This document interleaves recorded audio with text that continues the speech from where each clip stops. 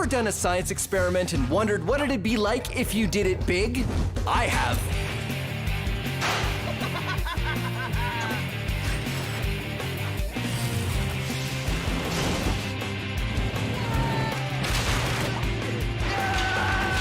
My name is Phil, and I take your everyday science experiments and do them big. This is Science Max, Experiments at Large. Science Max! This episode of Science Max, Experiments at Large is all about light. And bending light to your will. Right? And challenges me to an ever more tricky game of light manipulation. Plus lasers, periscopes, and what does that have to do with light? Cut to animation! Find out on Science Max Experiments at Large. Greetings, Science Maximites. I'm Phil, and today on Science Max Experiments at Large, we're going to be looking at light.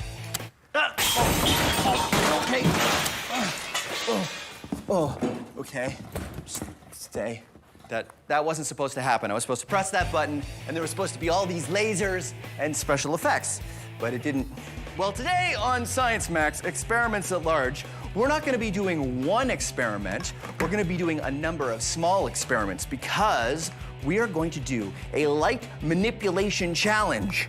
I'm going to get an expert, and she's going to challenge me to a game of light manipulation because I am the master of light. Oh.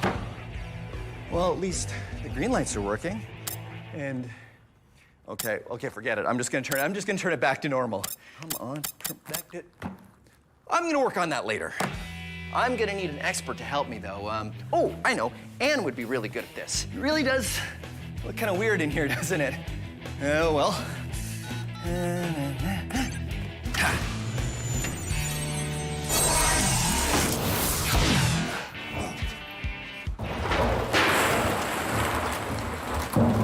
You okay? Hi. Hi, Ann. Phil. Yeah, I couldn't see what I was doing. Here's your lab coat. Oh. Thank you for coming. Great. Now, you're from Let's Talk Science, right? Yes, that's right. All about science education, just like us. Now, you're gonna challenge me to a light manipulation game? A light manipulation game. I've been working on a series of challenges since last time we talked. Each Awesome. a little more difficult than the last. Well, this is gonna be great, because I am the light manipulation master. Okay, well, we'll see about that. Okay. Challenge number 1. Take a seat. Oh, that's easy enough. I have written something on the back side of this ball. Okay. And I'm going to challenge you to read it. Okay, well, I'm ready. I might be able to read it from here. Let's see. All right.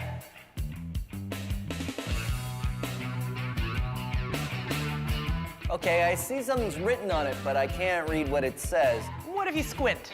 It looks like a couple lines, maybe? I can't quite tell.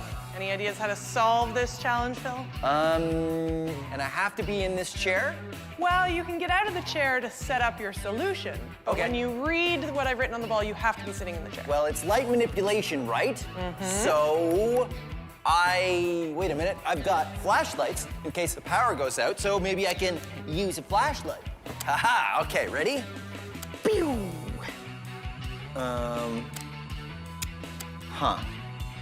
Doesn't seem to make it any easier to read.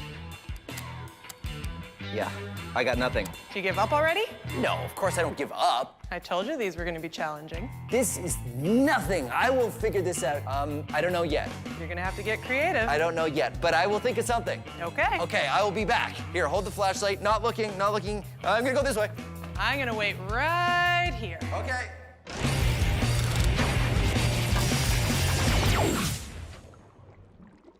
Have you ever wondered why you end up upside down when you look at yourself in a spoon? It's because of light reflection. Light is made of photons. Let's say that these tennis balls bouncing off this wall are photons of light. Now, when the surface is flat, like a mirror, the photons, they bounce in and straight back out again. But when the surface is curved, the photons don't go straight out, they get reflected. So now, this photon is going over there, and if we had photons on this side, they would go. I don't even know where those ones are coming from.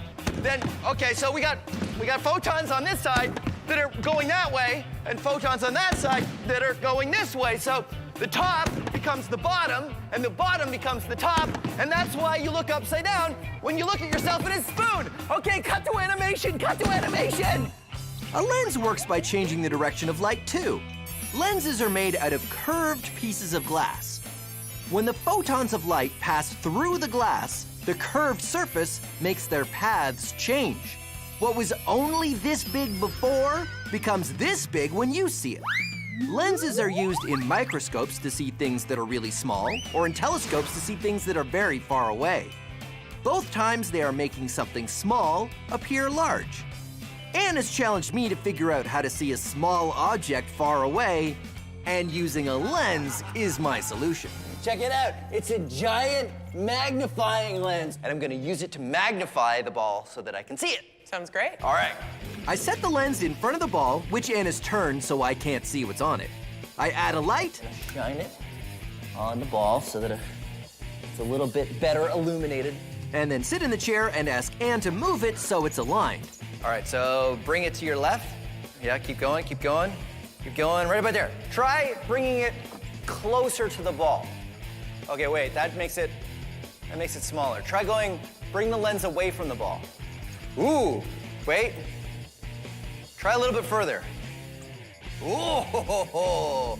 You're ready for me to spin the ball around? Yep. Okay. It says 71. Nicely done. Easy. Solved. Wait. What? That was just the warm-up. Oh, yeah? Yep. You ready for challenge number 2? Challenge number 2. I've got another ball. Okay. With something else written on it. Wait. Are you coming back? Nope. Huh. But I can't even see you from here. Like how am I? Huh. You're gonna have to manipulate the light. I have to see around a corner? I have to see around a corner. All right. I'll think of something.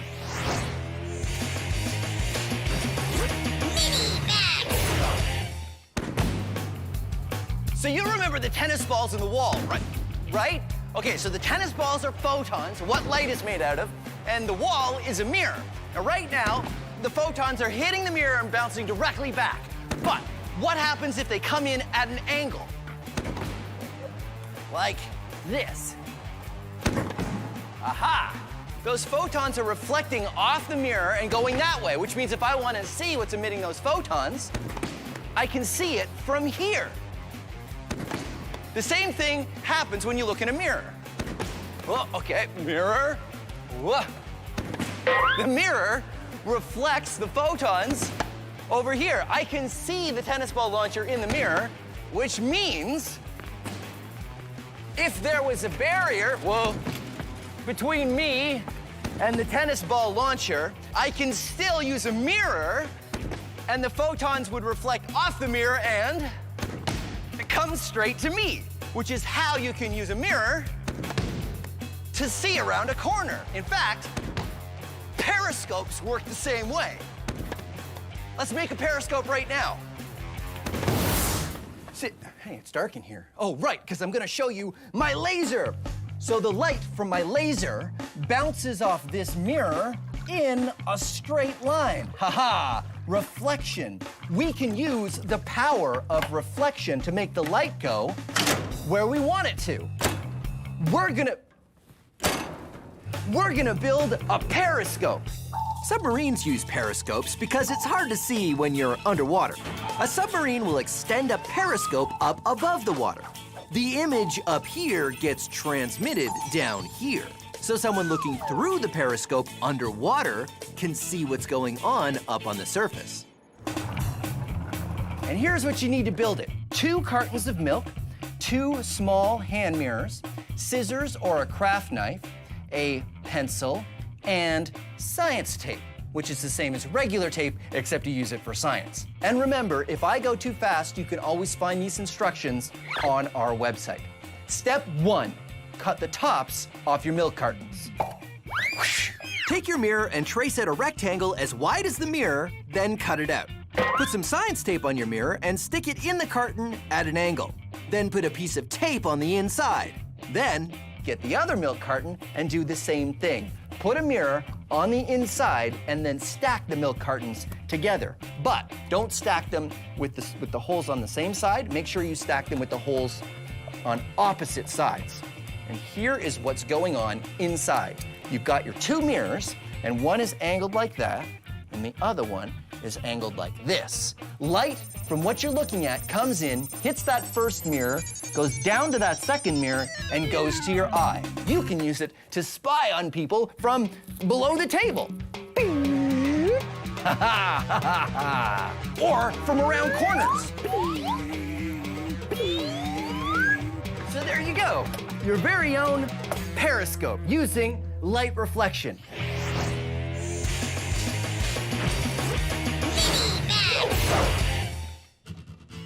Did you know that your TV remote can be a flashlight? It's true. If you have the kind of TV remote with a little bulb on the end of it, then when you press the buttons, the bulb lights up.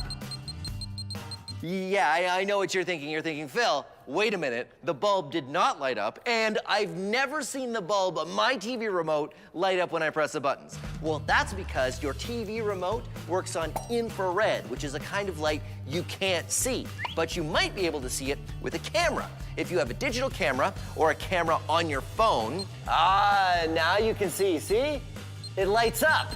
And because infrared light works the same way as visible light in that it will bounce off a mirror, here's an experiment you can do at home. Bounce the light off your TV remote off a mirror and turn on and off your television. Check this out. You get a mirror, set it up just right, and then aim the remote at the mirror and it turns off the television. Pretty cool, right? But now, let's max it out. I've got a complex series of mirrors set up here, and I'm gonna bounce the light from the remote all over the room. And here's what that pattern looks like.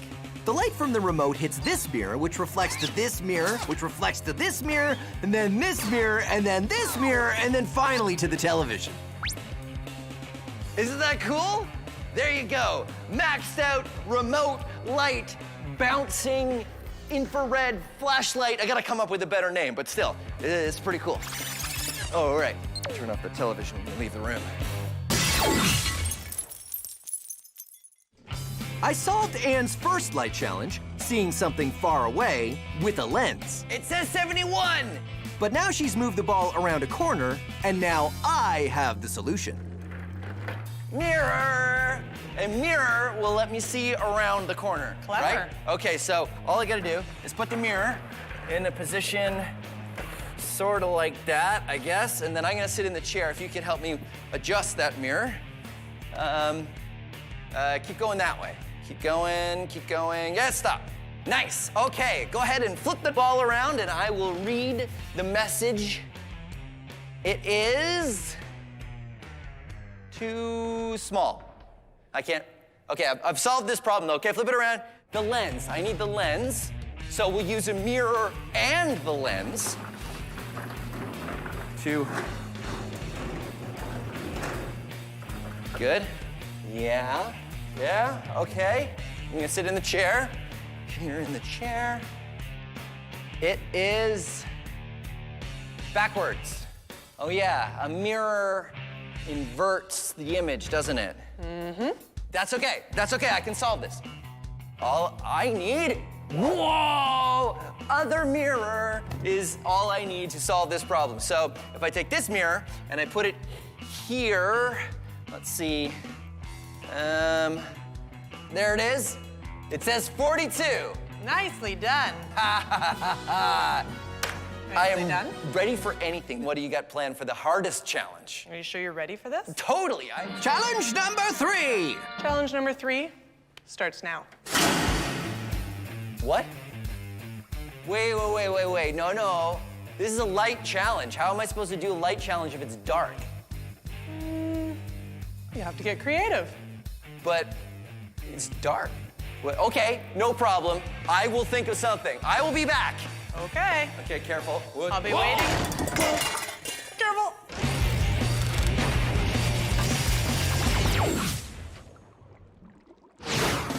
So you already know about reflection, right? That's when the beam of light, say from my laser, reflects off this mirror and bounces in a straight line. But check this out. If I don't use the mirror and I shine the laser against the underside of the water, it also reflects, just like a mirror. This is called internal reflection. If I have a stream of water and I put my laser beam into the stream, you can see that the laser bounces around inside the stream of water. It's being internally reflected, and the laser isn't going straight anymore. It's following the stream of water down where the water goes. Internal reflection. Now I know what you're thinking. You're thinking, Phil, how does this affect me in my everyday life? Internal reflection. Who cares? Well, I can tell you why you should care in 2 words. Fiber optic wires. 3 words, fiber optic wires. You see, fiber optics carry information all over the planet. The internet, maybe even your television, travels through fiber optic wires. The good thing is, because of internal reflection, you can bend fiber optic wires any which way or around corners, and the beams of light continue to go straight down inside the wires and get out the other end, making it go where you want it to go. Internal reflection, science.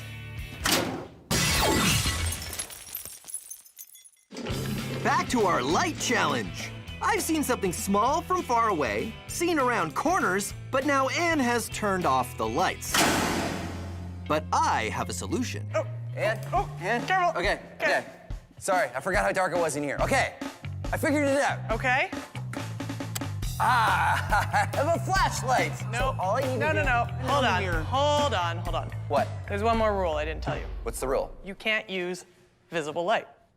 How in the world am I gonna do this if I can't use visible light? It's a challenge. Wait a minute. Okay, here, hold my flashlight for a second. I'm gonna make a phone call. Okay. I think I know what to do. I'll be back. I'll be Okay. back. Oh, careful. Oh.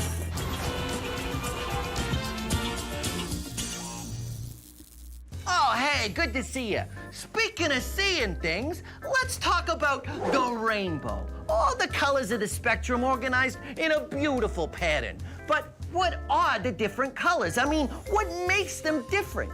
Well, it all has to do with the electromagnetic spectrum. This is visible light. All the colors of the rainbow. And take a look at that little black line that goes up and down there. That's the frequency of the light. Light is a wave. You see the wavelength is a little wider out here on the red side, and it's a little closer together here on the violet side?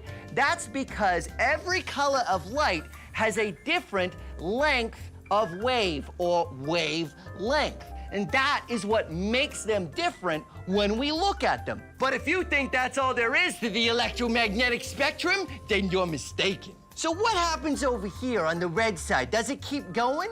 Yeah, it does. What?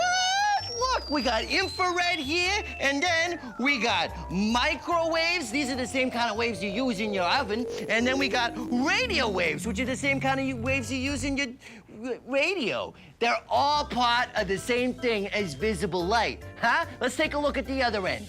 Remember these short wavelengths over here beside violet? Well, does that keep going? Yeah, if they keep getting shorter, you get ultraviolet, and then X-rays, and then gamma rays, huh? Pretty amazing. And look, it's all connected. From radio waves to gamma rays to visible light in between, it's all frequencies of electromagnetic radiation. How is this staying up? So everything outside of the visible spectrum is invisible, right? Wrong! Ha-ha! Bam! Huh? That is an X-ray, a picture we can take using this part of the spectrum. We can use special cameras to see outside of the visible spectrum. Huh? Huh? Right? Yeah. Okay, you got it. Huh? And look at these. These are night vision goggles. They help you see in the dark. They use part of the spectrum called infrared. For those of you keeping score, that's this part of the spectrum right here. Pretty neat, right? I would sell you these, but they're already spoken for. Oh, and here he comes now. Hey, Sal. Hey, how you doing? You got those goggles I ordered? Yeah, go ahead, help yourself. Thanks for putting them aside. Can I put them on my tab? Yeah, no problem. All right, thanks, Sal. Okay, see you later. Nice kid. He's always in a rush, though. Phil? Is that you? Yeah, Do you need the flashlight? I don't. Turn it off. I can totally make my way over to you. Oh. I can hear you. Yeah, I'm right here. Oh. Right here. Hi. Because I have night vision goggles. Ooh, check it out. Oh, cool. Pretty cool, right? That's awesome. So here's the spectrum again, and here's visible light. My night vision goggles use infrared, this part of the spectrum here with wavelengths just a little bit longer than the red we can see. Outside of the visible light spectrum. All right, I would say that's allowed. No visible light, and I will see the next ball. Have you got it set up? I set it up while you were out. Okay, good. I'm gonna sit in the chair and see if I can see it. Okay, here we go. Oh wow, I can totally see everything. Can you tell me what the ball says? It says you win. Nicely done. So let's recap. This challenge is the same as the last challenge. The light from the ball was magnified by the lens, sent around a corner by reflecting it off a mirror, and flipped back around by using another mirror. But this time it's dark. So, using infrared light, thanks to my night vision goggles, I was able to see the ball and win the game. The light manipulation challenge is done. Science Max experiments at large. Time to turn the lights back on. Yep, absolutely. Huh. What did you do back there? I guess we blew a fuse or something. Uh-oh. These are night vision goggles. They use some of they use some things that I cannot pronounce. Have this container of water. Whoa! And I make it stream.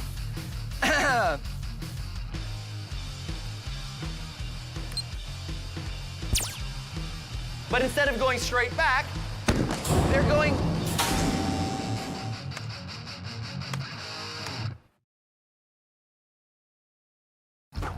Have you ever done a science experiment and wondered what it'd be like if you did it big? I have.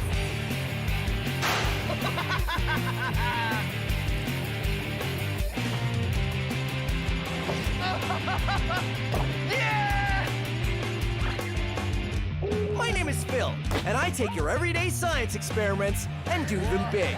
This is Science Max, experiments at large. Science Max! Today on Science Max, we're looking at Chemicals!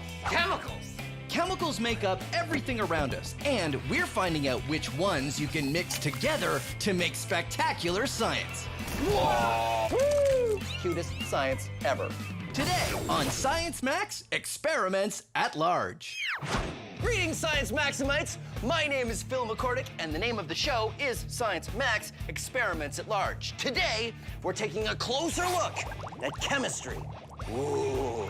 Chemistry is the science of atoms and molecules, the things that make up all matter, and how they interact with each other. Take, for example, this glow stick. Actually, don't take it, because I kind of need it. The glow stick doesn't glow until you... The glow stick doesn't glow until you break the barrier and mix the two chemicals, and they start to glow. Huh? Pretty cool, huh? Chemistry. Now, the chemical reaction we're looking at today is the old vinegar and baking soda volcano. But this reaction doesn't have anything to do with volcanoes. It's chemistry. Now, this experiment is totally safe, but I do recommend you get an adult's permission before you do it because it's very messy. Yeah.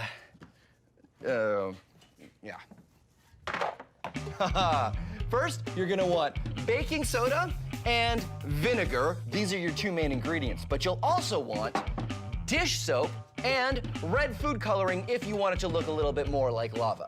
Now, I like to mix the baking soda, red food coloring, and dish soap together with a little warm water, so all you have to do is add the vinegar. And when you do, this is what happens.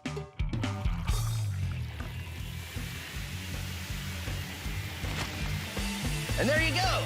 chemical reaction. Now, I know what you're thinking. You're thinking, Phil, how much vinegar or baking soda do I use? Well, I'm not gonna tell you. This is where you can be science maximites. Try different amounts. More vinegar, more baking soda, more dish soap. Who knows? Write down the amounts each time you use it and find out what amounts work best. That's called science. And that's what we're gonna be looking at today, chemistry in all its forms. And of course, because it is Science Max, experiments at large, we're going to max out the vinegar and baking soda volcano. So I'm off to the Center for Skills Development and Training. Come on.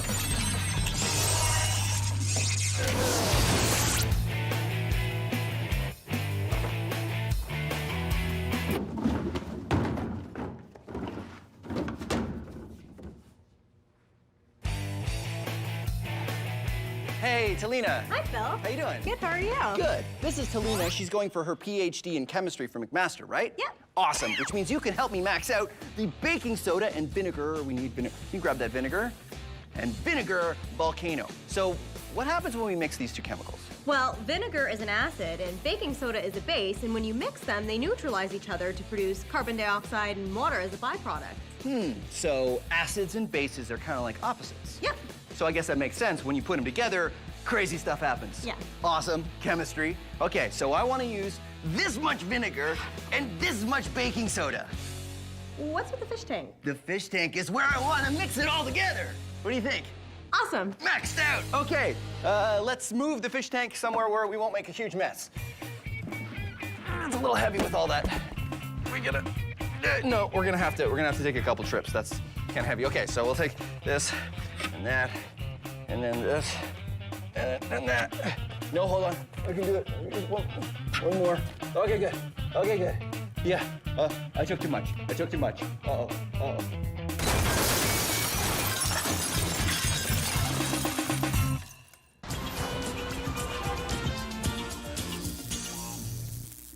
That's good, Ramona. Put it in the background. Put the sign in the background.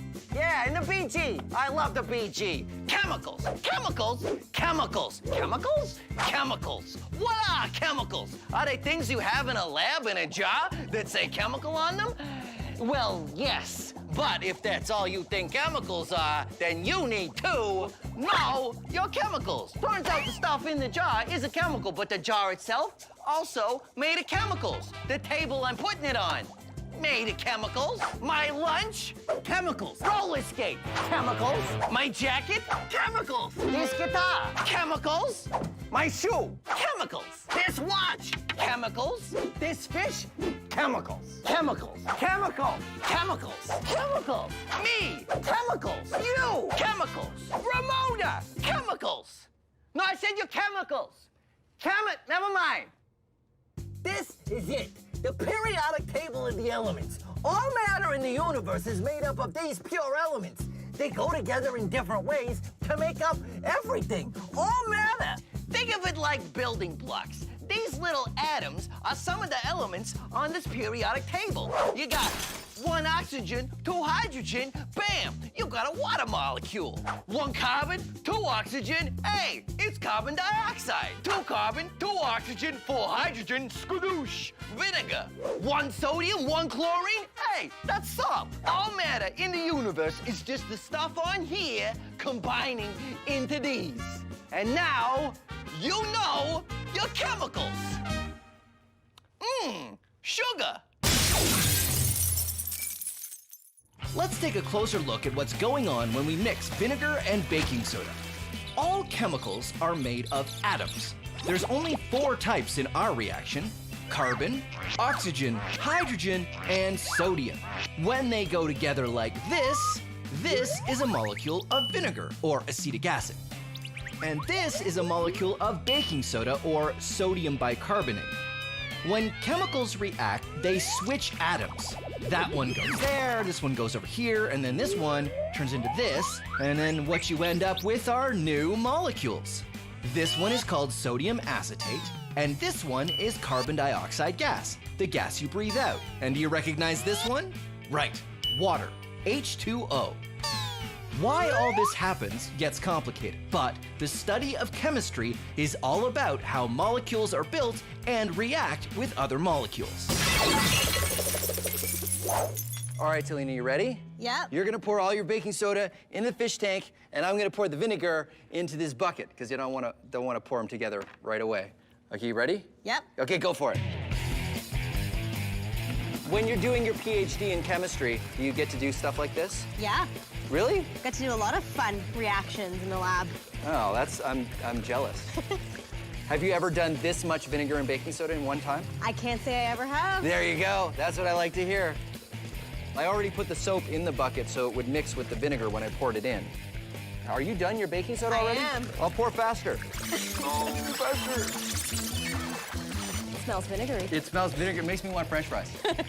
Okay, Talina, you take this very full bucket of vinegar and dish soap. Thank you. I will take this one. Uh-oh, we still have our third bucket. Okay, I'll do these both at the same time. Okay, ready? On the count of 3. 1, 2, 3. Whoa! Whoa! Whoa! Wow! Okay. That's awesome. So the one thing it didn't do, it didn't shoot up in the air though. Yeah, it's because the top is quite open, so you would need to constrict it to get it to shoot up. Oh, yeah, because we're using just sort of a square, a rectangular prism container. We should get something that's maybe something more like our vinegar bottle, right? Because Yeah. there's lots of space down here, but then it forces it into a tighter opening at the top there, like a volcano. Yep.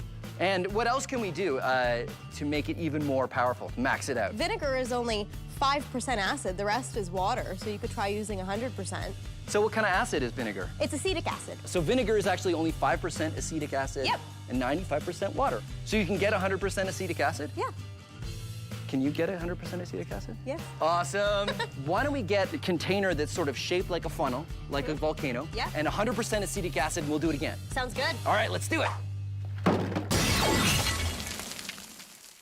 Our vinegar and baking soda reaction went pretty well, but now we're gonna try it with a much stronger type of the same kind of acid you find in vinegar.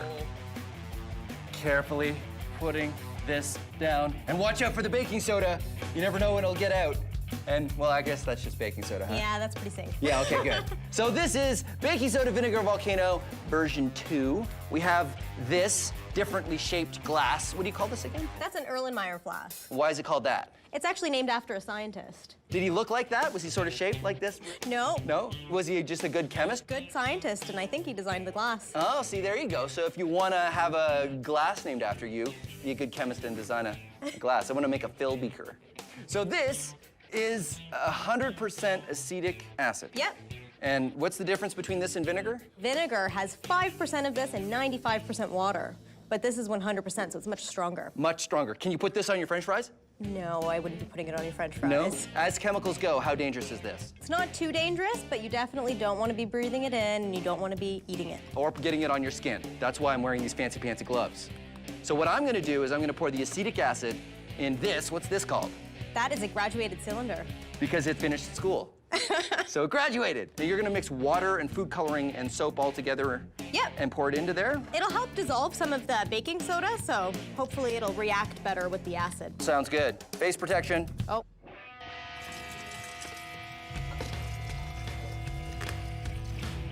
All right, that's good. And now, when we do it, I want to add the funnel at the end to like accentuate the concentration of, but I don't know if it's gonna go so fast that I won't be able to get it in there, but we'll try it. Try it. Vinegar, baking soda, volcano, version 2.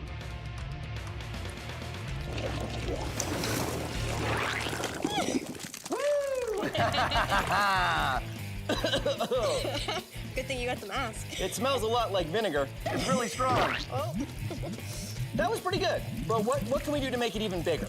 Well, you could try using a different chemical reaction. Ooh, okay. Like what? The decomposition of hydrogen peroxide produces oxygen gas, and so that one's pretty vigorous if you use a catalyst. So we want something that makes a lot of gas so that it makes a lot of bubbles when you put the soap in it. Yep. Great, let's do it. And the sooner we leave that smell, the better, I think, for my taste. Today we're combining two different chemicals to create a reaction. sometimes chemicals can combine in a way that makes them very different from how they started out.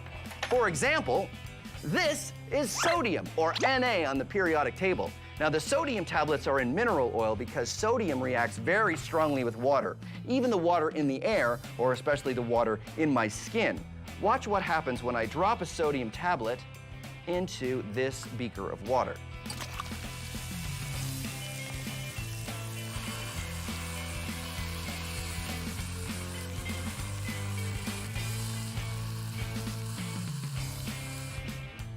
Very cool and very dangerous.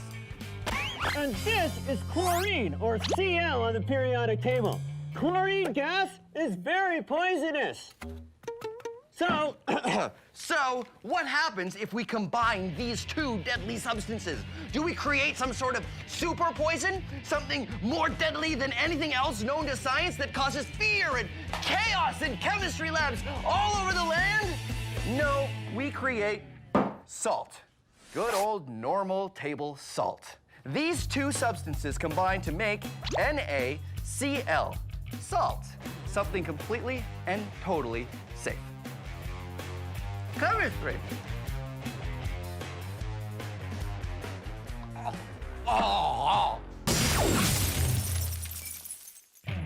We've gone from vinegar and baking soda to 100% acetic acid in baking soda, and now we're doing the... Vinegar and baking soda volcano version 3. No longer vinegar and baking soda. Nope. What are we using this time? So here we have some hydrogen peroxide. Oh, that's the stuff you use at home to put on a cut, right? Yeah, but the stuff at home is only 3%. This one's 30. So much, much stronger. Much- 10 times stronger. Yes. And is this more dangerous? It's definitely corrosive, so wear your gloves. Corrosive means it could eat your skin, It can burn your skin a little which bit. is why we are wearing gloves and blast shields. What's gonna mix with this? So here we have some potassium iodide, which is a salt, and it's mixed in with some water. The most important part of this reaction is the fact that it creates gas. Oxygen which gas? makes bubbles when you put in dish soap, right? Yep. So one big squirt of dish soap like that. Mix it up. Now we go over to the blast zone. That's plenty. All right.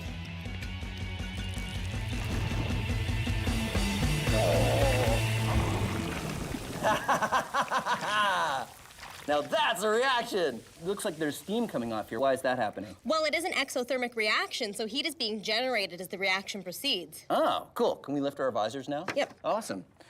And what's being released? What's the gas that's coming off here? So it's oxygen gas that's being produced. Oxygen.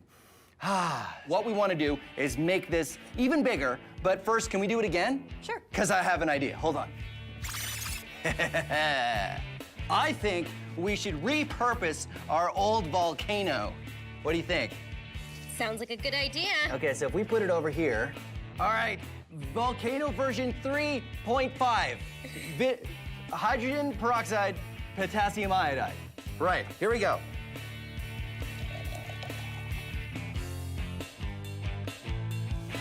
Whoa! Looks like lava.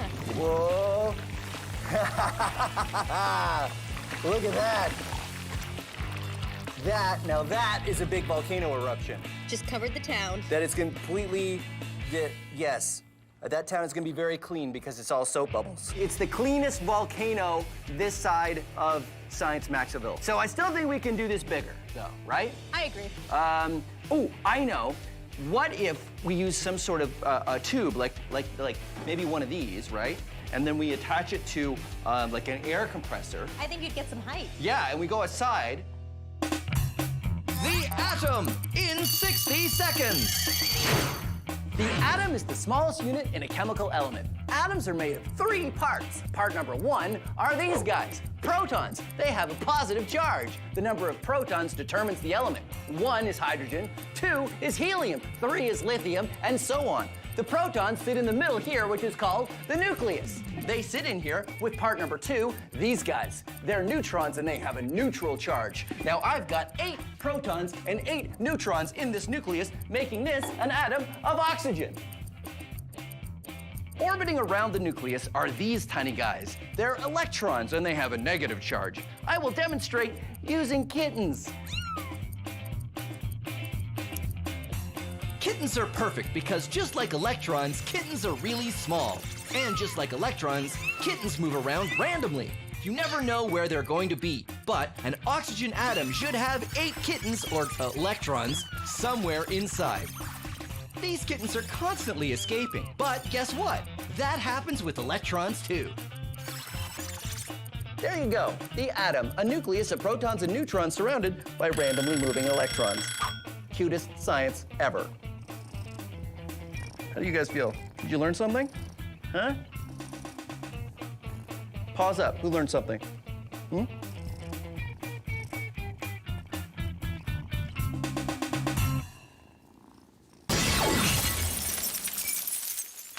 Talina and I have made a bunch of chemical reactions, but in our quest to max things out, we've got a new plan.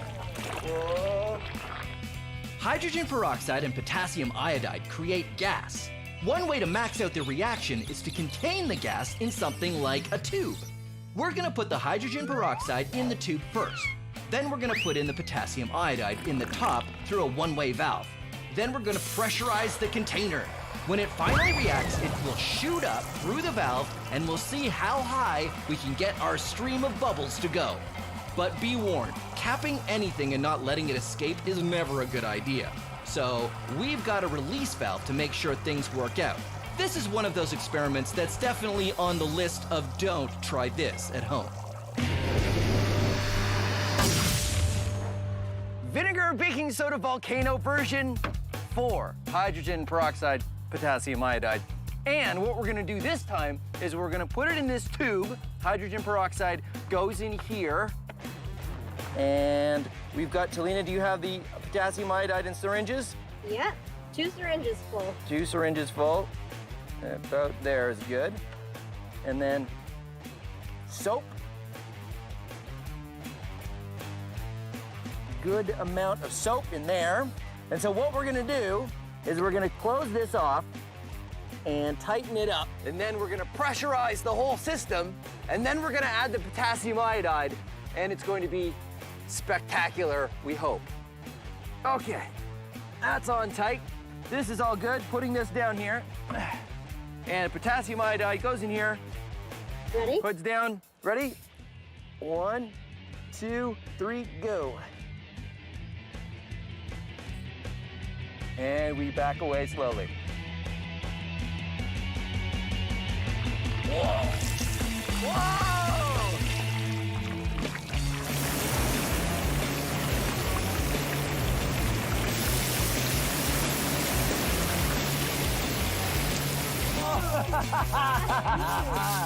Yeah, that's what I'm talking about. Okay, let's check it out. Woo! All right, there you go. Vinegar and baking soda volcano maxed out. Thank you, Talina. That was great. If you guys want any instructions for the stuff that we've done today, they're all on the website. And thank you very much for watching Science Max Experiments at Large. We kind of need to clean up a lot, don't we? Yeah. We have out here, we have the other room. So tell you what, you get a mop, I will get the hose and a wheelbarrow for the suds. Science Max is a show where we take small experiments and do them big. If you want to try these experiments yourself, go to our website for instructions. But not all the experiments on Science Max are the kind you should try at home. This one, yes. This, no. Try this, don't try this. A big yes, a big no. I don't know how you could possibly do this one at home. And remember, if you're ever not sure, ask an adult. Thanks for watching Science Max Experiments at Large. Chemicals! Chemicals! The chemistry of hydrophobic coating literally repels water molecules and doesn't let her. Chemicals! Chemicals! Hydrophobic coating. The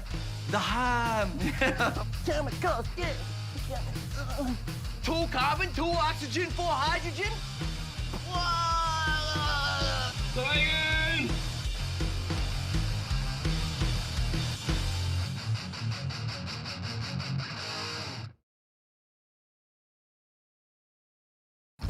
Have you ever done a science experiment and wondered what it'd be like if you did it big? I have.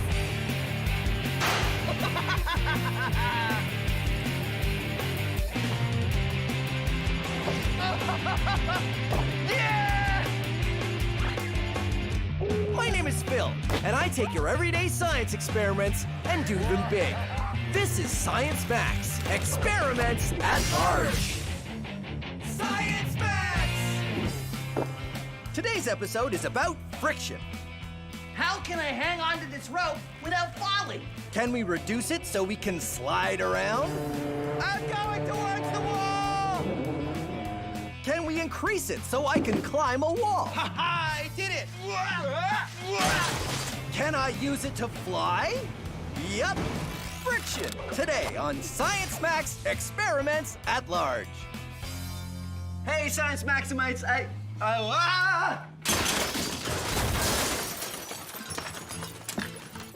slippery. But that's okay, because today we're talking about friction. Friction is a force that is everywhere and happens when any one thing rubs against any other thing. We do lots of things to increase friction, like wear shoes with big treads on them. And we can do things to reduce friction, like the experiment we're doing today. We're gonna build a hover disc, and it's very easy. You take some cardboard and cut it into a circle, just like this. Then put a hole in the middle of the circle. You might want an adult to help you with that. And then take a plastic drink bottle cap, like this. I like use the ones that you get on sport bottles because they have a little nozzle that pops open or closed. And then you glue it around the circle and you get this. Then you need a balloon. So you blow up your balloon. I know you know that step. And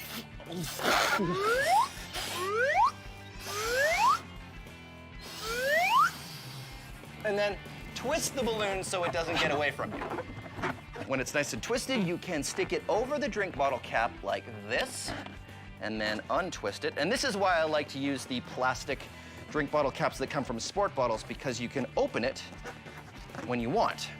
And when you do, your disc rides on a cushion of air, reducing the friction with the table, and it's almost like it's sliding on ice.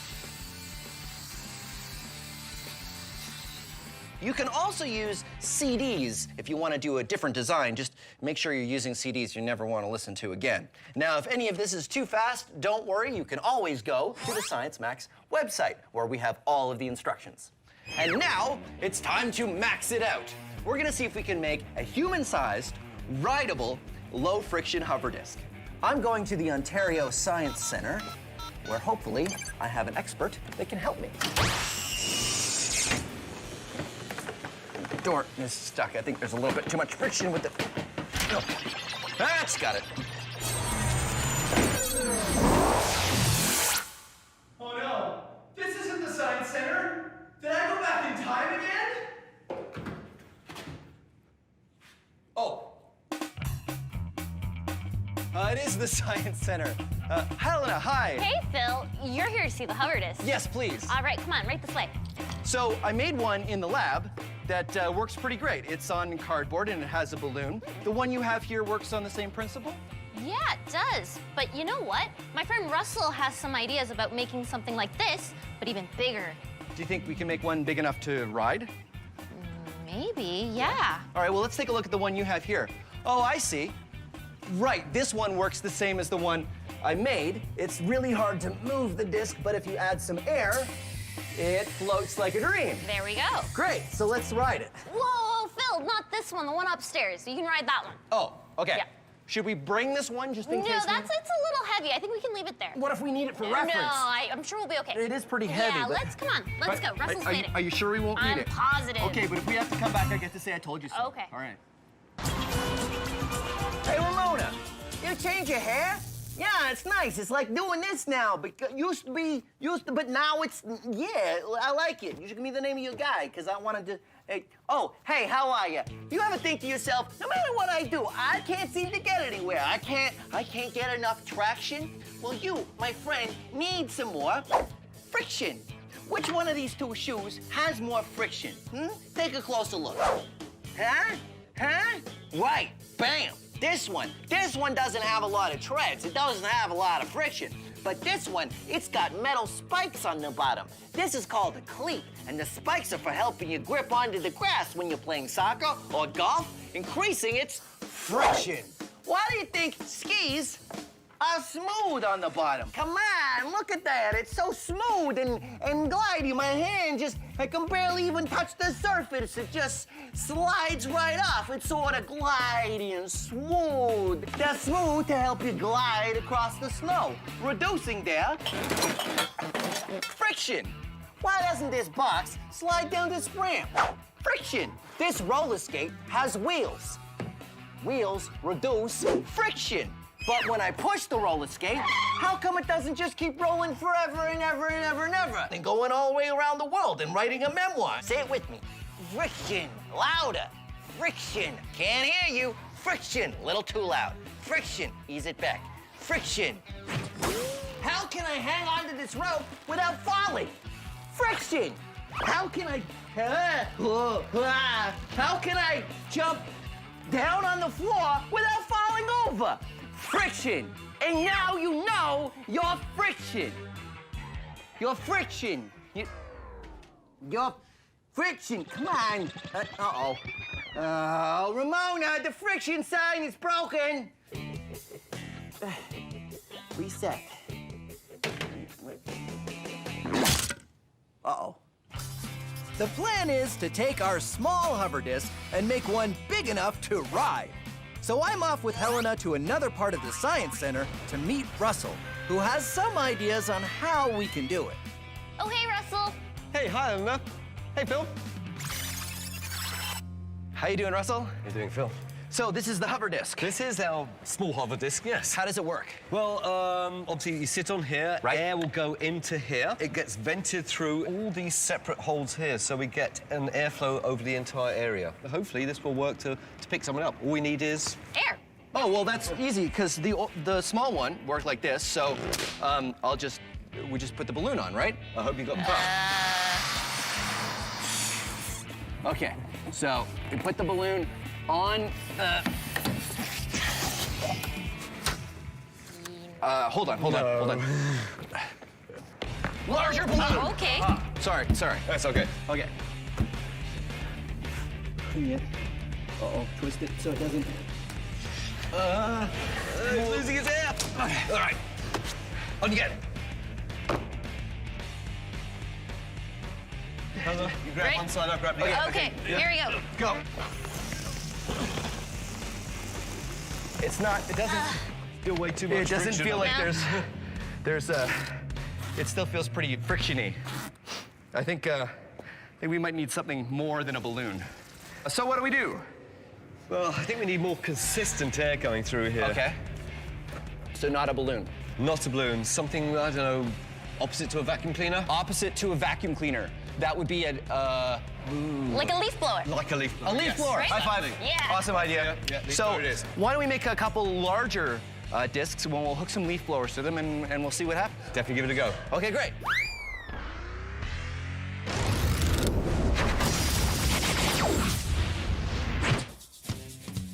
Carbon is an atom and is the basic building block of all life as we know it. You, me, all plants, all animals are carbon-based life forms. Other things are made of carbon too. Diamonds are carbon, coal is carbon, even pencil lead isn't lead, it's graphite, which is carbon. If you were to take all the carbon atoms in your body, you could fill 9,000 pencils. Of course, kind of prefer my carbon where it is. Our low-friction hover disc still had way too much friction. One of the problems that Russell mentioned is that the balloon just wasn't giving enough air. But then, Helena had the idea of using a leaf blower instead. The plan now is to make a leaf blower-powered disc by starting with a big circle of wood, cutting a hole in the wood where the air will come through, and then covering the bottom with a tarp that has many holes cut out of it for the air to escape. Because leaf blowers are made to push lots of air, hopefully there'll be enough for me to ride it. Well, this is the business. Look at That's this. amazing. It's good, right? Oh, yeah, I love the tube. You know, high volume of air through that. Yeah, I think it's a dryer vent I just found it in the lab. And then this, of course, is leaf blower.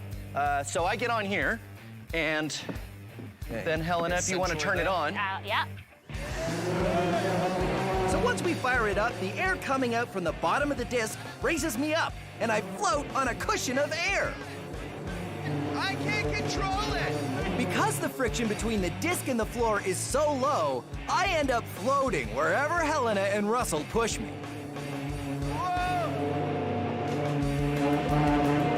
I'm going towards the wall!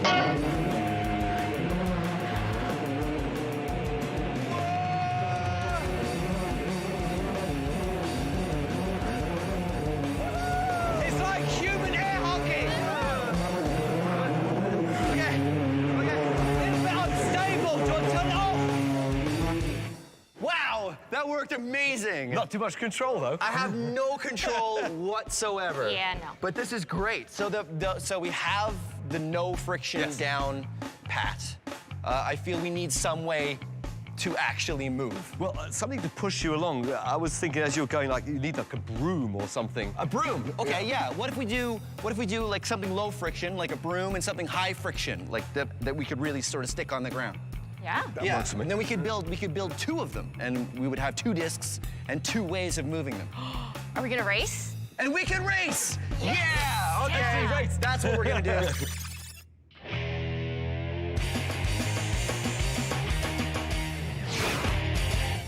Here is an experiment you can do at home with friction. This is a toy boat. Yes, you guessed that right. And this is a wooden plank. Correct, that's 2 for 2. I put the boat on the ramp and watch what happens. Nothing! The reason why is because the friction between the boat and the ramp is enough to counteract the force of gravity trying to pull it down. But watch what happens if I raise the ramp to the right height, the boat slides down because the friction isn't enough and gravity pulls it down. But when we change surfaces to this carpet, let's see what happens. Same angle, I can raise it higher, higher, higher, because there's more friction between the carpet and the boat than there was between the wood and the boat. Now, if you're thinking that we're just gonna do it with a small ramp, you're wrong. Because of course we're gonna max it out. Hey, Helena, Hey. this is amazing. Thanks, I made it myself. Wow, Ready to climb it? absolutely. Here we go. Way to go. Huh? Huh? No problem. So that was very easy. Well, that's probably because the friction from your shoes is high enough so you don't slip. Right, and the friction from my clothes is much lower, which is why I could slide down. Right. So how do we make it more difficult? We'd probably have to make it higher. All right, let's make it higher. With the ramp at a steeper angle, I'll need more friction to climb up. All right, Ready? I'm totally ready. Here I go.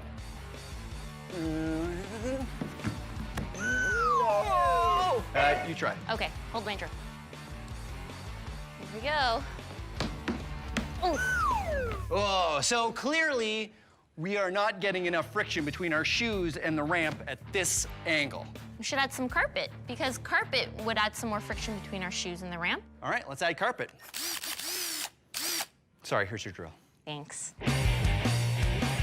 All right, carpet. Yeah?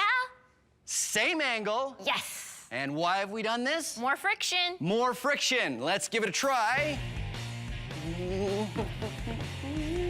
Hey, way to go. Totally able to climb the ramp. So, what do we do now to make it harder? Make it higher. Make it higher. Wow, it's really steep. I don't think you're gonna make it. Sure, if I take a really good run at it, I think I can do it. I don't think so. Well, there's one way to find out. No. No. Okay, so I can't do it. Is that it? Well, how about Velcro, Wow. right? It'll give you more friction, so you can try climbing with this. We'll give you Velcro knee pads, Velcro shoes. Velcro. Velcro handholds, Velcro knee pad, Velcro on my shoes, helmet for safety, Velcro fill, Velcro dance. Okay, you ready? Ready? All right, here we go. Ha-ha, I did it! Creating friction between me and this ramp means I can stay up here for as long as I... No, Velcro, No. No. Phil, you okay? Velcro! Friction! Your turn. No. Our hover disc worked well. So well that we decided to build another. If we have 2 hover discs, then we can race them using different kinds of friction to push them along. Something that has low friction, like a dust mop, and something that has higher friction, like a pole with rubber balls at the end. Rubber has great friction. That's why we make car tires and the treads of our shoes out of rubber. Okay, we have a giant race course that we've set up. We've got 2 low-friction hover discs, and I'm gonna use the low-friction dust mop version to propel my hover disc. And Helena, what do you have? I have the high-friction rubber ball stick. Start your engines! On your marks, get set, and go! And we're off. Remember, Helena and I are using very different methods to get our hover discs moving. I'm using a low-friction dust mop, and Helena is using high-friction rubber balls. As you can see, my low-friction dust mop doesn't make enough friction with the ground for me to push myself. Helena, on the other hand, is having no problems. Go ahead, you can beat him! He's way back! Before! He's way back! For the win! It's the winner! Jay crosses Yes! and then we have our winner. Yes, over the finish line. It feels way back over there. I'm still stuck at the second turn. Way to go, Helena. Thank Nice. you. So what was the strategy? How did it work? Well, pretty much while I was using those red balls, I was getting friction, helping me steer. You know what? I think we need a little bit more thrust. That would work even better if we had something pushing us even harder. Definitely. Wait, I have an idea. Wait, hold. I need your help. Come on. I'm at iFly Toronto indoor skydiving to talk to you about friction. That's Mike. He's gonna help me out. Okay, here we go.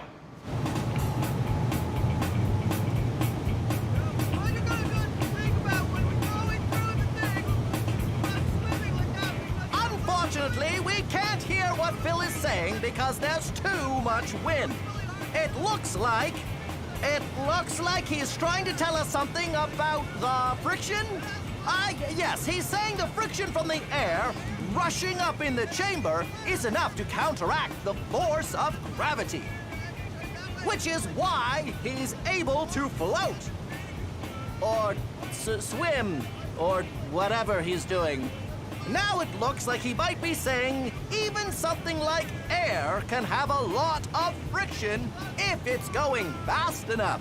And the air in this chamber is going fast, which is why we can't hear a word he's saying. Oh, well, he seems to be having fun.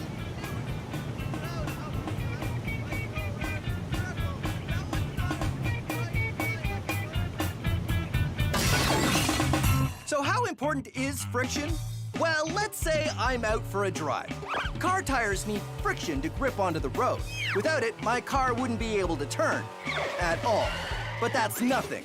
Without friction, the bolts holding the wheels on the car wouldn't work. In fact, none of the bolts, screws, or glue on the car would work, and nothing would stop moving or stick to anything else. Even the trees would blow away with the slightest breeze. Friction is everywhere, and without it, nothing would work. Okay, hover disc race round 2. This time we decided to have a little bit more thrust, so Helen and I are going to be using fire extinguishers. Now, do not use fire extinguishers at home. Fire extinguishers have a very important purpose, and it's not for this, but we got these ones special. Are you ready, Helena? Oh, yeah. Oh, yeah. Okay, here we go. Russell? So, racers, start your engines. And go!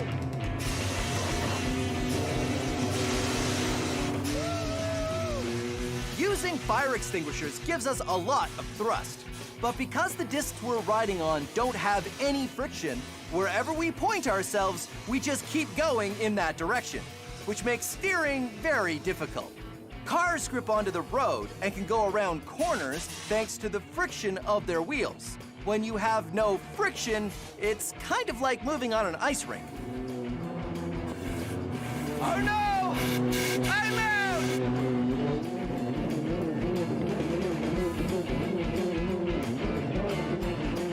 Yeah! High five! Yeah! High five! Yeah! Yeah, wait. Oh, I ran out of fire extinguisher at the end there, so I had to cheat a little bit. So 1 for you, 1 for me, and all of them for friction. Or the lack of friction. Or the lack of friction. Science Max, experiments at large. What do we do next? The larger fire extinguishers? I think so. Okay. See you next time.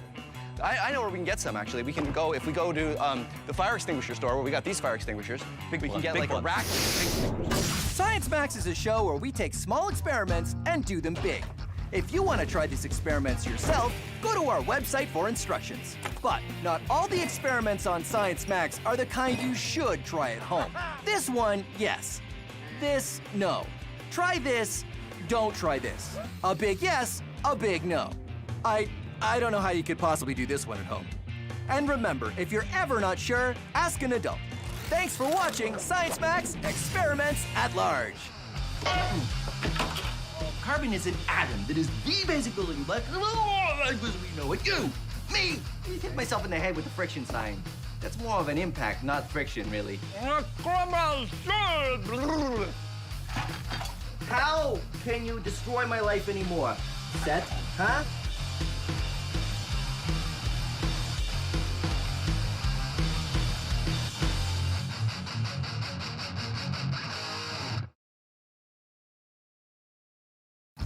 Have you ever done a science experiment and wondered what it'd be like if you did it big?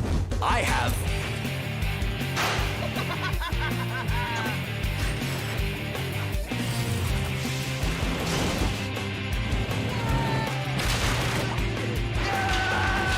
My name is Phil, and I take your everyday science experiments and do them big. This is Science Max, Experiments at Large. Science Max! On this episode of Science Max, I'm on a quest to harness the power of lightning. Its balloon-sticking, hoop-levitating, hair-raising power is all thanks to static electricity. Hold on to your grounding rods. There's electricity in the air. All on this episode of Science Max Experiments at Large. Greetings, Science Maximites. Welcome to Science Max Experiments at Large. My name is Phil, and today on Science Max, we're going to be harnessing the awesome power of lightning. How are we harnessing the power of lightning, you ask? With this balloon. I know what you're thinking. You're thinking, Phil, what's similar between a balloon and lightning? Well, nothing right now. But behold, as I use the power of static electricity and rub the balloon on my head. Because basically that's how it starts. You see, when I rub this balloon on my head, it's stealing electrons from me, creating a positive charge in my hair and a negative charge in the balloon. And the interesting thing is, you know that things with opposite charges attract each other, right? Something that has a positive charge will attract negative things and vice versa. But anything with a charge will attract anything with a neutral charge. See all these things on the table? They all have a neutral charge, which means they've got equal amounts of positive and negative. Right now, this balloon is building up a big negative charge, which means it will be attracted to all of these things. This can of Science Max soda, it has a neutral charge. The balloon has a negative charge, which means the can will be attracted to the balloon. And this paper is neutrally charged, which means the paper will be attracted to the balloon. And if you hold the negatively charged balloon next to neutrally charged sugar, haha, sugar storm.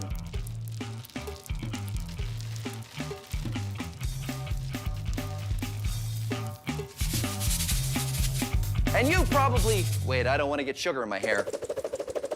And you probably know this trick. If you rub a balloon on your head, you can stick it on the wall. Ha-ha! But what does any of this have to do with lightning? Well, the same thing is going on with a lightning bolt. The clouds become negatively charged, and that negative charge wants to equalize itself with the ground, which is neutrally charged. And that lightning bolt is the electricity jumping from one place to another. And you can see this yourself. If you rub a balloon on your head and you put it next to something metal, like a doorknob, there'll be a spark. But here's another thing you can do if you don't have a balloon, which I guess I don't anymore. Rub your feet, if you're wearing socks, on a carpet, and then turn out all the lights and touch a doorknob. You might be able to see a spark jump from your finger to the door. That's lightning in a very, very small form. So that's what we want to do today on Science Max Experiments at Large. Max out lightning! I think I'm going to go to the Ontario Science Centre and ask Heather her advice. She really knows her stuff. I'm going to go see if she's busy right now. Come on.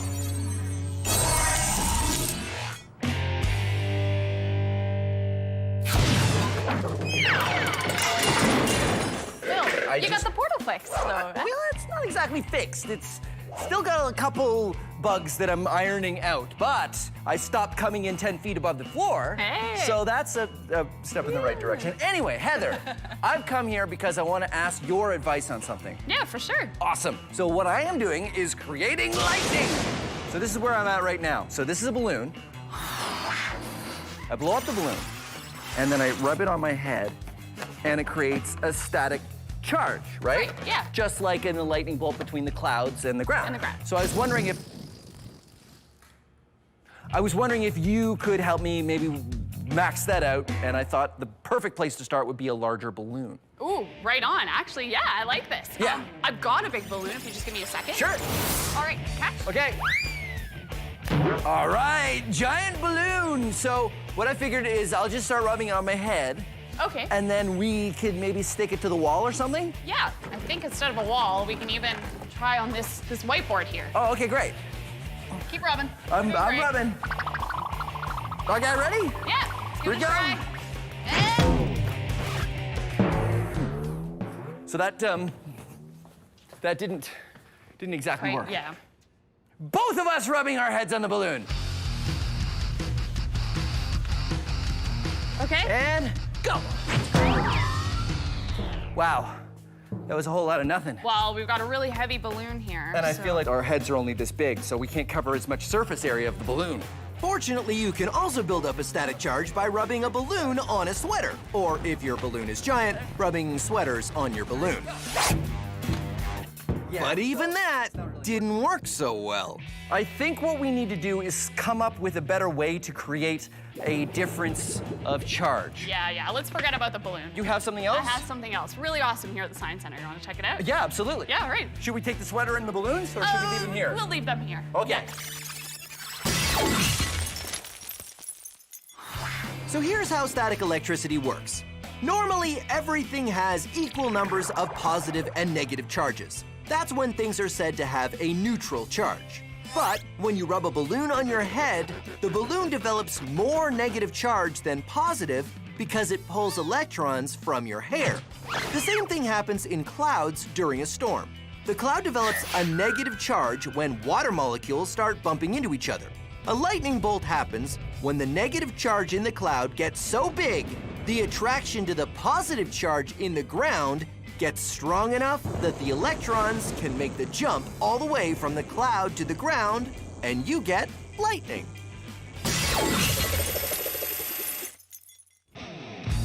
Heather and I tried to max out the static on a balloon, but a big heavy balloon just doesn't hold the same charge. That didn't exactly work. Yeah. But we're only interested in maxing out the static charge, and Heather knows just what to use. Wow. So this is the Ontario Science Centre Yes. electricity show? Yes. Okay, so where's the electricity part? The one we're going to be playing with is right there. So the giant mushroom. Yeah, well, it does look like a mushroom. We're gonna make some sort of electricity salad. All right, head on up onto that platform right okay. there. And I need you to put one hand on that silver ball, yes. So the way it works... Nothing is happening. Patience. Okay. Once I turn it on, when I engage it, this is going to steal your negative charge. So it's going to steal your electrons. So if it steals electrons, you're going to be positively charged. So it'll make me more positive. Even more positive. Yay! Woohoo! I am positive! Here we go. Woo! This machine is called a Van de Graaff generator, and it pulls the negative charge away from the person touching it. That is great! Instead of having equal amounts of positive and negative charges, you become positively charged. Woohoo! Science hair! Yeah! Like when you try to put two positive ends of magnets next to each other, each hair on your head starts to repel the others and be repelled from your head. Science hair! Dude! So your hair stands up. Yes! Woohoo! I can't see anything. So this is more of a machine to generate hair standing up, but it doesn't make lightning. Oh, well, actually, I have a demonstration in my back pocket. This is going to help us Okay. to create lightning. This is our grounding rod. It is my scepter of science. And so we're going to use this to continuously provide that negative charge. That's why it's static. plugged in. That's why it's plugged into the ground, yeah. Okay. Okay, so then if you touch it to that metal ball, got it? Not too exciting, right? So pull away and let's see what happens. Whoa! This is what I'm talking about. Very good. The Van de Graaff creates a positive charge. The rod has a neutral charge. When the difference becomes big enough, the charge jumps the gap. Behold, I have the power of lightning!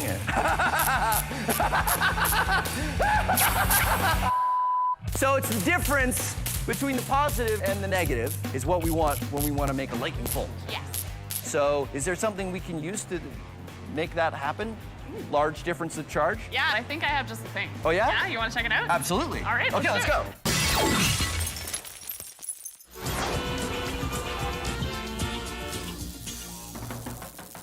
So, you would like to move electricity from here to there. Well, what you need, my friend, is a conductor.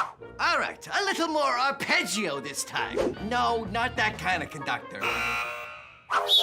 All aboard? No, not that kind of conductor either. This kind of conductor. I know what you're thinking. You're thinking, hey, that's just a piece of metal. Well, that's right. That's because you're smart. This is a circuit. Electricity flows from this battery along the wires and into the light bulb. But Sal, you cleverly observe, the light bulb is not lit. This is true. That is because we have a gap in the circuit. And air is not a good conductor of electricity. Is metal a good conductor of electricity? Let us find out. Wahaha! Metal is a good conductor of electricity. What about wood? Nope. What about this horseshoe? Is a good conductor. Will this sandwich conduct electricity? Nope. No. What about this plastic fish? Nope. What about this pickle? No, pickle is not a good conductor. That's why we make electrical wires out of copper and not pickles. You know, in case you were wondering.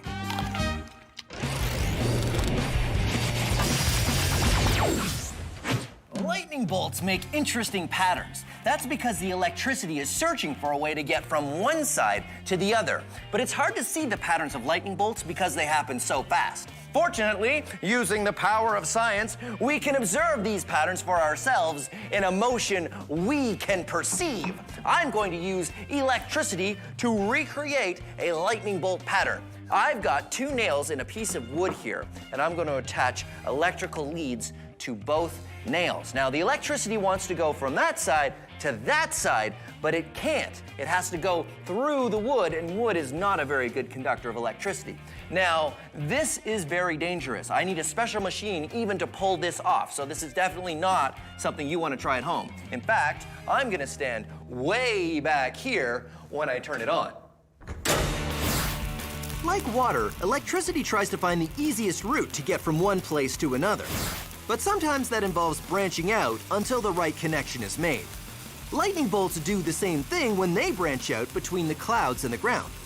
Finally, there's a spot where the branches meet and the circuit completes itself. Then the electricity follows this one path, ignoring all the others. And there you go. We just watched a lightning bolt happen in slow motion. Haha, science. Back to our main experiment where Heather and I are on a quest to use static electricity to recreate a lightning bolt.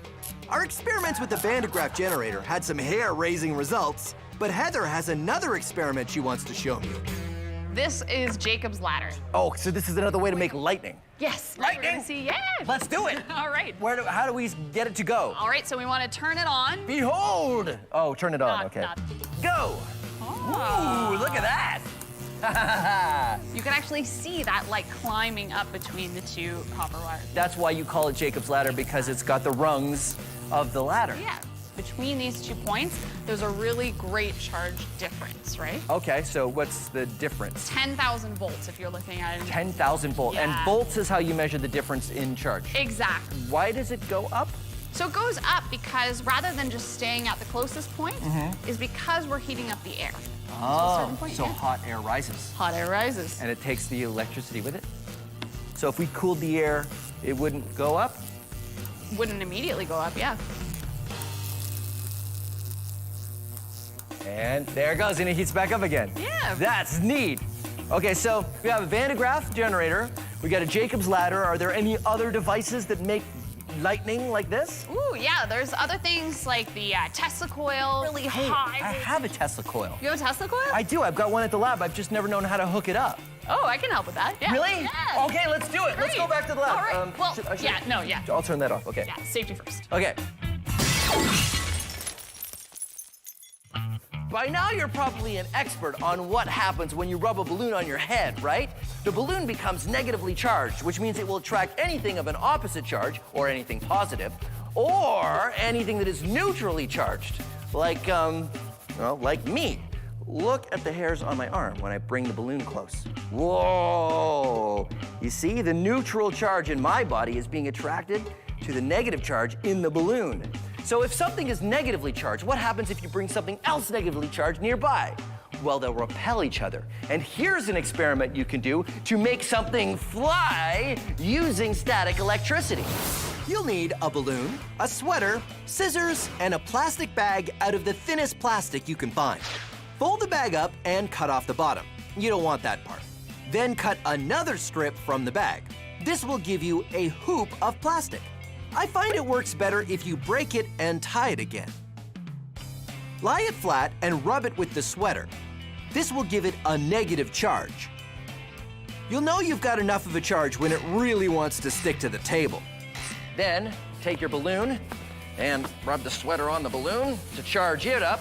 Because both the balloon and the hoop have negative charges, they repel each other. Then put them together and it will repel. And you can get the hoop to levitate. Ha-ha, a floating bag of static charge. But here's the thing, you need to keep it away from your body, because if you get close, the bag will stick to you, because you're neutrally charged and the bag is negatively charged. Pretty cool, right? Well, let's max it out. Maxed out floating static ring. Whoa, no. Yeah! Look out, look out! Oh, no! Oh, sorry about that. Oh well. It was fun while it lasted. I gotta charge these up again.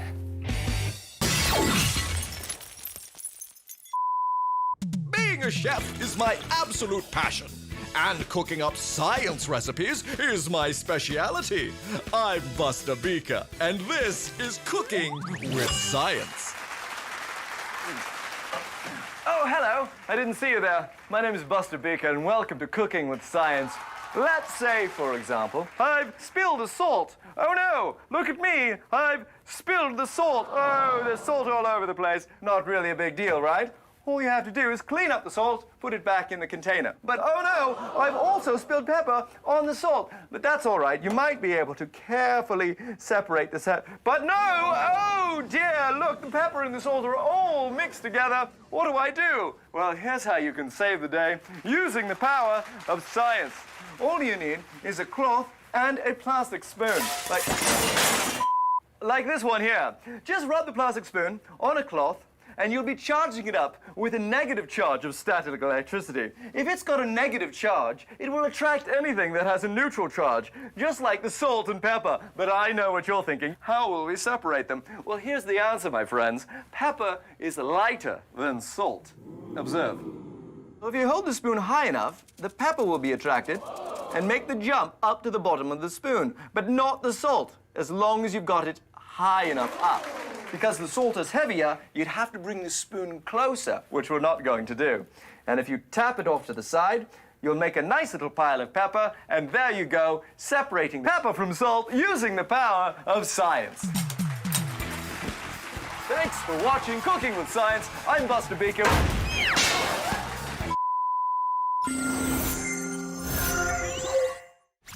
Heather and I have been on a quest to recreate lightning using static electricity. We've gone from balloons to a Van de Graaff to a Jacob's ladder, each more lightning-y than the last. Finally, Heather suggests we use a Tesla coil. Oh, is this named after Nikola Tesla? Yeah, he invented it. Oh, one of the founding fathers of electricity, right? I Right love on. Nikola Tesla. He's cool. So how does it work? So the way this works is it is a step-up transformer, meaning we take a lower voltage and bring it up and ramp it up to a much higher voltage. Okay, so normal voltage is 120 volts. That's what we have a normal plug-in Typically, socket. we're getting it out of, yeah, exactly. And we're gonna ramp that up to really high amounts, upwards of 25,000, maybe even 250,000. Wow. Volts. That's a lot. And all that charge buildup, we're gonna see something pretty amazing happen. Okay. Do you wanna see it? Yes, we stand back there, right? Let's check it out. And The Tesla coil builds up a charge which jumps through the air to this neutral rod, just like a lightning bolt. We made a lightning bolt! That totally jumped a long way. That was impressive. that was a really good one. So can you control it? Yeah. Okay, show me. You wanna see? All right. I'm going to lower my frequency. Okay. Let's see what happens. Oh, that's amazing.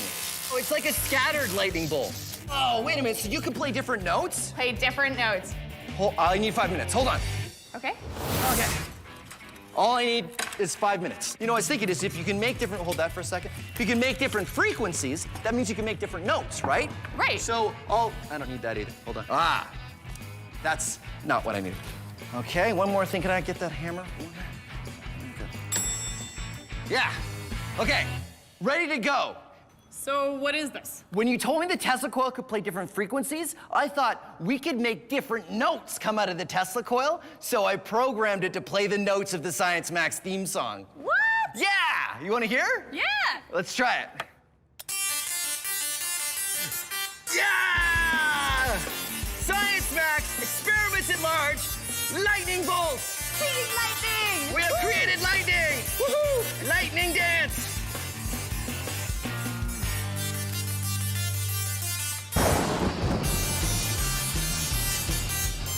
No.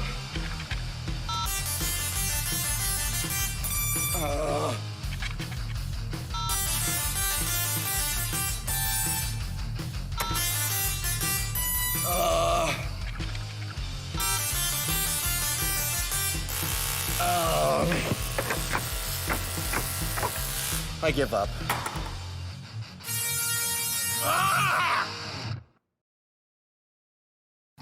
Have you ever done a science experiment and wondered what it'd be like if you did it big? I have.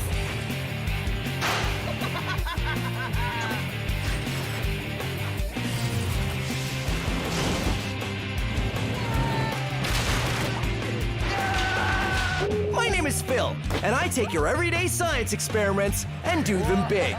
This is Science Max, experiments at large.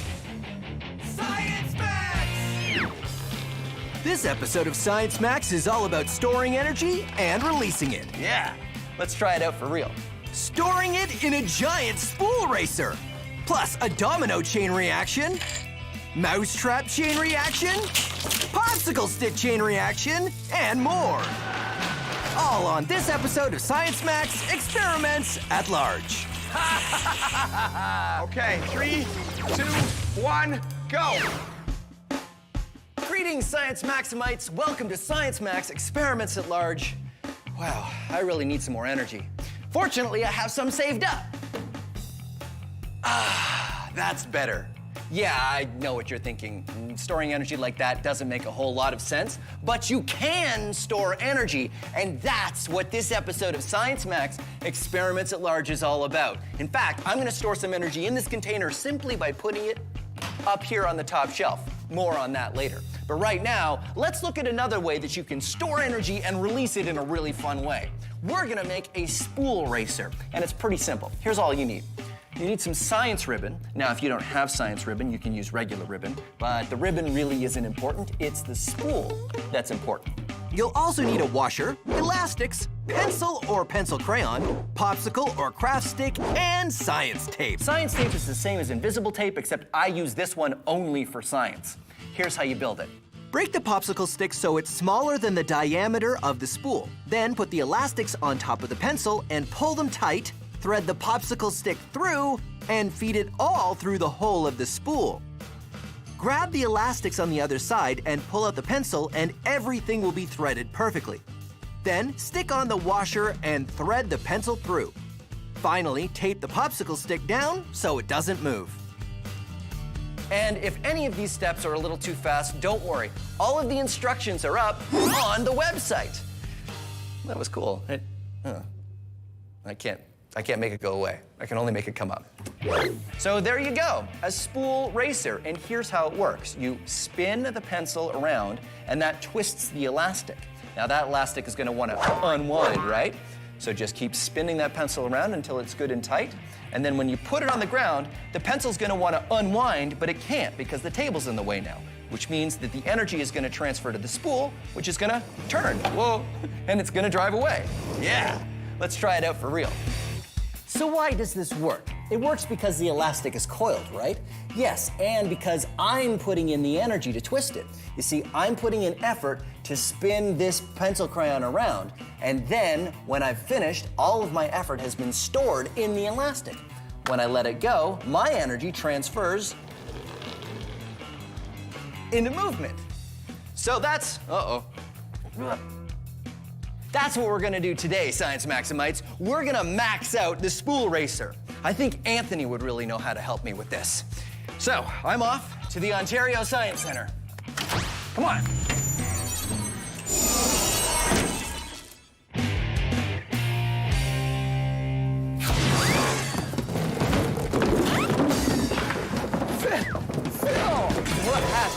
What happened? You okay? Anthony. Yeah, hi. Oh, were you in the middle of something? Don't worry about it, yeah. Oh, okay. Sorry about that. You know what, I was wondering if I could get your help with something. Sure, yeah. Yeah, one word. Spool racer. Actually, that's two words. Spool racer. Yeah, you want to help me max out a giant spool racer? Yeah. Awesome, let's go back to Science Max headquarters. Okay, Anthony, today I want to max out the spool racer. Awesome. Right, so you twist up the elastic and it goes from potential energy, all stored, to kinetic energy. Whoa. There we go. That's awesome. So, okay. Not too hard to design. Should be fairly easy to max out. Yeah, really simple couple of parts here. We just got elastic band inside. Yep. And then this big long pencil to store the energy and then release it. And the most important part is the spool. Exactly. And I know where we should start. Where's that? Right here. This is an industrial cable spool. So the big, thick electrical cables, they come wound on this thing. Yeah, okay. So I figure we start with this. Got it. And the good news is that it's got a hole already. And check it out, it rolls really well, right? Okay, cool.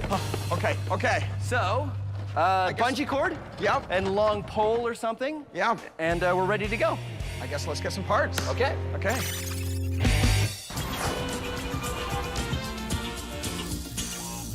Oh, Hey, how you doing? You want to buy something? I got a lot of stuff here, and I got a special today only.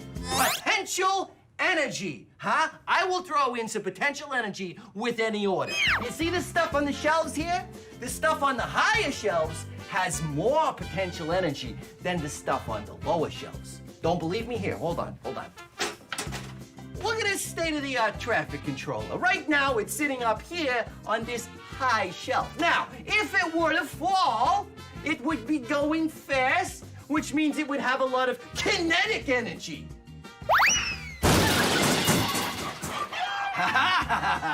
You see, when it fell down, it had enough kinetic energy to completely break itself apart. Yeah, well, that's the difference between potential energy and kinetic energy. Look at this bagel, just sitting here, not moving, minding its own business on top of this ramp. It's all potential energy and no kinetic energy. And when it gets to the floor, it's all kinetic energy and no potential energy. Woo! And now it has neither because it's on the floor and it's not moving. 5-second rule. And now you know your energy.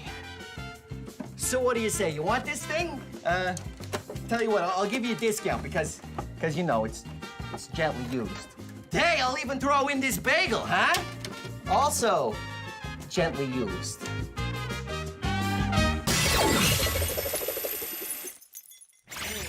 Anthony and I are maxing out the spool racer. We start with a long coil of bungee cord, which is kind of like a giant elastic, and feed it through the spool. Then we put on a big piece of plastic to act as our washer and use a long pole as the pencil. We flip the spool on its side to wind it up. Then we flip it back and it's ready to go. All right, so we have it all wound up and we're ready to try it again, but with one change. Phil, Yeah, what's with the trike? I ride the trike. It's like I always say, what's the point of building something big if I can't ride it? There's no way you're gonna fit on this thing. No, I don't put my feet on the pedals. I put my feet here on the back, right? And then- Okay, yeah, I get it. You got it? Hold on, I gotta do my helmet up. Safety first. You ready? I'm on it. Okay, 3, 2, 1, go. Oh, it's working. It's working. Amazing. All the stored energy in the bungee cord is being released and the spool starts to turn. There's even enough energy that I can get pulled along behind it. It's not going that fast, though. No, and It's pretty good, though. It still pulls me, right? Yeah, pretty good. So, spool racer, actually able to get pulled by it. Yeah. You know what? I think we can go even bigger. Bigger. Yes. Well, what did you have in mind? I'm glad you asked.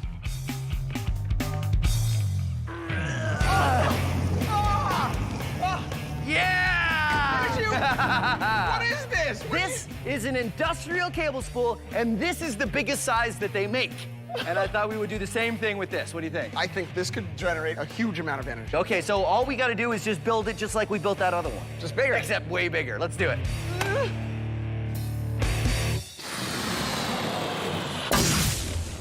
When you set a domino on its end, you're giving it potential energy because it can fall. Ooh, and when you put two dominoes together, you can start a chain reaction because that one will fall into that one. But it's a lot more fun with more dominoes. Setting up a run of dominoes is a lot of fun, but it takes a flat surface and a steady hand. And if you want to do it yourself, add gaps, so if one part falls, it doesn't take out the whole run. Last one.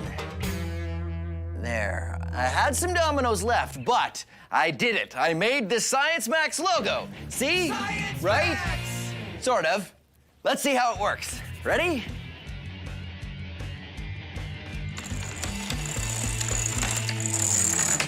Yeah! Now it's time to max it out. Giant maxed out dominoes! Woohoo! Even though these dominoes are giant, they're still gonna work the same. They're standing up on their ends, which means they've got some potential energy, and when I give this one a push, that potential is gonna turn into kinetic energy, and it's gonna knock the next one, and the next one, and the next one. I hope. I don't know what's gonna happen, but let's find out. You ready? Okay, 3, 2, 1.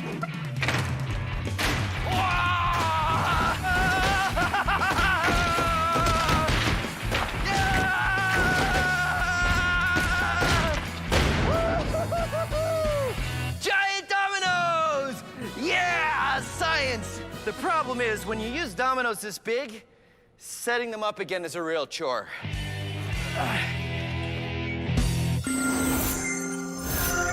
This is a mousetrap, but don't worry, no mice are gonna be harmed in the making of this episode. Mousetraps are a great example of stored energy.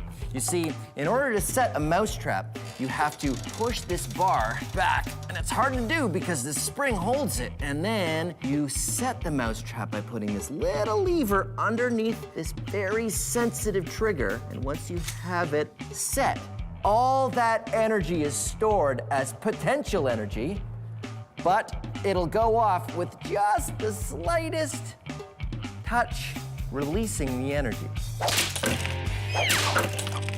So what if I had a number of mousetraps and they're all set and all of that potential energy is stored up, and I dropped a number of ping pong balls on them? Well, then I could set off a chain reaction where one mousetrap flies and hits another mousetrap that hits a ping pong ball, and then they all go. Now, this is something you can try at home, but do not set the mousetraps yourself. It can really hurt if it snaps on your fingers, so you should probably ask an adult to help you, and then you can see how brave the adults in your house are. Okay, you ready? Here we go. Mousetrap chain reaction.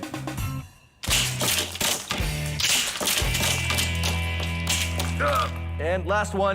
There we go. And now, let's max this out.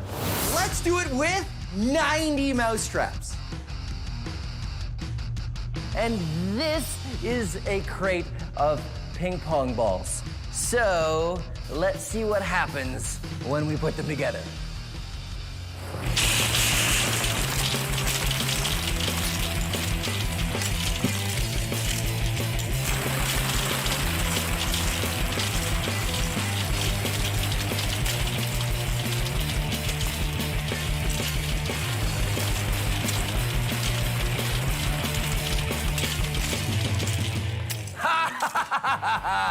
There you go. Maxed out ping pong ball, mousetrap, chain reaction.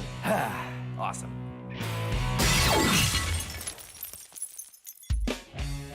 Ready? I'm on it. Anthony and I have built a large spool racer. Oh, it's working. It's working. And it worked so well, the only option was to go bigger. What is this? This is an industrial cable spool, and this is the biggest size that they make. I think this could generate a huge amount of energy. Building our giant spool racer is the same process as the other builds. So the steps are exactly the same, but on a larger scale. And this time we're gonna use, obviously, the large spool, and we're gonna use this 2x4 as our pencil windy thing. Coil some bungee cord, feed it through. Ready? Yep. Okay, here it comes. There we go. Got it? Haha, yeah. Add a washer and a long 2x4 to act as our pencil. And now we stick the giant 2x4 inside the coil. Just about. Yeah, we got it. There Okay, we cool. go. And we're ready to try it out. So it looks like we're ready to go. Yeah, exactly. Do you want to do it in here or you want to do it outside? Oh, definitely outside. Okay, let's go. Yeah, okay, cool. Yep. Oh, it's heavy. Batteries are great at storing energy. They store electricity. Batteries? But if you're like me and you have a whole bunch of batteries and you don't remember which are the good ones and which are the dead ones, there's a trick that you can use to find out. Get a frying pan or a brick or concrete floor or something else that's very, very hard and an adult's permission. Here's the secret. Dead batteries will bounce and batteries that still have some life in them won't. Watch. Good battery. Dead battery.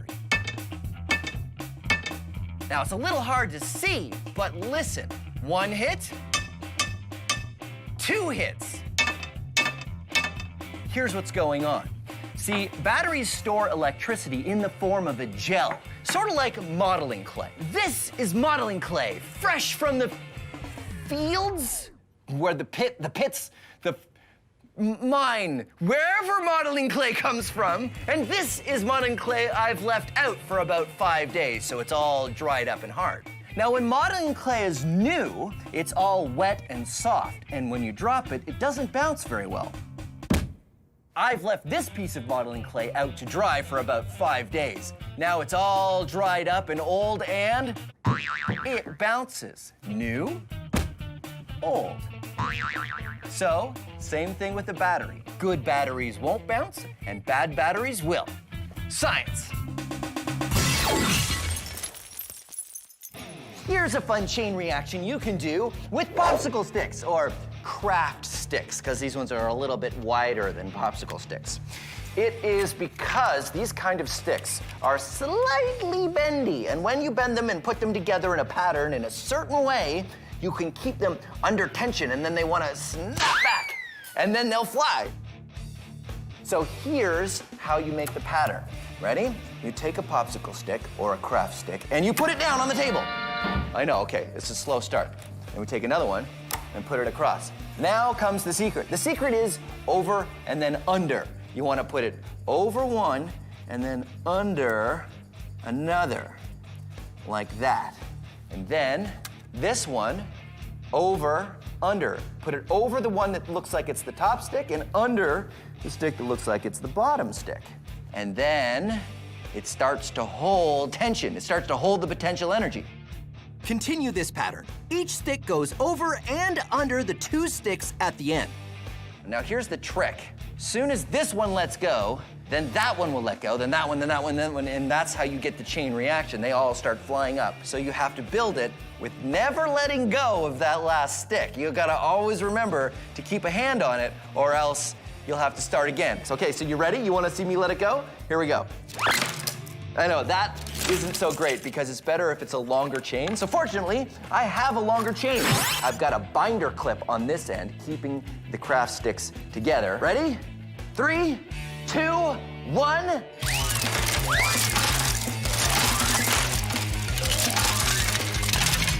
Wow! Release of kinetic energy from the potential energy of winding all the craft sticks together. Fun, and you can totally do it at home. Now, let's max it out. Behold, almost 800 craft sticks in a long, nicely designed triangle. Ready? 2, 1.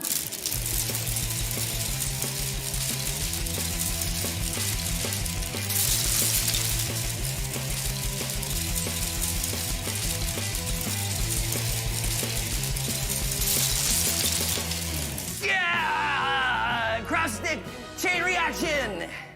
I'm gonna go get something to clean this all up with. All right. Anthony and I have built a giant spool racer and have taken it outside to try it out. In order to wind it up, we flipped over the last version on its side. But this spool weighs 200 kilograms. Easy to roll, almost impossible to flip over.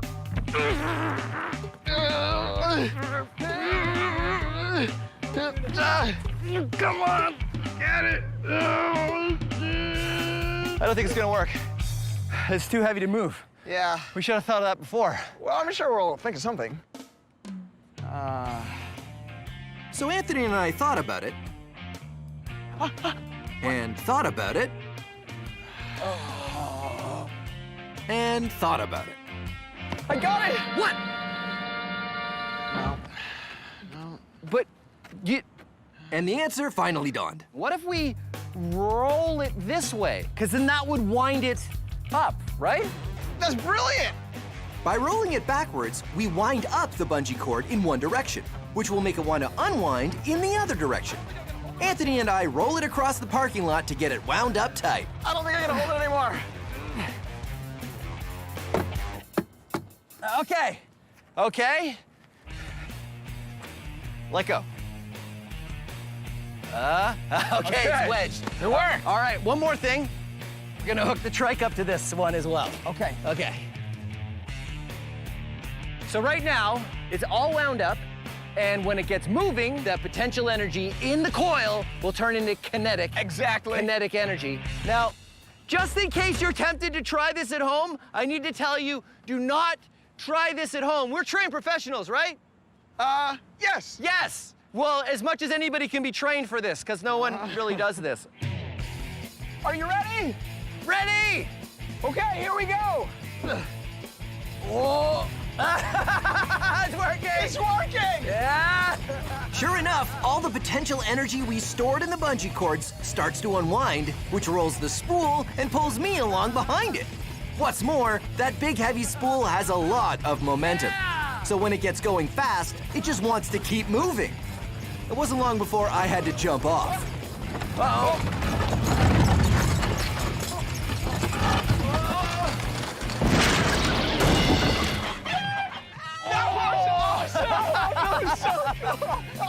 That was amazing! All right, that had a lot of kinetic energy. That was a ton of kinetic energy. There you go, Science Max, experiments at large, massive spool racer. Your turn next? Yeah! Okay.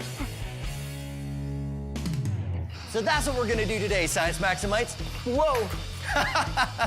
We are going to learn how to juggle. I can't hear you, I've got dominoes in my ears. And you put it in, and whoa, and now it's all broken. Well, here's a trick. Here's the trick. It's me disappearing. You see? When it would, Blooper reel? Blooper reel. Okay, hi.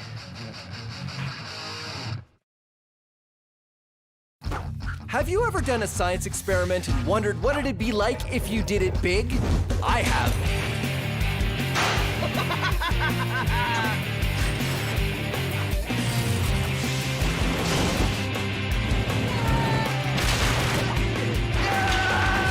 My name is Phil, and I take your everyday science experiments and do them big. This is Science Max, experiments at large. Science Max! Today, Science Max is all about sound. We bend the power of sound to our will by making the loudest sound we can. A subwoofer. Subwoofer. Make cornstarch mud dance, glasses break, and things vibrate. It's the sounds of science. Today on Science Max, experiments at large. Greetings, Science Maximites, and welcome to... Can you hear me? Greetings, Science Max! You can't... hold on a second.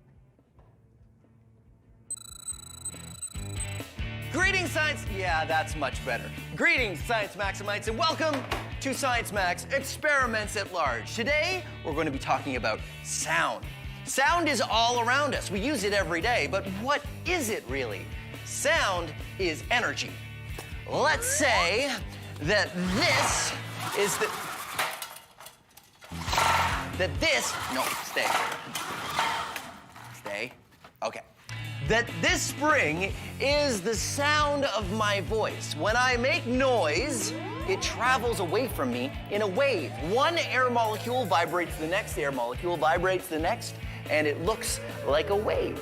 And when there's a little bit of energy, the wave doesn't move very much. Science. But when there's a lot of energy, the wave moves a lot. Science! What do we do? What do we do to make sound louder? This is the Science Max theme song. But it's not very loud because the speaker on my phone isn't designed to make super loud noises. So what we're going to do is find ways to make the volume of that song as loud as possible. Here is one way. Take a phone playing some music and put it in a glass. Make sure the glass is empty, of course. Huh? And suddenly, it's a lot louder. Wow! Why this works is one of the things we're going to be looking at today.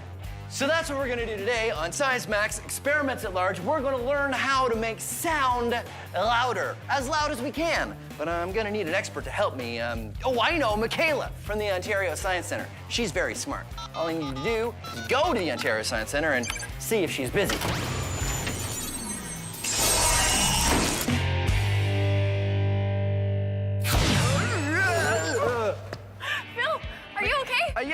Michaela, it's good to see you. Nice to see you too. That was weird. I was wondering if you could give me a hand with an experiment. Oh, I'd love to, yeah. It's a sound experiment. Sounds awesome. Right on. Okay, we'll take the portal. We'll go back to Science Max headquarters. Oh, we can take the portal? Cool. Haven't you taken the portal before? No, don't you remember it wasn't working last time? Oh, well, it's Is it working? fixed this time. Yeah, no, it'll be great. Trust me. Here we go. Whoa.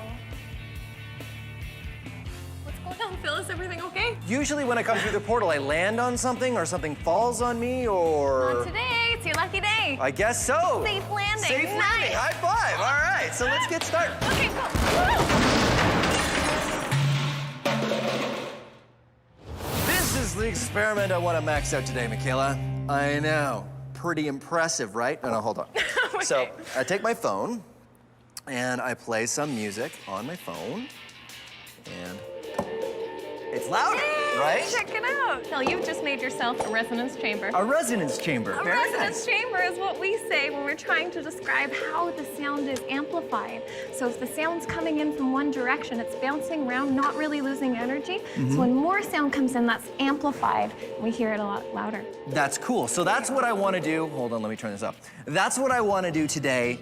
I want to max out as much sound as we can get out of the Science Max theme song, which I'm is so excited. totally awesome. So what else can we do to do that?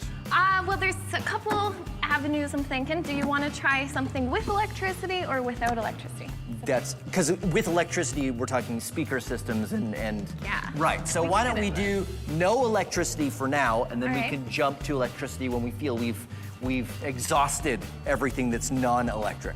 Cool. So I was thinking we could try to make a megaphone because if we have a lot of sound, we could, funnel it in one direction and then it would be louder. Okay. What do Yeah. you So think? the megaphone's pretty easy to make, right? We could just use.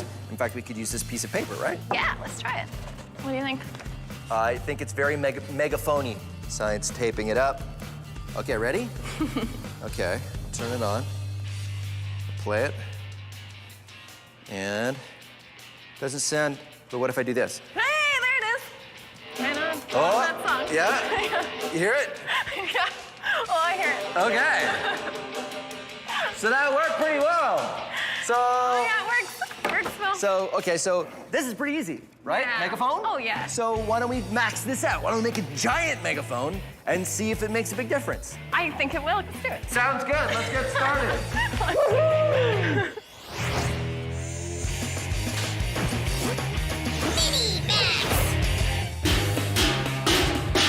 All sound is vibration, but it's really hard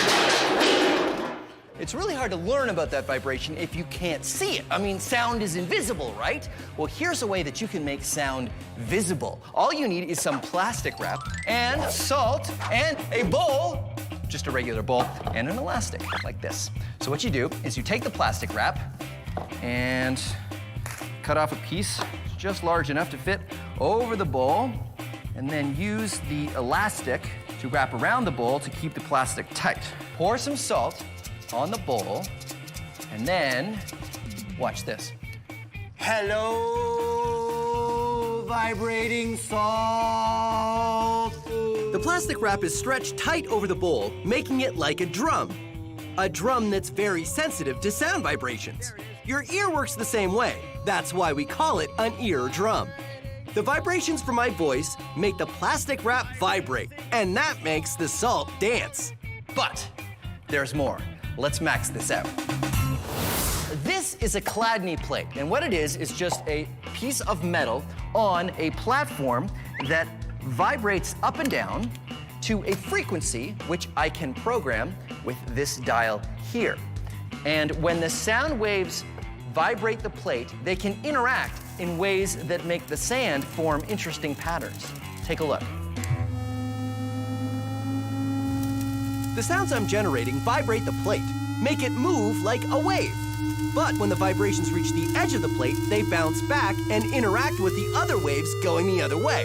The way these waves interact at different notes is what causes the sand to make these different shapes. So this is great, but you know what? We can max it out even more. Maxing it out even more.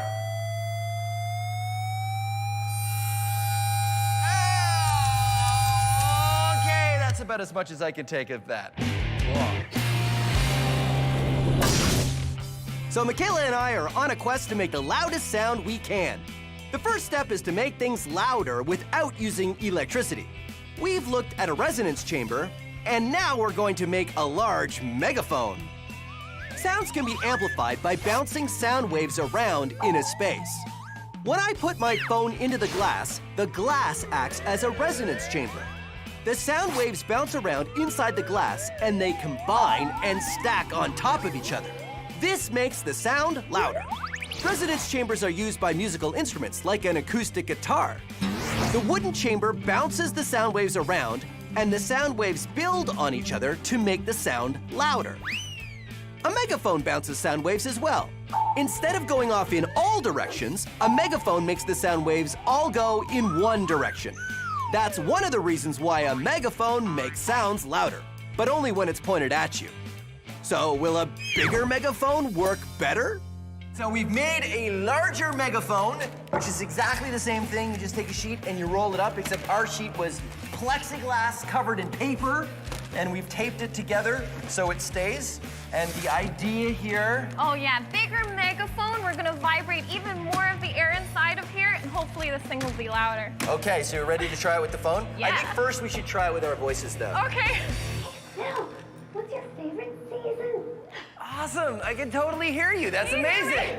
And it would be fall. No, summer. Spring? Think it's about it. anything but winter. So the maxed out megaphone worked, but we still had to try it with my phone. Okay. Not bad. Yeah? Oh yeah. Oh, definitely. How about now? No, not so much. Not so much. Oh yeah. Nope. Nope. So that is a That was great cool. example of non-electrical amplification. That's right. Amplified the sounds, no electricity. Okay, bye-bye. All right.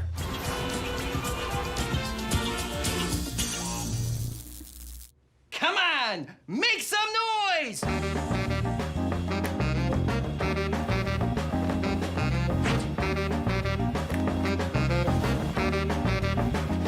Well, how do you make noise? Well, to know that, you gotta know your sound. All sound is vibration. Here, take a closer look. You see? You got... Okay, let's try this again. All sound is vibration. The string of this guitar vibrates, which vibrates the air around it, causing the sound that you hear. Your vocal cords vibrate in your throat, causing you to make a sound. Ah, ah, ah, la, la, la, la, la, la. Look at this thing. Look at this thing. See how it's shaking back and forth? It's vibrating. Things that make a high sound, they vibrate faster. Vibrating really fast. Things that make a low sound, vibrate slowly.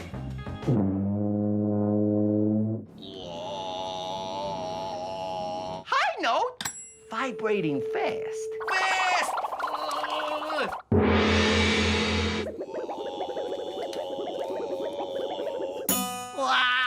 Fast vibrating!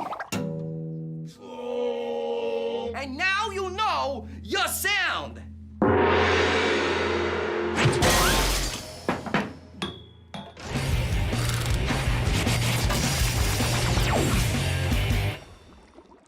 Everything has a resonance, a note that it vibrates best at. Let's say this fish tank is, well, any container where sound would be vibrating, and the waves of water are actually waves of sound. Now, normally, sound waves will bounce around inside the container, off the walls, and go back and forth like that. And how fast I move this piece of wood is the frequency, or the note, that we're playing. I could vibrate this wood very fast and make a high note. I could move this plank very slow and make a low note. And the waves just bounce around inside the container. But there's a speed I can move this plank where the waves stop going side to side and suddenly get twice as big. The waves bouncing off the sides of the tank are meeting the waves going in the other direction. But what we end up seeing is peaks of the waves not moving side to side, just going up and down, like you see here. This is the resonant frequency of this container. So, let's max this out. Say I have a wine glass, and I wet my finger, and I rub it around the rim. It vibrates at a certain note. That note is the resonant frequency of this wine glass. So what would happen if we were to play that note back to this wine glass really, really loud? And yes, this is something you should not try at home. This note makes the glass vibrate the most. Finding the perfect note things vibrate best at is great for musical instruments, but it's not great for this wine glass. The sound waves are causing the glass to vibrate a lot. And because this glass is delicate, it can only vibrate so much before it breaks.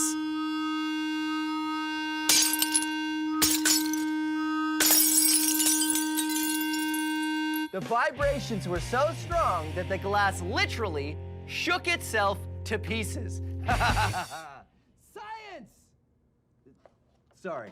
Science! Oh, wait. Science!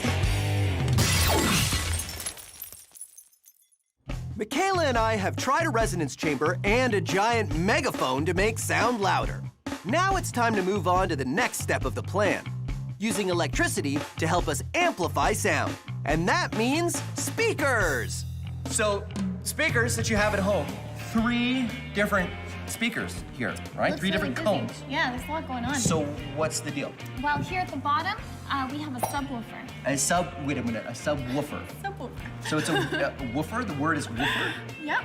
And it's, okay, so it's for dogs.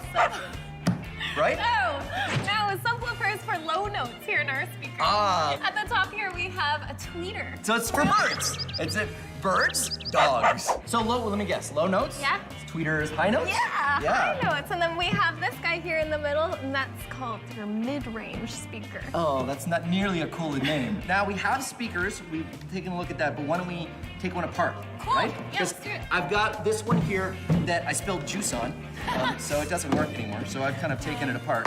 So Cool. it's got, Man, that's awesome. okay, so it's got the cover. That's cool. So what I find interesting is there's the speaker and the wires, right? Because it's electrical amplification. But check this out. This is just a ring to hold that on. And the rest is just an empty box. We know what that is. Resonance chamber. That's right. So that's why it's an empty box. So Let's take this apart too, see what's going on. So that's the paper cone, right? So that's that's the drum, I guess. It's like the eardrum, the thing that vibrates. Yes, yeah. This whole thing vibrates. So this whole thing. That's for electromagnet. When we turn this on, the electromagnet goes on and off, and it's causing this whole thing to vibrate. So that's how it works. It's the electricity turning the electromagnet on and off. Exactly. And it's on and off and on and off and on and off and on and off. And then it makes it vibrate at certain speeds, right? Hertz. The number of times it vibrates per second is hertz. What we could do is we could max it out with the speaker and plug the phone into speaker. But this step does not feel like Science Max to me because anybody can do that, right? Yeah. You can just turn up your television right now, and that's pretty much the same kind of thing. We need electrical amplification, but maxed out. Max it up. What are you thinking? Okay, so I've got a friend, and he's got a stereo system that he built, he put together, and what he does is he tours different cities. So he said he'd bring it by Science Max headquarters. He's gonna bring it here? We gotta go outside. We can see this thing. And it's very loud, so we have to go outside. When's he coming? Right now. All right, let's go check it out.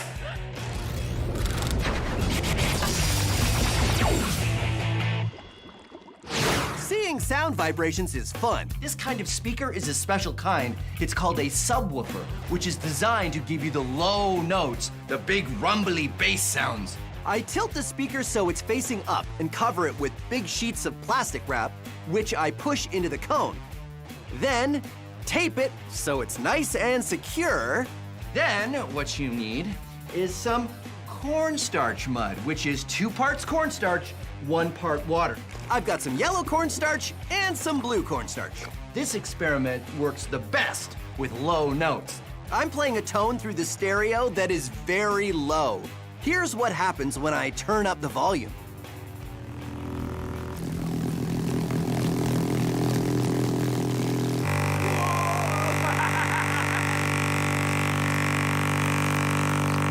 It's alive! You see, cornstarch mud is a shear thickening fluid, which means when you impact it, it turns solid. So the vibrations from the speaker cone are making the cornstarch mud impact, and that's turning it into a solid. But then it sort of also melts back into a liquid, so you get little columns of cornstarch coming up and falling down again. It's like it's dancing. Whoa! Visual sound waves. Science!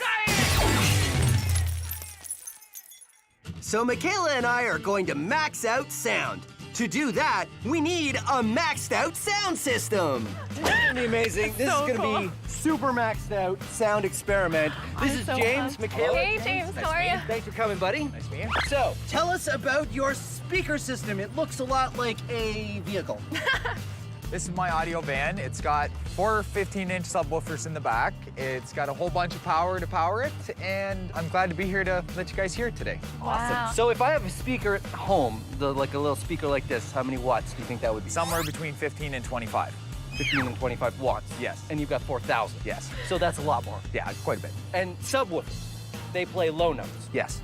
So is that better when you have a van like this? With a car audio van like this, you want to play low notes, like your house stereos, and that will play anything from 120 to 200 hertz. I'm playing 20 hertz to about 35 max for you guys today. So that's like a sort of rumble of thunder, very kind low. of blah, blah, blah, Yeah. where you really feel it, like a train going past almost.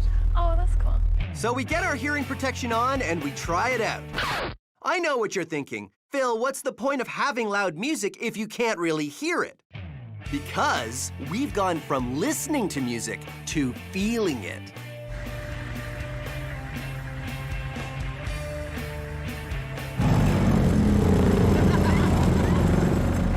The sound waves are so strong that they have become a physical presence. Michaela's hair flies around because the air from the speakers is creating shock waves. The sound waves are so powerful, they move the air back and forth, which makes Michaela's hair dance all over the place. And my hair, not so much.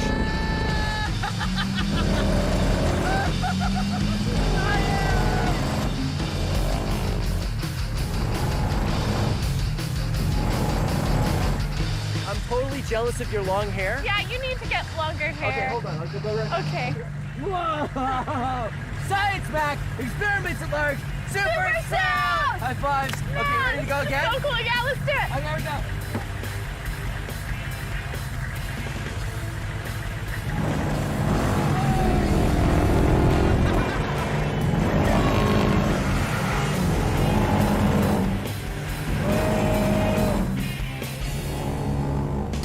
At the bottom. I can't reach it. So that's great. Wait, almost. Okay, I got my hair protection on. You got your hair protection on? What's that?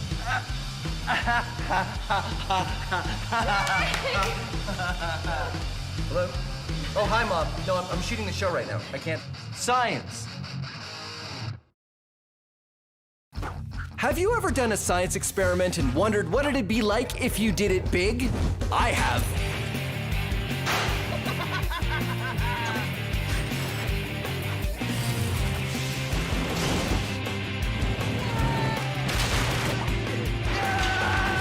My name is Phil, and I take your everyday science experiments and do them big.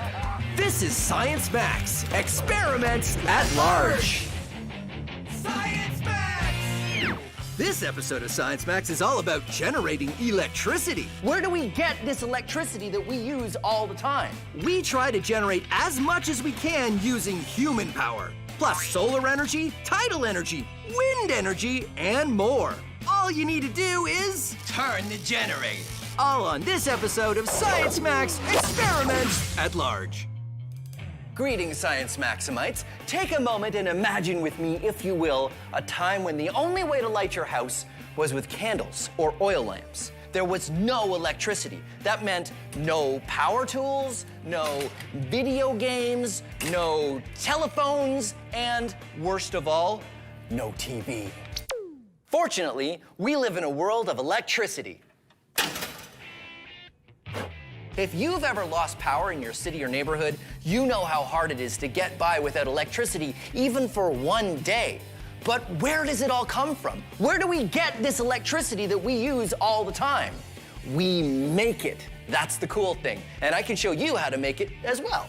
Check it out. All you need is an electric motor. Electric motors are pretty simple. All you do is get a battery and you attach it to the electric motor, and that makes it work. There we go. Attached to the battery, it spins. But if you spin the electric motor, it creates electricity. And that's what we're gonna look at today, creating electricity. We're gonna build a wind turbine. But first, you need an electric motor. And you can probably get one from a broken toy. Just make sure that the toy is broken and that the broken part isn't the electric motor. Here's what you need: index cards or construction paper, scissors, push pins, science tape, It's the same as invisible tape, except I use this one for science. a cork, chopsticks, craft sticks, and modeling clay. And remember, all the steps for this experiment are on our website. To begin, cut the index cards into strips and tape down a push pin so it sticks out. Then fold over the index card and tape it together. Then stick the pin into the cork and repeat that step. If you want as many blades as you can get on your fan, you're welcome to do that. Next, take your modeling clay and stick the chopsticks in, then tape the craft sticks in between with science tape. Then take the motor and stick the cork on the end, then wedge the motor in between the craft sticks and tape it down so it stays put. And there you go, a fan that will spin in the wind. You want to adjust the fan blades so they all face on a bit of an angle. That way they will catch the wind and spin. There we go. Now when it spins, it will create electricity. I'll show you with this. It's a multimeter. And a multimeter measures little amounts of electric current. There. The hairdryer makes wind, spinning the fan blades, and we are creating electricity. Now, pretty much all electricity that you make comes down to turning a generator. A small motor like this isn't gonna produce a lot of electricity, barely enough to power one tiny little LED, but it's a start. And a good start is all we need, because today, on Science Max Experiments at Large, we're gonna look at all kinds of different ways of generating electricity. Plus, I wanna find out just how much electricity one human being can generate. Although one human being is gonna be kinda lonely, I'm gonna need an expert. Oh, I know, Anthony from the Ontario Science Centre. He can help. I wonder if he's busy. Well, come on.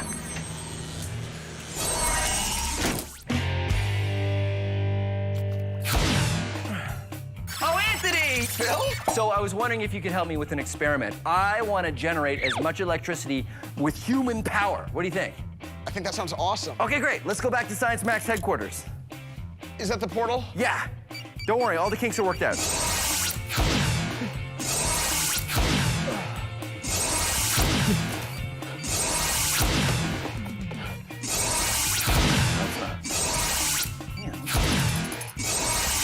I know what it is. It's this. Where did you end up? I was in the vents. Oh, I ended up in the bathroom. All right, well, now that we're here. Okay, so this is what I started with. And this is just, you know, an electric motor, right? Right.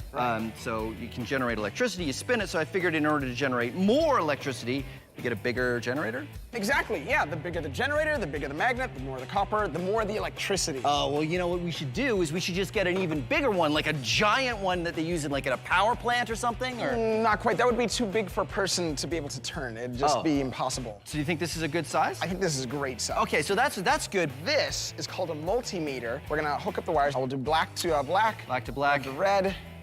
And as you turn our generator, we can see just how much electricity we're generating. Okay, so. Here, you hold on to that. This, and you I'll can turn start the turning generator. Now it's time to play How Much Electricity Did They Make? 2.4 volts, yeah, it's not bad. Oh, 2.4, yeah, it's not great. That's just enough to power a small LED flashlight. better keep trying, boys. I got some handles here that we're going to attach to the end of the generator so we can spin it. Okay, let's try. No matter how fast I cranked the large handle, I couldn't make any more electricity than before. Okay, let's try something else. But it's a smaller handle. Perfect. Okay, yeah. That's good? Yeah, well, maybe it'll let us get more spins in. Oh, yeah, because I don't have to make as big a circle. Exactly. Yeah, it's working already. We're up to like 3.5. Now, how much electricity is Phil making? 4.5. That's the same as 3 AA batteries. Maybe enough to power a toy car. Still, a long way to go. Yeah, it's a lot higher with the faster spins. Oh, all right. You okay? I'm okay. Maybe we could use like some gears or something like that. Oh, yes, you know, that's a good idea because this circle that I'm making here, I can only go so fast. So maybe with gears, you can do 1 circle here equals like 10 circles on the other gear. Exactly. Yeah. Okay, so kind of like the gears on like a bike. Yeah, the gears on a bike or something like that. A bike! Of course! Yeah, so we get a bike and we attach the back tire to the generator. The generator, and then you can use the pedals of the big gear to power the small gears. Okay, great. We'll go get a bike. Yeah. Yeah, high five. All right. Oh, right, they're over here.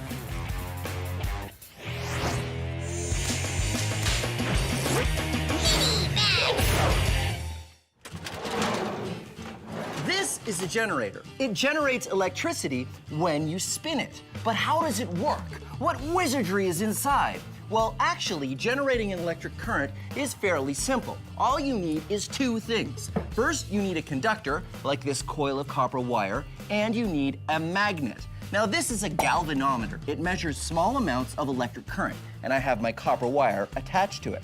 Watch as I put the magnet inside the copper. I get a little bit of an electric current, and then I take it out. It goes in the other direction. A little bit going this way, and then I take it out, a little bit going that way. Positive, negative, positive, negative. This kind of current that goes back and forth is called alternating current, or AC. It's the same kind of electricity you have in your house. But here's the cool thing. Watch this. I put the magnet in and I leave it. It goes back to 0. You only get electricity when you move the magnet. All right, so let's create our generator. Instead of starting with a copper coil like this, what if we just had the magnet and we have it staying still, like that, and we move the conductor past it, like spinning? It's good, but not great, because we're only getting a little bit of electricity as it passes. So let's make it more efficient. Let's put in some more magnets. 1 on either side, and 1 on the top. And now when we spin it, it goes past all of these magnets, and every time we get a little bit of electric current. Well, this is how a generator works. If you take an electric motor or a generator apart, you can see there's a coil of copper wires on the shaft, and it spins around like this. And on the inside, there are magnets. So there you go. When you put it together and spin it, you get an electric current. Or if you put an electric current in it, it will spin, just like an electric motor. And that is how a generator works. Anthony and I are trying to create as much electricity as we can using just human power. But so far, it hasn't been going so well. It all comes down to how fast we can spin the generator. Maybe we could use like some gears or something like that. In order to get it spinning really fast, we're gonna use a bike. It's just a matter of getting a bike, taking off the wheel, putting it on a stand. It is now a stationary bike. It'll be even more stationary once we screw it down. And attaching the generator.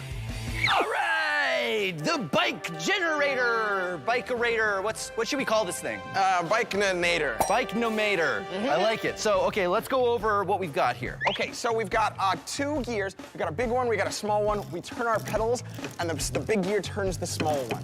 So this is the whole point of this build, is so that we can get 1 revolution here means a whole bunch is spinning there. Exactly. The more we get here, the more our generator spins and the more electricity we get. We get tons. Awesome. And obviously using bike, because you're using your legs. The strongest muscles in your body. Awesome.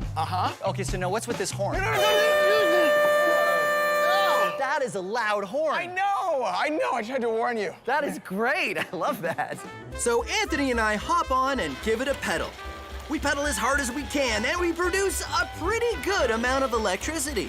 How much electricity did they produce? We got up to maybe like 18 there. You did a pretty good job. That's enough for a power tool, like a drill. It's good. You know what? This works well, I think, for keeping a good number for a long period of time. Yeah. So we can get up to like 18, 20, but it doesn't, we can't really get any higher than that. Yeah, you know what we need is like one really hard pull, like all of a sudden. That way you can get like a spike.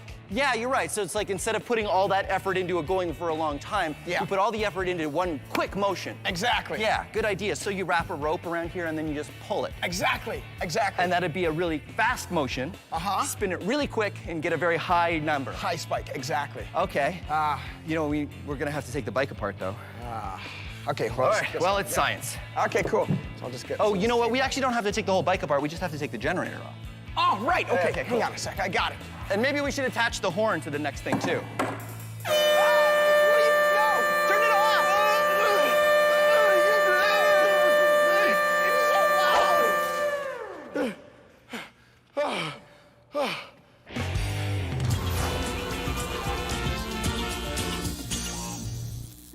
So you want to generate some electricity, but what do you choose to generate that electricity? Hydro, nuclear, coal, solar? Who knows? I do.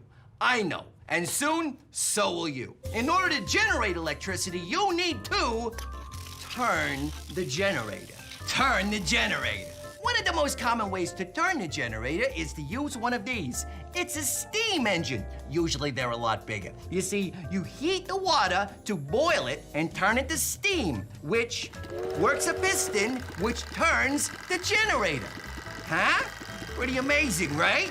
But what it really boils down to is heating water to make steam. Boil water to make steam to turn the generator. Coal power. Burn the coal to boil water to make steam to turn the generator. Natural gas. That's different, right? Nope. Burn the gas to boil water to make steam to turn the generator. Nuclear power. That's different, right? Nope. It creates heat, which you use to boil water to make steam to turn the generator. Wind power. We don't even need heat for that. Just use the wind to spin the fan to turn the generator. Hydropower. Just pour water across something that spins to turn the generator. No matter what, making electricity always comes down to turning the generator. It's always yada yada, yada yada, turn the generator. Except for solar. Solar does not work like that. But other than that, it's always yada yada, yada yada to turn the generator. And now you know your electricity generation. Hey, Ramona, you wanna come and give me a hand over here? My arm is getting tired.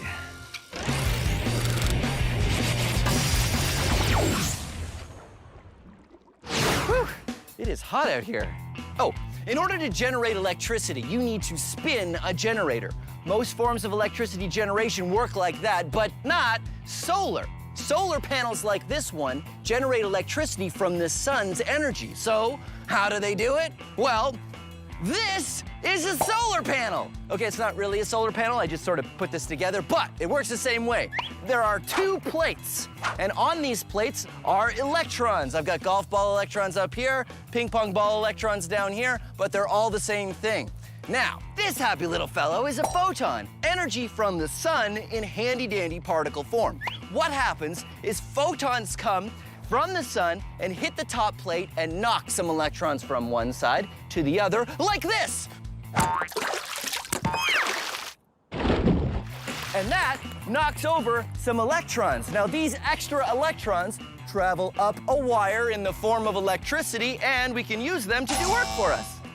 Then they change to the other charge, go back, and we start the process all over again. That is how solar panels work. But remember, it only works when there's sun and photons.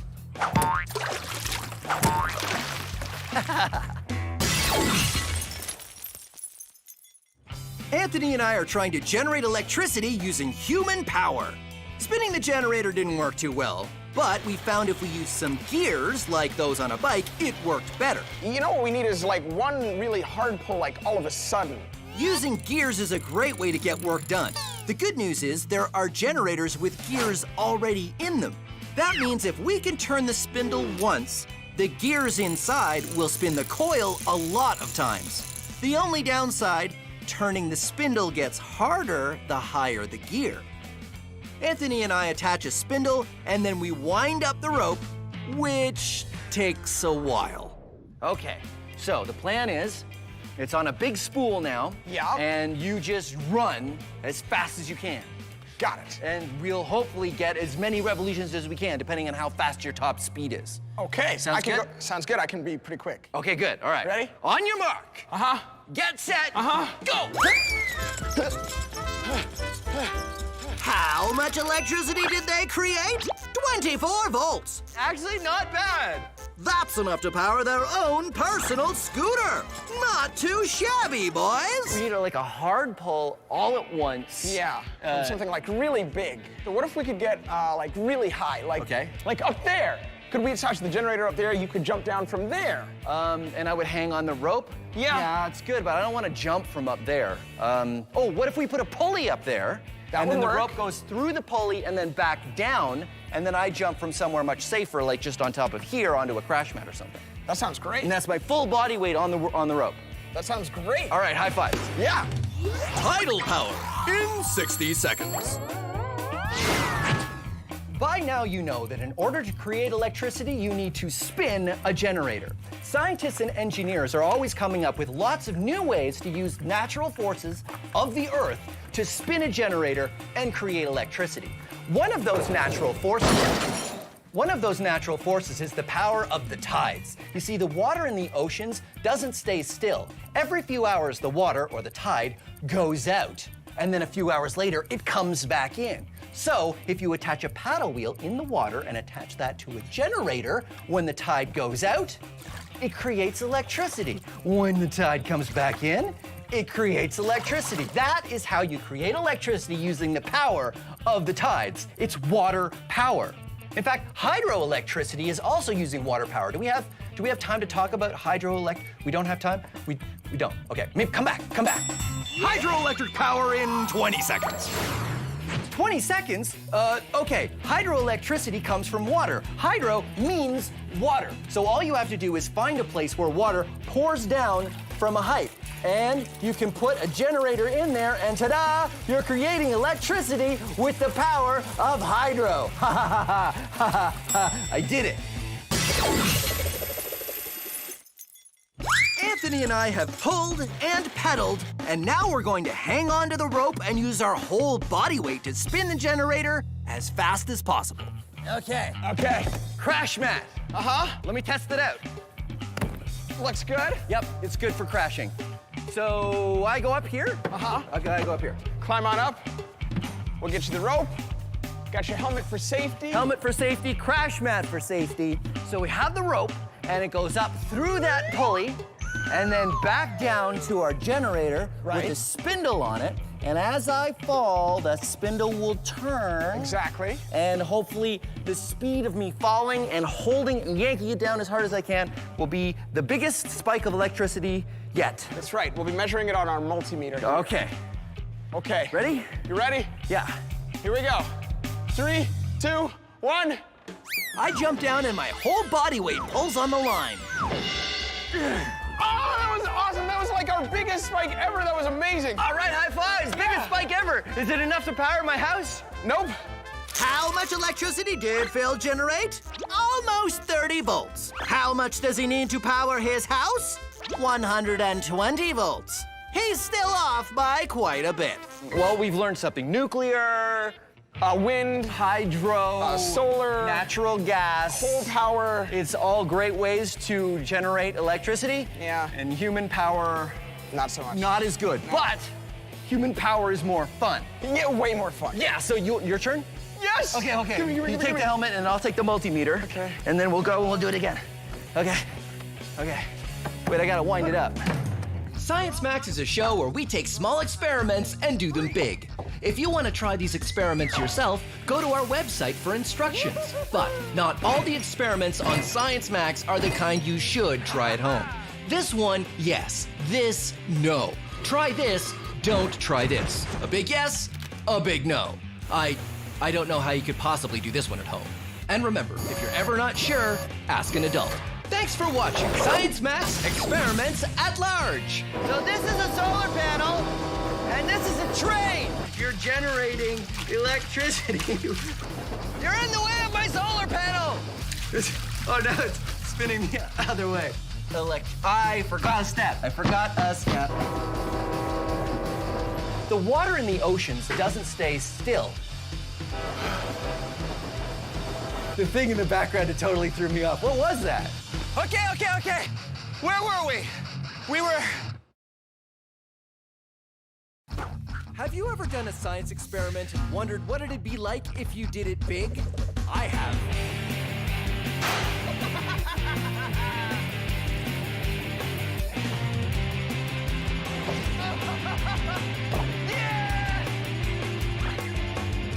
My name is Phil, and I take your everyday science experiments and do them big.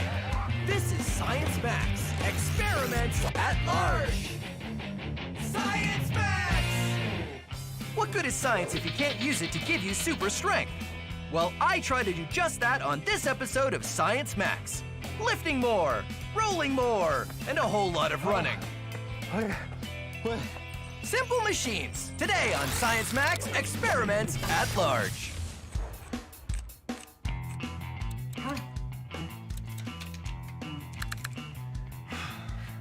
Greetings, Science Maximites. I have a question for you. Have you ever wanted superpowers? Like super strength?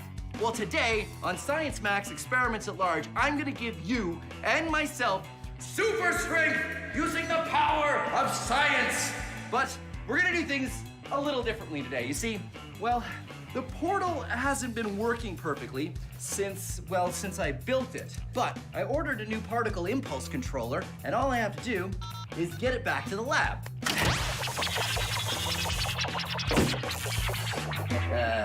Perfect timing. It looks like the portal is broken.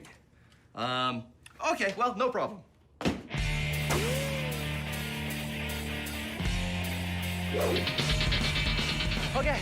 Okay, I'm here.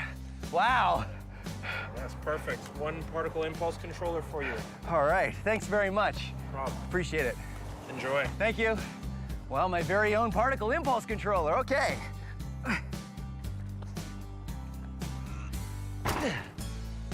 That's as heavy as I thought it was gonna be. All right, Science Maximites, this episode of Science Max Experiments at Large is gonna be a little different because today I'm not gonna have an expert come and help me because I'm gonna move that giant, heavy particle impulse controller all the way across the parking lot and all the way up that loading ramp by myself with nobody's help. How am I gonna move a giant, heavy machine all that way if I can barely even budget? Well, I'm gonna give myself superpowers, super strength with the power of simple machines. And the first machine we're gonna start with is the lever, which I guess I should go back to the lab to tell you about.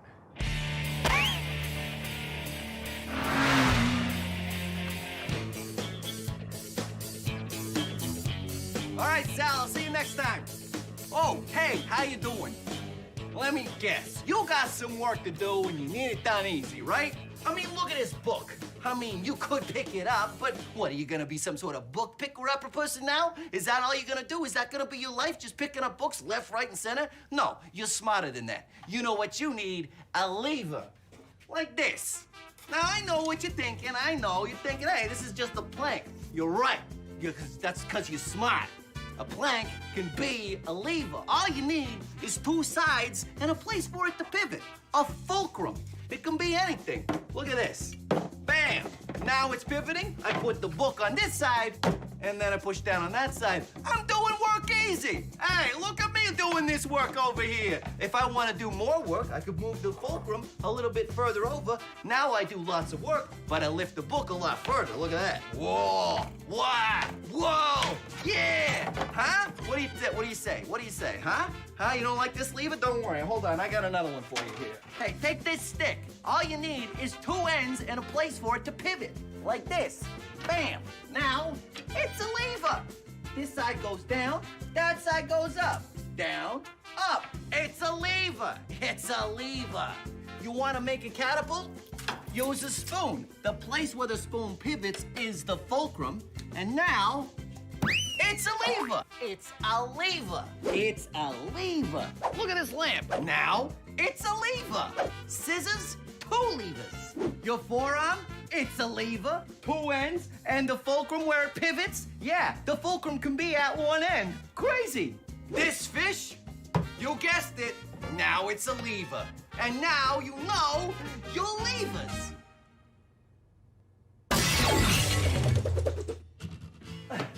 Okay, where were we? Oh yeah, levers.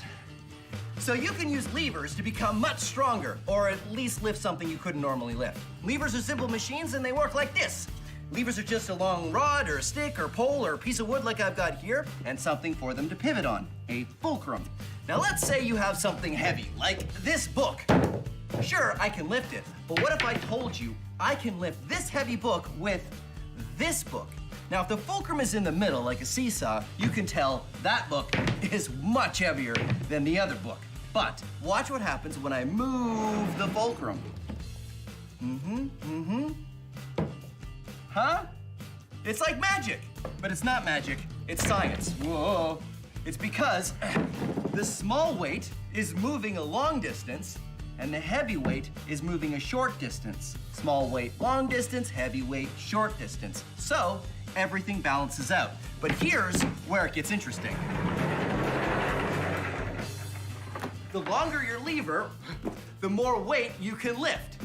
These are two heavy cinder blocks. There's the fulcrum, and here is a very long lever with which I am going to lift those cinder blocks with this book.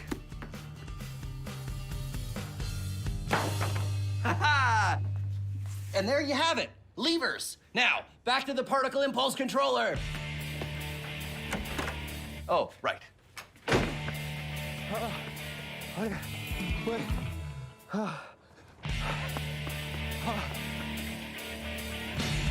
ha ha ha! Lever! Here we go. I got my giant lever. The bigger the lever is, the easier it is to do the work. I need a fulcrum. Just about anything will do for a fulcrum. And put that there. Now the hardest part is getting it on the lever. Okay.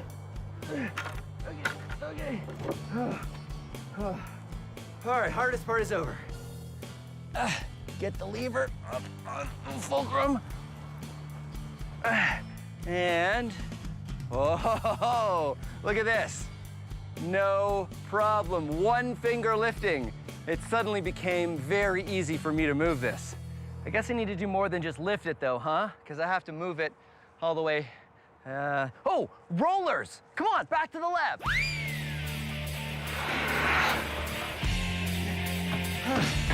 Okay, rollers. Rollers are like wheels, except they're not attached to anything. In ancient times, they used to move giant, heavy blocks of stone using rollers. We can demonstrate using a book.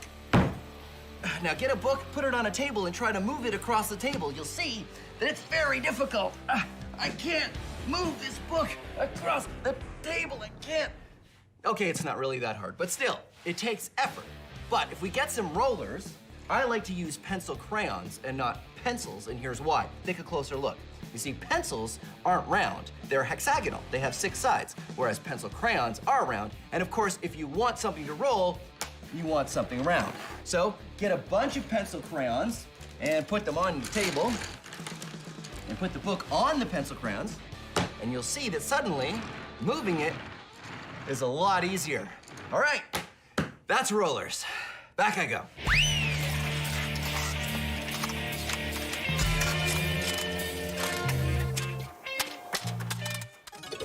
time for science so simple a caveman could do it. This is a caveman. This is a rock. Knock! It is a well-known scientific fact that if this caveman were to try to move that rock, he would not know how to do it easily. Poor caveman. But in ancient times, people learned how to move heavy rocks using ropes No! and rollers. Oh, wrong Earth. Yes, rollers. Wrong Earth. Rollers. Wrong Earth. Close enough. Rollers make it much easier to move a heavy object.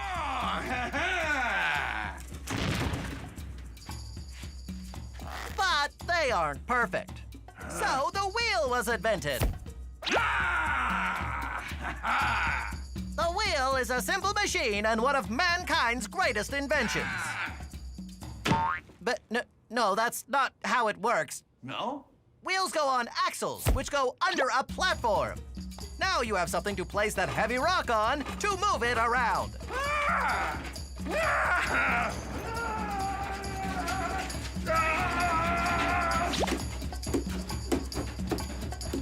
But all these great inventions came after the time of the caveman.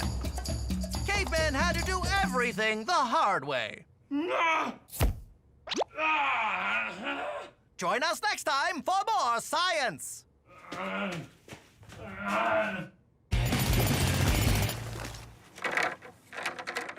Okay, I've got rollers. They're just plastic pipes, but they'll work perfectly. I put them here. And now to lift up the machine. Okay.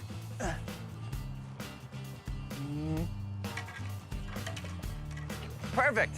And so the rollers go underneath like that. And then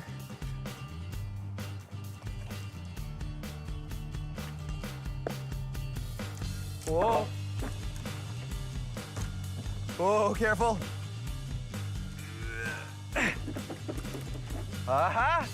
Look at that. No problem. Wait, I gotta get rid of this to get it moving. Now, the trick with rollers is you have to keep taking them out of the back and putting them in the front. But, whoa, whoa, whoa. It's stop, rollers, stop. Oh no, oh no. Okay, okay, whoa, rollers, easy. There we go. Okay, in the front, roll it forward. Now I know what you're thinking. You're thinking this seems like a lot of work. And it's true, moving the rollers back and forth does take some time. But did you know this was how the pyramids were built? It's true. Giant stone blocks were moved on rollers just like I'm doing here. And as you can see, what worked for the ancient Egyptians works for me too.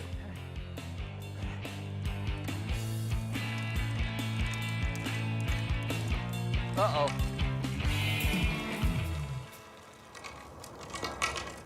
Yeah, there's a hill here. If I go down the hill, it's gonna start rolling faster than I can do the rollers. I'm gonna need some help. Oh,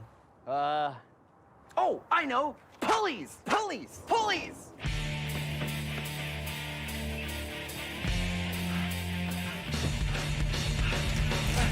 Okay, pulleys. Pulleys are a great way to change the direction of force. I've got a rope going through this pulley and down to a book. So when I pull the rope down, the book goes up. Changing the direction of force can be very helpful, but pulleys can be helpful in another way. Pulleys can let you lift something that you couldn't normally lift. Now the rope goes up and down and up and down and up and down. And the force I need to lift this cinder block is a lot less than if I was just lifting it by myself. But I've got to pull a lot more rope. That's called mechanical advantage. Spreading out the force over a longer pull so you can lift a larger weight. If you use more pulleys, it reduces the amount of force. 1 pulley, same amount. 2 pulleys, half the force. 3 pulleys, 1/3. So I've got 5 pulleys here, which means I only need 1/5 the force to lift this cinder block. So there you go, pulleys. Now back to the, wait a minute. This calls for a mini-max. So how much weight can you lift with pulleys? Well, as much as you want, really. I have 4 pulleys on the bottom and 4 pulleys at the top. That means with 8 pulleys, I only have to lift 1/8 of my weight plus the weight of the chair I'm sitting in. And if I keep pulling, you will see that the chair I'm sitting in is roped to the pulleys. So now we see if I can pull myself up with nothing but pulleys.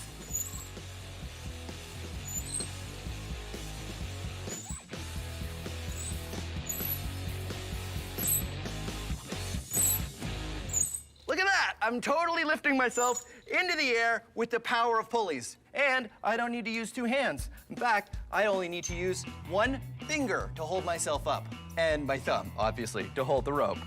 That is the power of pulleys. I can almost make myself fly. Well, almost. Now, back to the particle impulse controller. Letting myself down.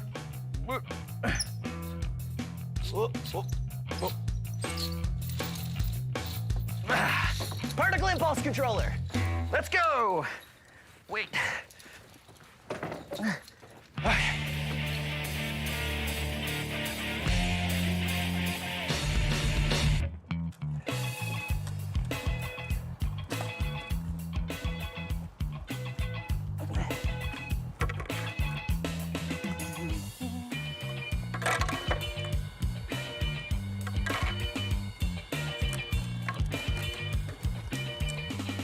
All right, I've been able to use this pulley to lower it down the hill at the speed I want to go.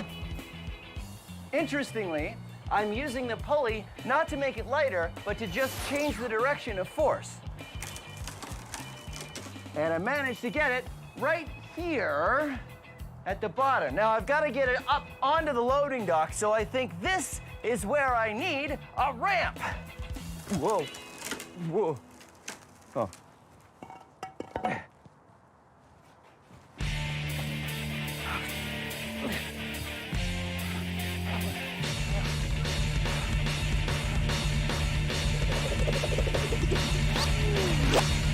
Here is something mind-bending you can do with pulleys. These buckets are attached to the table through a pulley. There's nothing holding this table up except for the weight of the buckets pushing down on the table. So if I took the buckets off the table, the weight of the buckets pulls the table up. But because the buckets are on the table, everything is in balance. Mind-bending, right? Okay, wait, it gets better. If I took a weight and I put it on the table, the weight of the buckets isn't enough to keep the table up. So I have to add more weight to the buckets so the buckets pull the table up. Whoa. And there you have it. It's weird, it's mind-bending, it's science.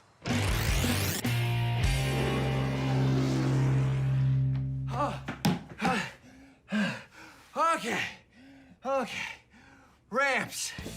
Ramps are a great way to move something up. I will demonstrate using, you guessed it, a book. Let's say I wanted to move this heavy book on top of this stack of books using just this little string. Watch what happens. The string breaks, but if I built a ramp to get the book on top of this stack, and I use the same kind of string, watch what happens this time. Whoa. You see, the ramp distributes the force, so you use less force to pull the book over the same amount of distance, and I can get it up to the top of the stack of books, and the string doesn't break. So ramps, Let's put them into action. Woo.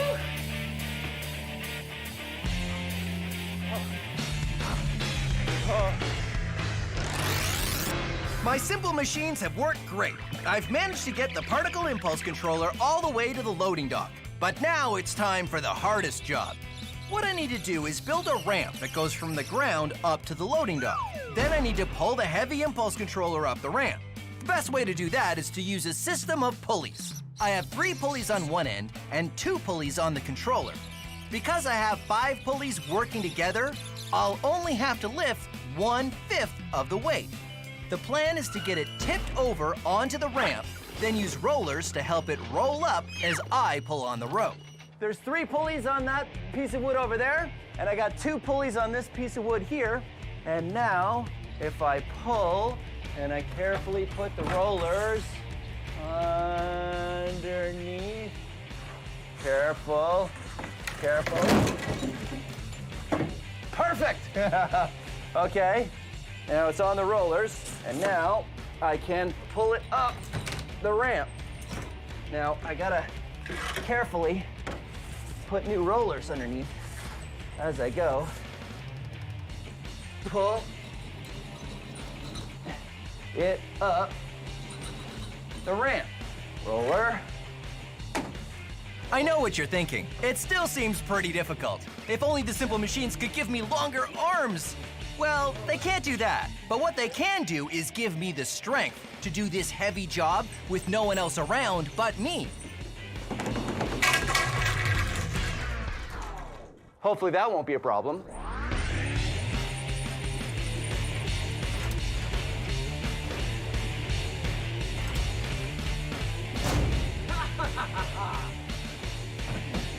There we go!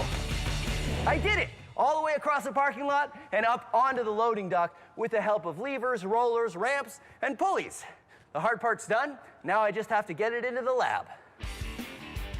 All right, let's see if all that effort was worth it. I think it's working!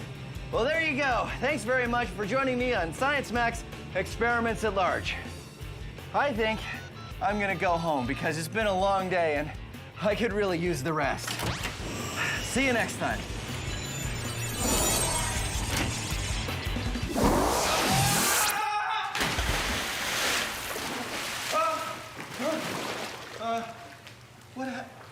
Wait, I hit 3, 4, 1, 2. I should have hit 3, 4, 2, 1. That was yeah, that's okay. I'll just go back and,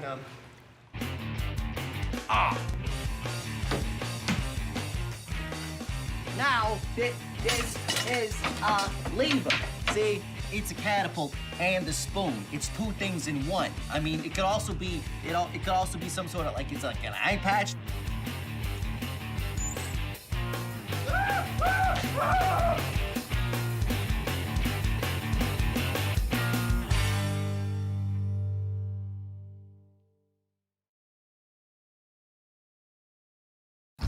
Have you ever done a science experiment and wondered what it'd be like if you did it big? I have.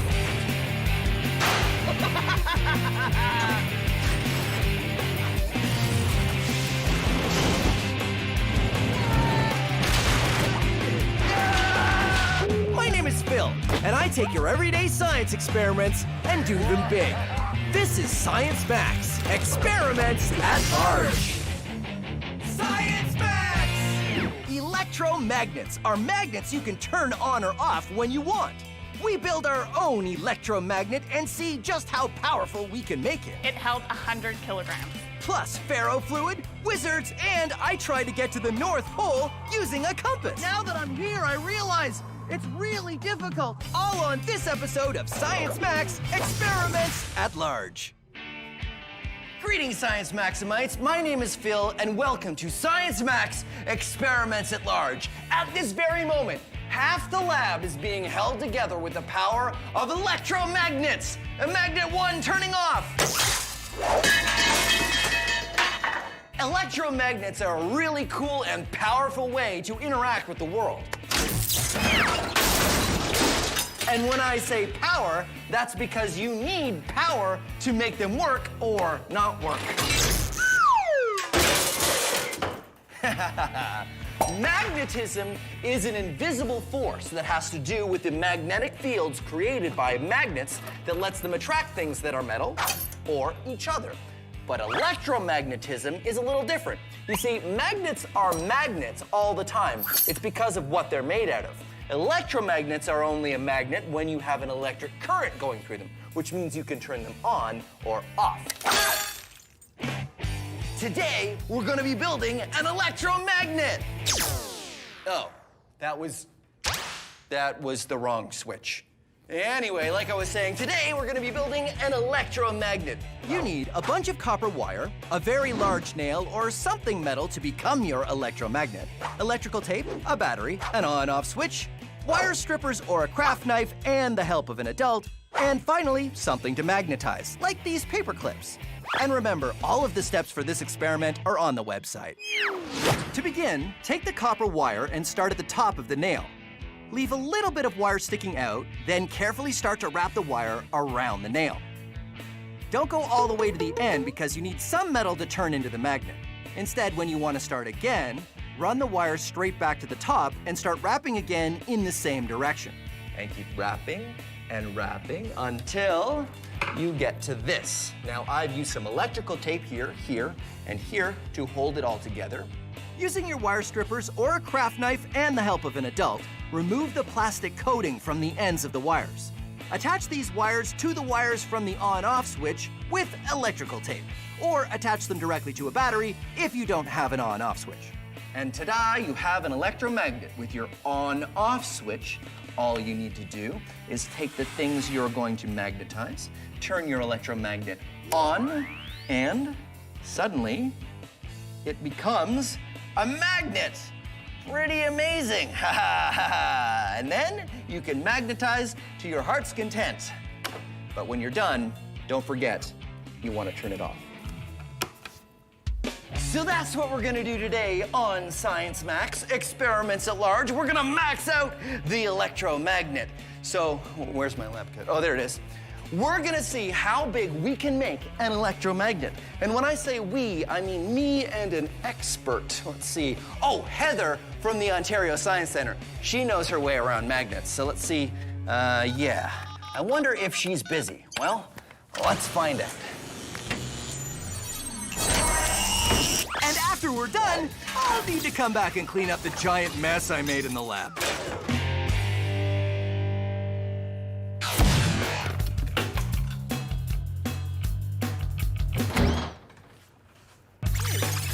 Hi, Heather, how you doing? Good to see you, Phil. I was just wondering if you could help me with something. Are you busy? No, I got time. Okay, great, because I'm gonna make a giant electromagnet experiment and I need your help. That sounds like a lot of fun. Okay, great. Let's go back to Science Max headquarters. Oh, via the portal? Yeah, by the portal. Oh, okay. You sure? I yeah. know you're hesitant, so I want to reassure you, nothing will go wrong. Great, okay. Okay. Oh, hey, we're here. We're outside. It's okay, it's no, okay. Don't worry about it. No, I No, think it's fine, definitely. it's fine.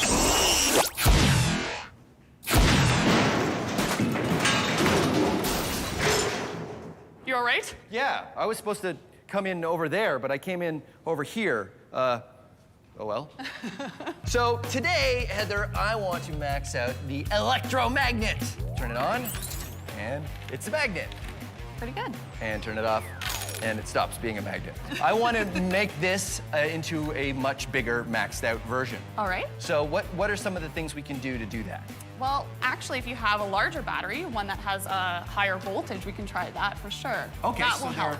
there are batteries that are 12 volts? Yes. We could try one of Give it those? a try, I think for those sure. are like bigger, right? Yeah, bigger, more powerful, absolutely. Now, that's one thing you could do. You can also increase the number of wraps of our coil here. So how many times we wrap that wire? Yes, we'll increase that magnetic field, making our magnet stronger. And of course the nail, which is important because that's the thing that eventually becomes the magnet, right? Right on, yes. So what I thought we would do is we would start with a bigger nail. Oh. What, right?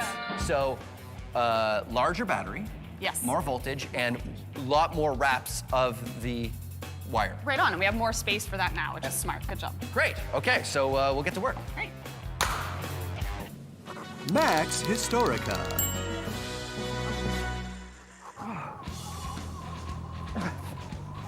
If you've ever seen a compass, you know that the needle points north. That's because a compass needle is a magnet, and it points towards the Earth's magnetic North Pole. And I'm using this compass to try to get to the North Pole. But it isn't easy. In fact, scientists knew there was such a thing as the North Pole as far back as the 16th century, but no one was able to actually get there on foot until 1927. You'd think it wouldn't be that hard, right? I mean, the needle points you straight there. Just follow the needle, right? But now that I'm here, I realize it's really difficult. I mean, the wind is incredible and the snow is intense and it's so cold. My hands,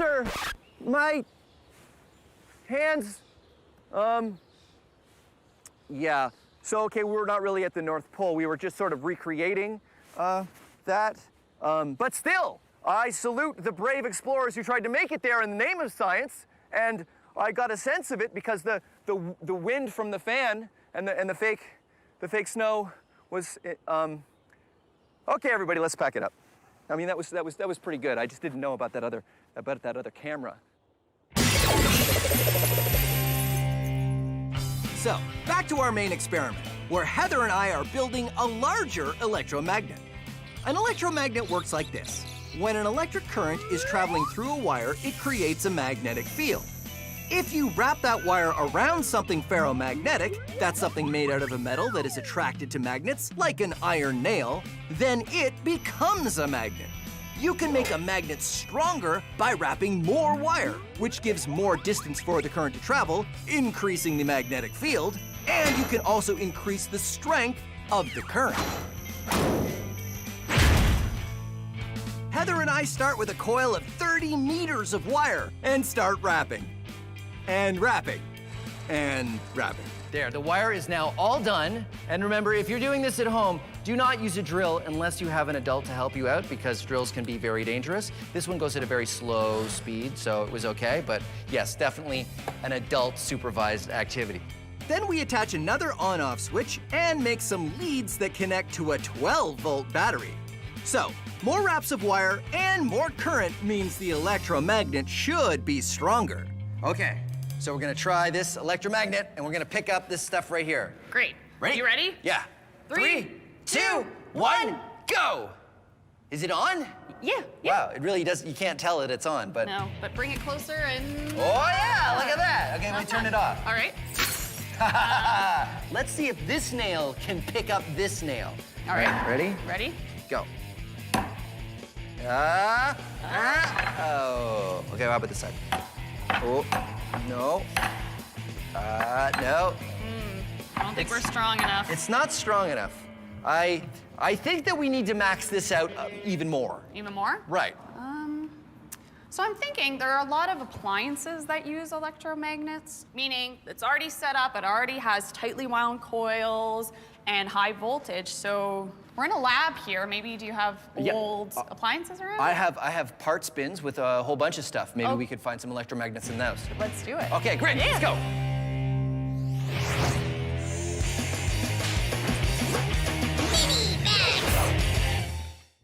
All right, pliers, battery, copper wire. Now, if you've already done the electromagnet experiment, here's another experiment that uses all the same materials plus these. Ha! Neodymium magnets, some of the strongest magnets you can get. So, here's what you need. A battery, some neodymium magnets the same diameter as your battery, copper wire, and some pliers. So here's what you do. First thing is you put the batteries and the magnets together, like that. Then what you want to do is bend the wire so it's touching the top of the battery and goes around the battery and then touches the magnets at the bottom. Here's what that might look like. I say might because you can do any shape you want. I've made a coil here, and if you put it over the battery, you'll see it only touches the very top of the battery and the magnets at the bottom. And if I let it go, it spins. It's a homopolar motor. What happens is the battery sends an electric current through the copper wire, and that turns it into an electromagnet, which is attracted to the magnets at the bottom, and it spins. So, now let's max it out. Aha! A D-cell battery, which is larger and, of course, larger neodymium magnets. And you do the same thing. Make a coil that only touches the battery at the top and at the magnet, and haha! It spins! Maxed out homopolar motor. But don't worry, this is not the biggest size we're gonna do. Come on. Maxed out homopolar motor. I have 27 D-cell batteries, a giant copper tube, and a neodymium magnet. So I'm just gonna, and then we get rid of that. Put this down. Okay, so the first thing I do is attach the neodymium magnet to the batteries. And I've got all the batteries taped together here so they'll sort of stand up like this. Huh? Giant stack of D-cell batteries. Okay, now what I do is I take the copper coil. I take the copper coil. I need to get. Okay, hold on. I got this. I just need to get the copper coil there. I did it. Okay, so I take the copper and I put it on top of the D-cell batteries like this, and then I let it go. Let it go. Nope, whoa. Homopolar motor. Okay, so that didn't work. But that's okay. I like it when it doesn't work, because that's science. It's not science if it works perfectly every time. I mean, you gotta have some room for improvement. Heather and I built a larger electromagnet, but it still wasn't as powerful as we hoped. So now we're searching for parts that came out of an appliance that are pre-built electromagnets. What about this? I think that'll do the trick. Do you think that does look like an electromagnet, huh? It does, yeah. And there's a whole big bunch of copper wires coiled on that. Around. So you think we can use this? Yeah, let's try it. Okay, great. We built the next version of the electromagnet. This one already has the copper coils, so it's just a matter of attaching wires and an on-off switch, and attaching all of it to a 12-volt battery. Do you think 12 volts will be enough? Let's find out. I think so. Try that. Once we do, it works much better. Oh, no problem at all. Ready? Yep, turn it on. On. Whoa, pretty good. Okay, off. Off. Neat. In case it was really strong, I have the next step. Horseshoe. Okay, ready? Oh, whoa, that's... Here. I can't pull that off. Okay, wait, grab this. Okay. Work together. Yep. So that's passed all of our tests. Yeah. This is really strong. Is there a way to test it further? In order to test how strong our magnet is, it's as easy as seeing how much weight it'll lift. Heather and I find a metal table. All right, Phil, so I brought the electromagnet. Okay. Just put it right here. Yep. We add some sandbags for more weight and then attach a scale so we can measure how much weight we're lifting.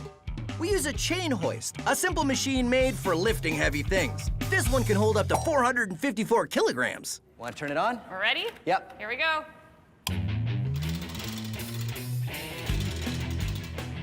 You can read on the scale how much weight is being lifted. And that scale is going up. Pounds on this side, kilograms on this side. We keep lifting until...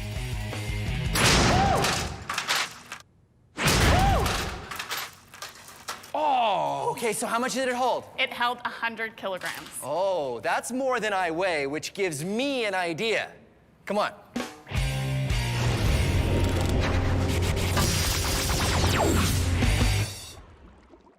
This is ferrofluid. It is ferromagnetic, which means it's attracted to magnets. And I know what you're thinking. You're thinking, it's not that interesting. Well, watch as I put it next to this magnet. Very interesting. And because it's a liquid, it behaves in very interesting ways. Watch this. Unlike most things ferromagnetic, like paper clips or iron filings, ferrofluid is a liquid, which means it behaves in a unique way. The spikes it creates are following the magnetic field lines of the magnet. You can see the magnetic field in 3D. It's even more impressive when we max it out.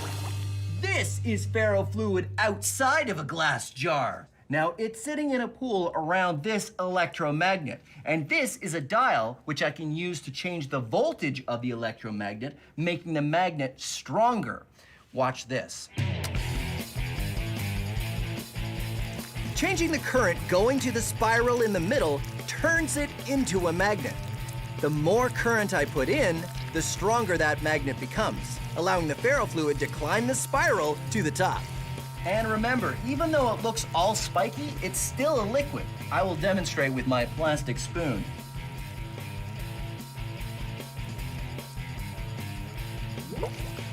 And watch this. When I turn the magnet off, it stops being spiky. Turn it on.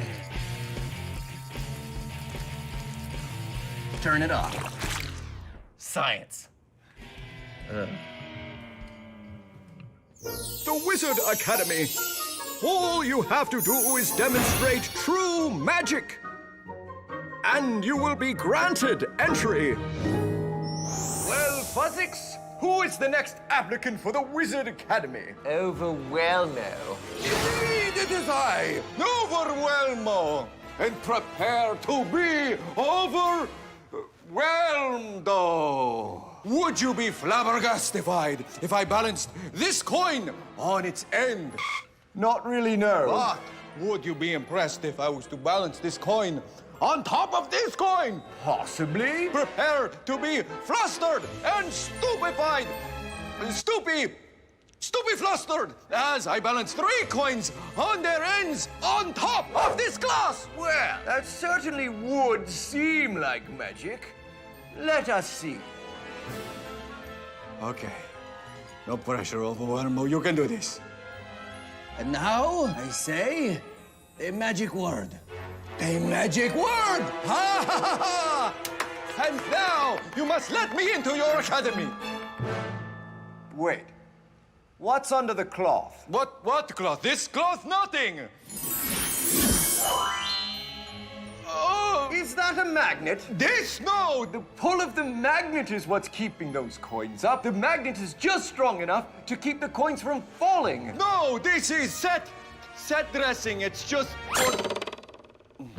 It was a good trick, but it's science, not magic. Well, yes. And you will see! You will see! I will be back! I, Overwhelmo, will return! And I will do such magic that you will need extra socks. Because I will knock them off! With my magic, you will need at least 2 pairs of socks. Maybe 3 pairs of socks. We can still see you! No, you can't!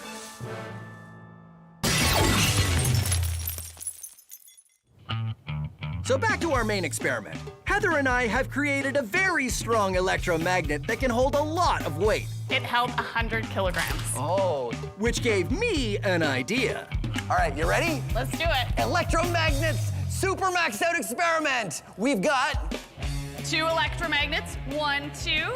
And those are wired to 2 batteries, which are on my belt, just like this, so that I can carry them around.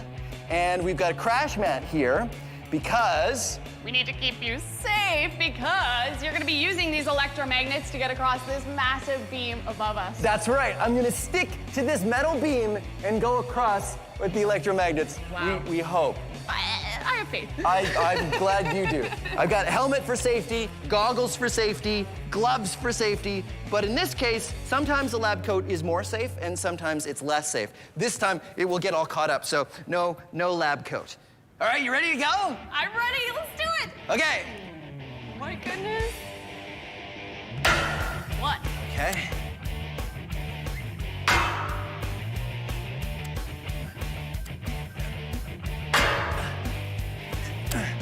Because each of our electromagnets can hold more than my whole body weight, I can use them to cross the beam. When they're on, they stick like, well, magnets. And when I turn them off, they stop being magnets and I can move them along as I go. Now, this is something you should definitely not try at home. Come on, Phil. You're almost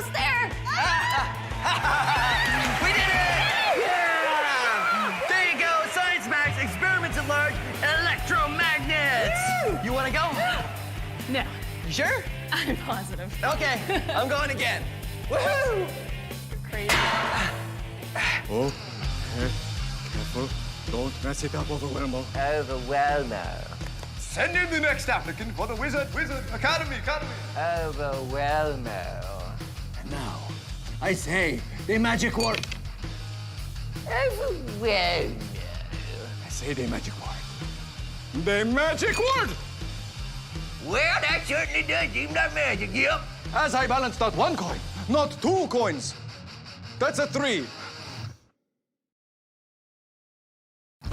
Have you ever done a science experiment and wondered what it'd be like if you did it big? I have.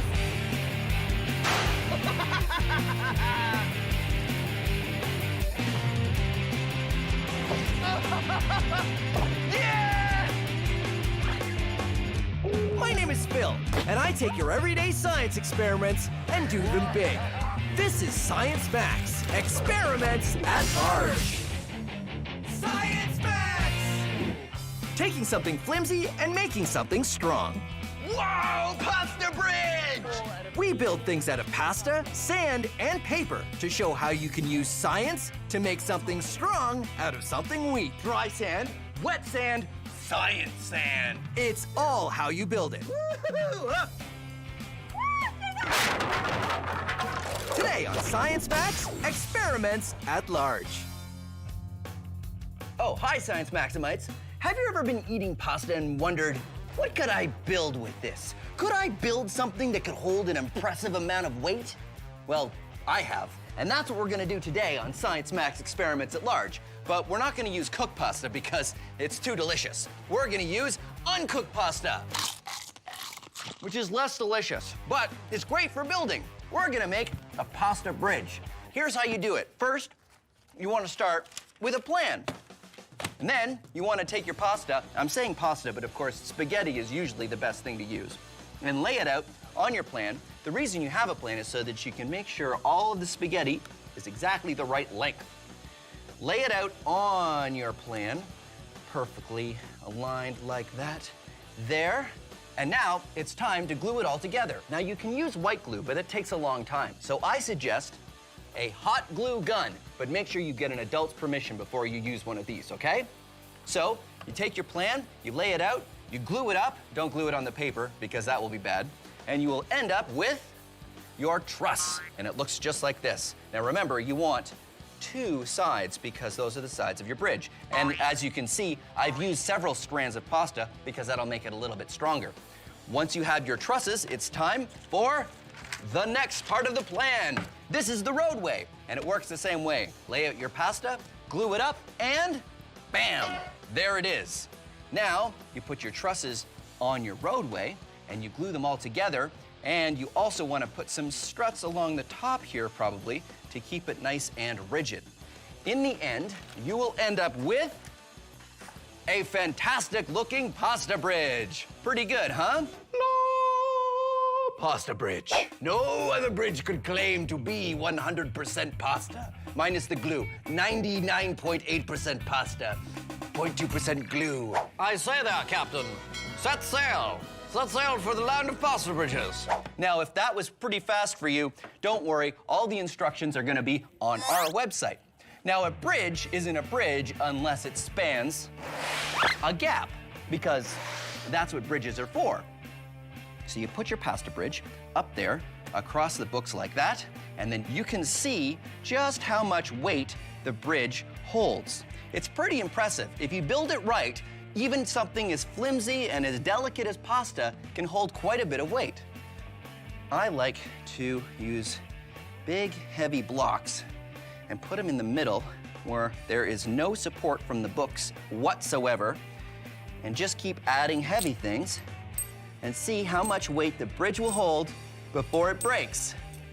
How much will it hold? Well, I'm not gonna tell you. That's where you get to be Science Maximites and find out for yourselves. And now, we're gonna max it out. Today on, oh, my pasta. Today on Science Max Experiments at Large, we're gonna be looking at how fragile things can become strong if you build them right. We're also gonna be maxing out the pasta bridge experiment to see if we can make one that's strong enough to hold me. You think we can do it? I know I have no idea, but I'm going to the Center for Skills Development and Training to find out.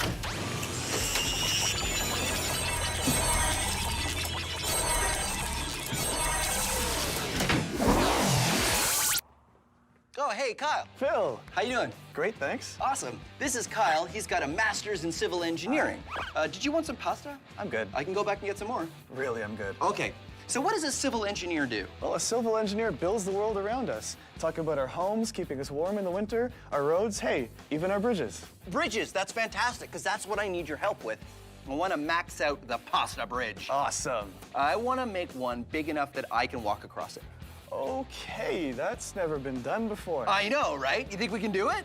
We're gonna need a lot of help to do that. We don't need help. All we need is a lot of pasta, which I have. Ha-ha! Nice. What do you say? Yeah, let's give it a shot. Okay, we'll give it a shot. Why don't we just take some to start, and then... In order to max out our pasta bridge, the idea is to take many, many strands of pasta and just keep gluing them together so the long beams of pasta in our giant bridge is nothing but many, many regular-sized strands of pasta. Here's where we were after 20 minutes of gluing. There, that's nice. Yeah, I think this piece is done. Okay, so how does it work? Is it strung? Whoa. Well, let's give it a go, eh? Yeah, I think this will hold. Great. So we just need to build a few more of these then, right? Yeah, that's right. How many more? 212 more. 212 of these. More. 212, but it took us like 20 minutes to make this one. Yeah. Oh, well, I guess so. I mean, this is Science Max experiments at large. That's what we do. We just keep building, and, you know, I don't have any plans for the next while, so... Phil. Yep. I think that there's a better way of doing this. I would be delighted to know there's a better way. It'd be faster than this. Much faster. Sure, let's do it. Awesome. I'm just gonna put the pasta back in the bag because it'll get stale. You don't have to do that. No, but it'll get stale. Phil, I'm gonna call in one of my friends. We're probably gonna need some more help with this. Oh man, that's a great idea. Sorry, that's a great idea because because at least we could get your friend to help clean up. Better sandcastles in 80 seconds. Building sandcastles is fun, but you can't use dry sand because it doesn't stay up very well. You have to use wet sand. But even if you use wet sand, it doesn't hold a lot of weight. But if you use sand with the power of science, it does hold the weight. Dry sand, wet sand, science sand. Here's what's going on. Say these ping pong balls are grains of sand. When they're dry, they don't hold together very well. That's why you can't build a sandcastle out of dry sand. But if you get the sand wet a little bit, the grains of sand will hold together a little better because of the surface tension of the water. That's why it's easier to build a sandcastle with wet sand. But they still won't hold much weight. But if you add something that creates even more friction between the grains of sand, like, say, this sandpaper, it will hold the weight. So here's what you do. Take window screen and cut it into circles. Make sure you get an adult's permission first, okay? Deal? Put in a layer of sand, pack it down, and put in a circle of window screen. And a layer of sand, pack it down, circle of window screen. Then, you guessed it, layer of sand, pack it down, circle of window screen. The window screens are gonna add more friction between the grains of sand and will make your sandcastle strong. Strong with the power of science. And then, you can put lots of weight on it. And there you go. Sand with the power of science. Ha-ha! Okay, I had to max it out. Let's see how strong science sand really is. Huh? Ha ha ha ha! Science! Our pasta bridge was going to take a long time to build out of individual pieces. So we have a new plan. Hey, Michaela. Hey, Phil. How you doing? I'm great. How are you? Good. This is Michaela. She's an undergrad in industrial engineering, right? I am. And you and Kyle have a new plan for how we can build our pasta bridge that's not gonna look like this. Oh, man. This is the best that Kyle and I could do with 20 minutes. Okay, well, I have better. Good, I'm glad. How are we gonna do it? So instead of that, we're gonna try something like this. Oh, okay. This is sort of like a giant burrito kind of thing, right? Yep, But we're going to build the bridge out of this. exactly. We're gonna make it longer, though? Yep, we're gonna make it 8 feet long. We have this long pole, right? Yep. And we have sheets of this pasta. We're gonna put them on the diagonal, Okay. and we're gonna roll it, but we're gonna start from this corner, and we're gonna keep rolling. And don't All forget right? to add water. And we gotta add water. I'll add the 'cause- water. Okay. Adding water, just like this? Yep. It helps the pasta to stick together. So as we're rolling, we're rolling, we're rolling. We're gonna keep doing this with a bunch more sheets so that it gets really, really long, like 8 feet long. And when we're finally done rolling, we gotta spray it with some varnish, Yep. and so it all holds together. Great, and then it's gonna be about this thick. Yeah. When we're finished with it. Exactly. This is going to be one of the parts of the deck of our bridge. Great, so each one of these large pieces is gonna be like one single strand of pasta, and the little bridge we make. Yeah, We need a lot of these. a lot. A lot. Yeah. Still, it's a lot faster than doing it piece by piece with just the spaghetti. Oh. Every time I hold it up, you make that noise. Oh. Oh. Oh. Awesome.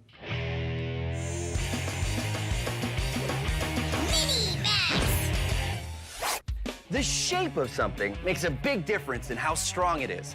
Get some toilet paper rolls and put them in a square, and then stack books on top of them. They can hold weight. Thing is, they can actually hold a lot more weight than you probably think. In fact, the amount of weight just paper in a tube can hold is really kind of impressive.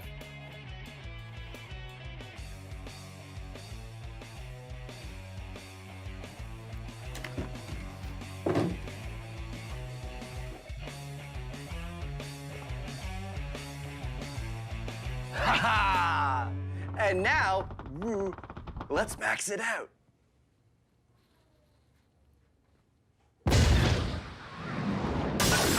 Phil's weight on 2 toilet paper rolls.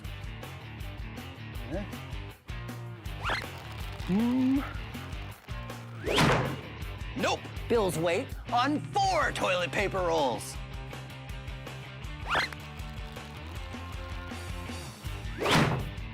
Nope. Bill's weight on 6 toilet paper rolls.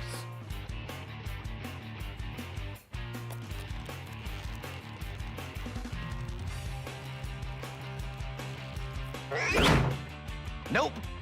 Bill's weight on 10 toilet paper rolls.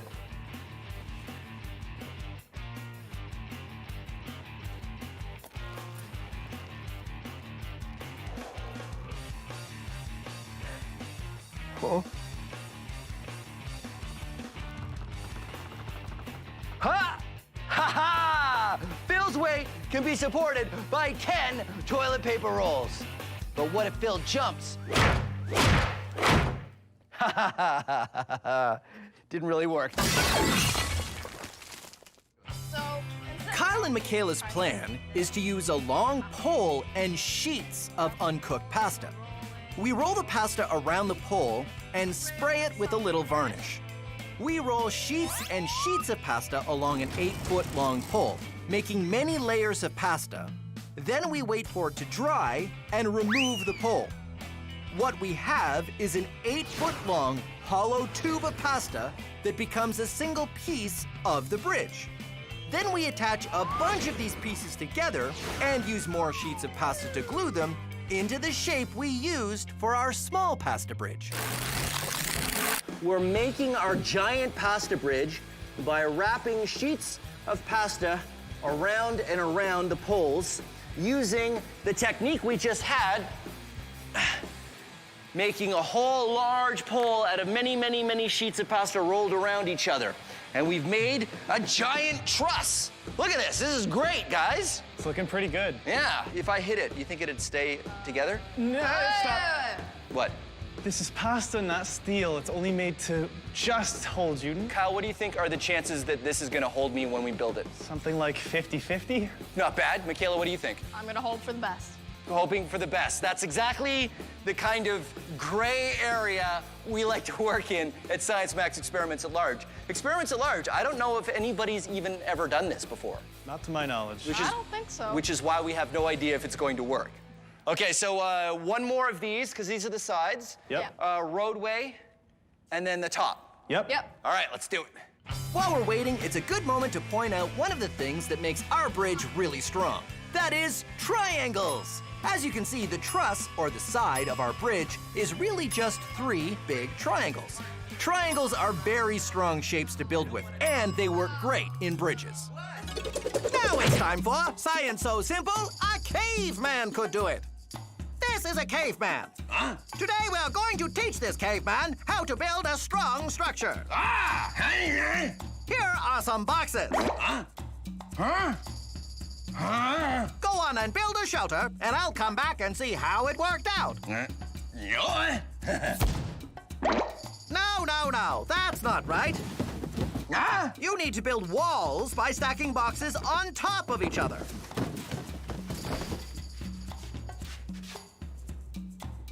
That's how you build. Understand? Oh, yeah. I'll come back later and see how it worked out.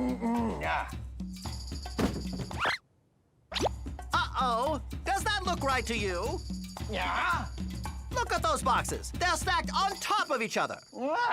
But if they are in tall stacks, what would happen if you push on the wall?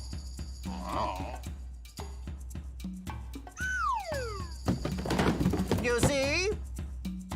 Walls don't stay up if you build like that. Let's try again. I'll help you this time. First, lay out the foundation, where your wall should go.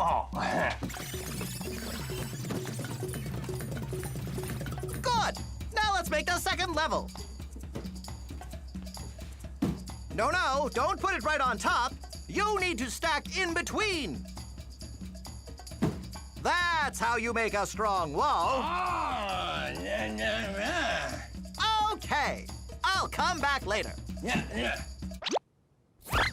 Nice work. Why don't you give it a try? Looks strong, but you forgot a box.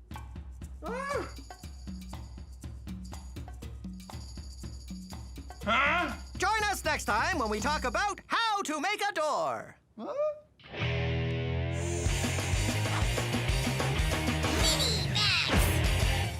Building a door in a wall is hard, because how do you make a big gaping hole in your wall without your wall falling over? Well, people have come up with lots of ways to put doors and windows in walls made of stone blocks over the centuries. And you can do this at home with books like I'm doing, or with building blocks. Just go up until you're happy with the height, and then stack each next layer a little closer to the middle until the final layer touches just like this. And then you take a big heavy book and you drop it right on top. And it's pretty stable, and you've just made a doorway. It works even better if it's part of a wall, because you want extra weight on the outside of these books here. So of course, I had to build one that was part of a whole wall. This is the same corbelled arch built out of little building blocks. And as you can see, I went closer and closer together until it meets at the top, and it is very strong. Whoa. Ha-ha! Now, let's max it out. The kind of arch we're building is a corbelled arch. And the Science Max build team and I are using pieces of wood cut to different lengths. How high can it go? We can use my head to, no, okay, wait. It takes a while to get together, but once it's done, it looks just like the kinds of doorways stone buildings had in ancient times. Ta-da! There you go, a maxed out corbelled arch. We went straight up until we got to these layers, and they got a little bit closer and closer to the middle until the last piece is one big solid piece. And if we built this right, it should be strong enough to hold me up. Science! Science! Woo-hoo-hoo! Well, it held me up for a minute, didn't it? We rolled our pasta and constructed one truss.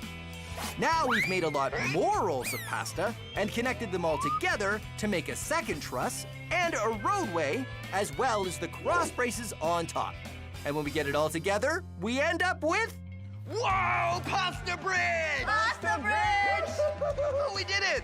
We built it. We have no idea how long it will stay up. But it's up. It's doing its bridge thing for now, anyway. I am very excited because, as far as we know, I'm the only one to try to cross a bridge made out of pasta. What do you guys think?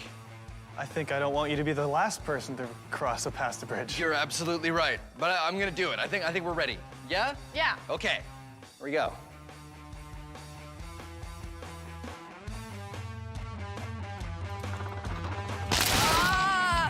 Oh no, that doesn't bode well for our pasta bridge. What happened here, Kyle? You put all your weight in the middle of the joist. It snapped. Uh-huh.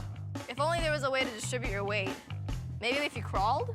Do like the military style kind of. Oh, right, so that I'm putting my weight on more than one spot. Yeah, Exactly. Oh, wait a minute. That gives me an idea. You guys stay right there. I know what to do. I know what to do. I know what to do. You're coming back, right?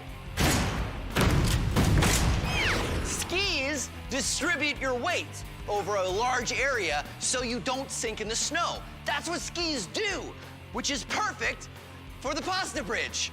Come on. Okay, here Come we go. on. Carefully. Uh-huh. Is it working? It's working. I hear some cracking. This might do it. Uh-huh. Try to spread your legs apart. Spreading my legs apart. Distribute your weight. Distributing my weight. It's swaying a lot. Oh, man. Oh. Whoa. Crossing the pasta bridge. Woo, high fives. There you go. Science Max, experiments at large, pasta bridge, skis. What more could you want? Maybe a pasta chairlift of some sort.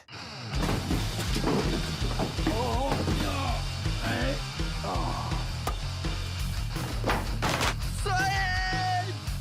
Wear it. It is the fashion accessory of the year. I want to travel down it. Should have made it bigger. Science! Science! Science! How long do I hold this piece for? A long time. Guys? Guys? This isn't fun anymore, guys. Have you ever done a science experiment and wondered what it'd be like if you did it big? I have.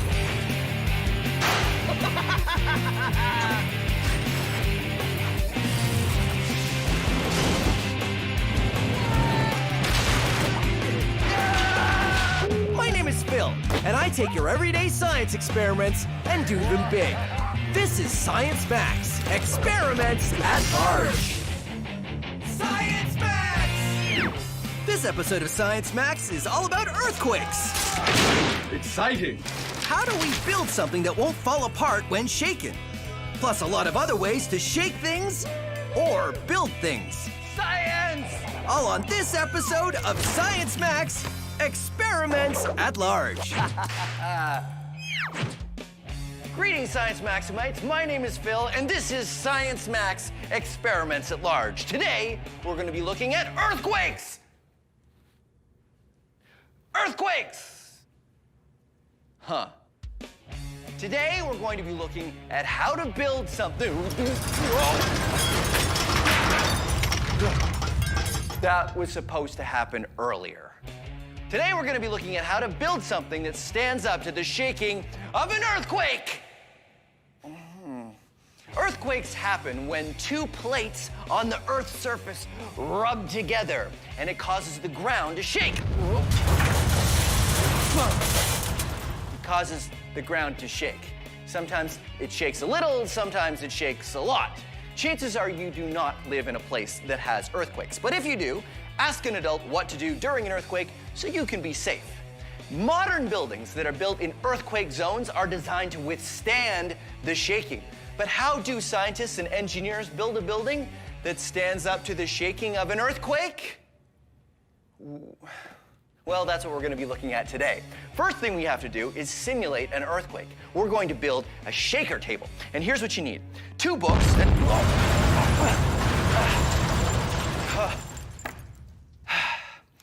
2 books, 4 elastic bands, and 4 rubber balls.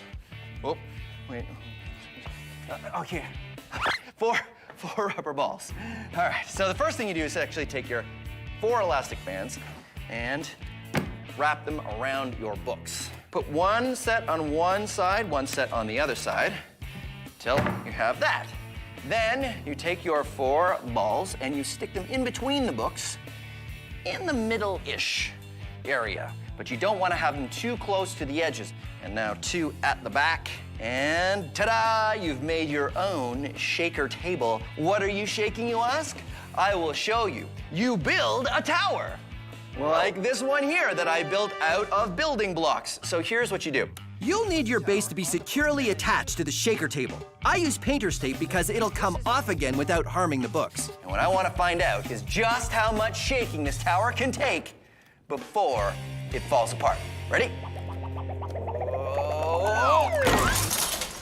And there it goes. And when you've done that, what you do is you be a science maximite and you design another tower. And you tape it down to your shaker table and see if you can make this tower fall down in an earthquake. And if you built it really well, probably won't. But you don't have to just use building blocks. There's all kinds of other materials you can use. Check out this building, which is really tall, and you'll see there's a cup at the top, and that's for a baseball.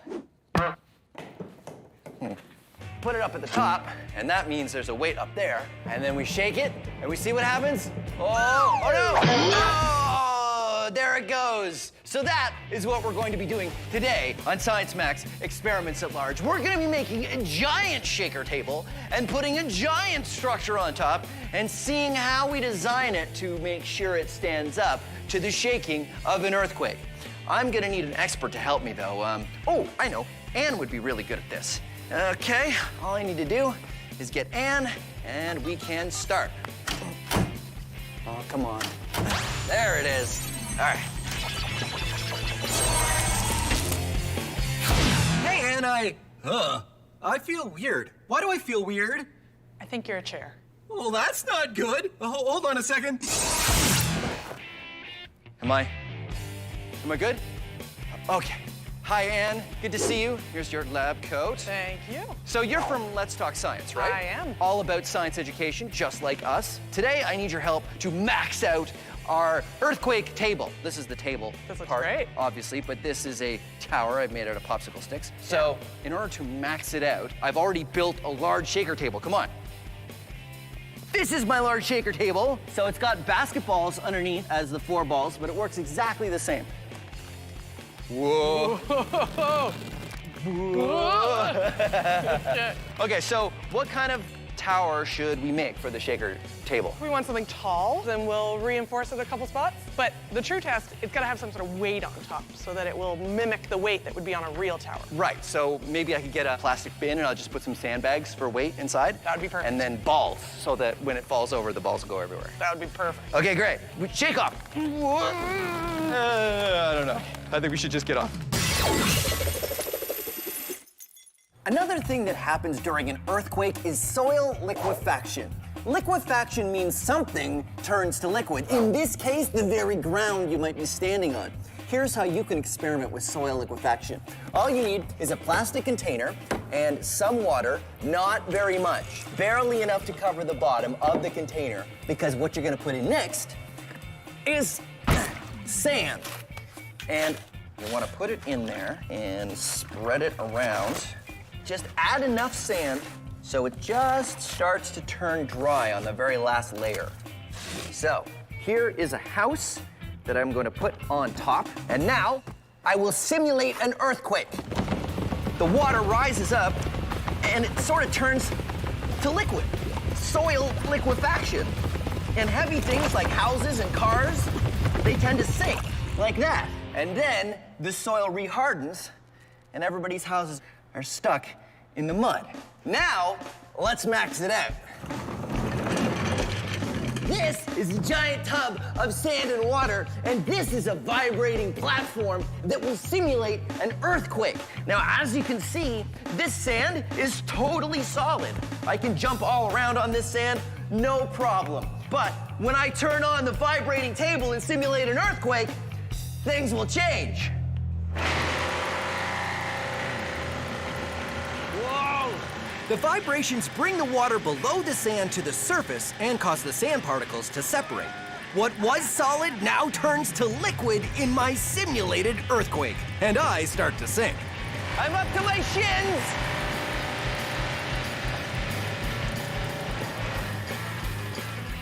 And there you go! Soil liquefaction! Hey, look at that! It's totally solid! Woo-hoo-hoo! Soil liquefaction! I'm totally... Uh-oh. You know what I realized? When it stops vibrating, it really becomes solid again. And it's very tough to... Well, there you go. Soil liquefaction. I'm really kind of stuck in here. So Ann and I have made a large shaker table. Now it's just a matter of designing a building.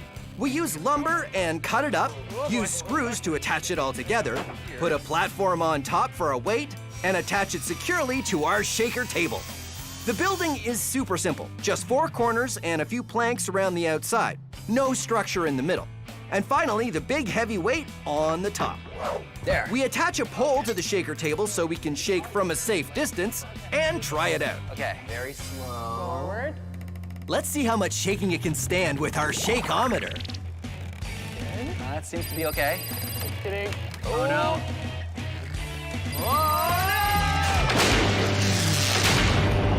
We barely start to shake our tower before it collapses. Oh, that didn't really last very long, did it? It completely folded up on itself. What do we do to fix this, make it better? I think the easiest thing we can do is to use thicker wood. It'll make it less wobbly. Okay, sure, let's make another one. High fives. We do have lots of wood, that's a good thing. Ann and I are trying small improvements every time. There. Our last building used thinner pieces of wood. Now we're using thicker wood, which we think will help keep the weight at the top from collapsing the building. Everything else about the design of our building is the same. We put the weight on top and fix our pole, and we're good to go. All right, you ready? Problem. Okay. Starting to creak. But it recovers. You can see it lean, and then it comes back, and it resets. Definitely doing better than the last one. Oh, no. I'm impressed. It definitely did better than the first one. It did better than the first one. And the thicker wood definitely helped. But it was really starting to turn. I think on the next one, we need some platforms in the center to help strengthen it even more. Earthquake Building 3.0. Thicker wood this time, but with platforms in the middle. So we're gonna see how well this version works with these middle parts that'll hopefully reinforce. And they're just like the floors of a building. Okay, well, let's find out if it's gonna make any difference. Starting to wobble a little, but it looks pretty good. As soon as we start shaking, it's really obvious this building is more solid. Uh-oh, starting to creak. Oh, it's really starting to creak. The platforms in the middle really seem to improve the structure. You can see it bend all the way over and still recover. But still, it wasn't long before... Really starting to lean.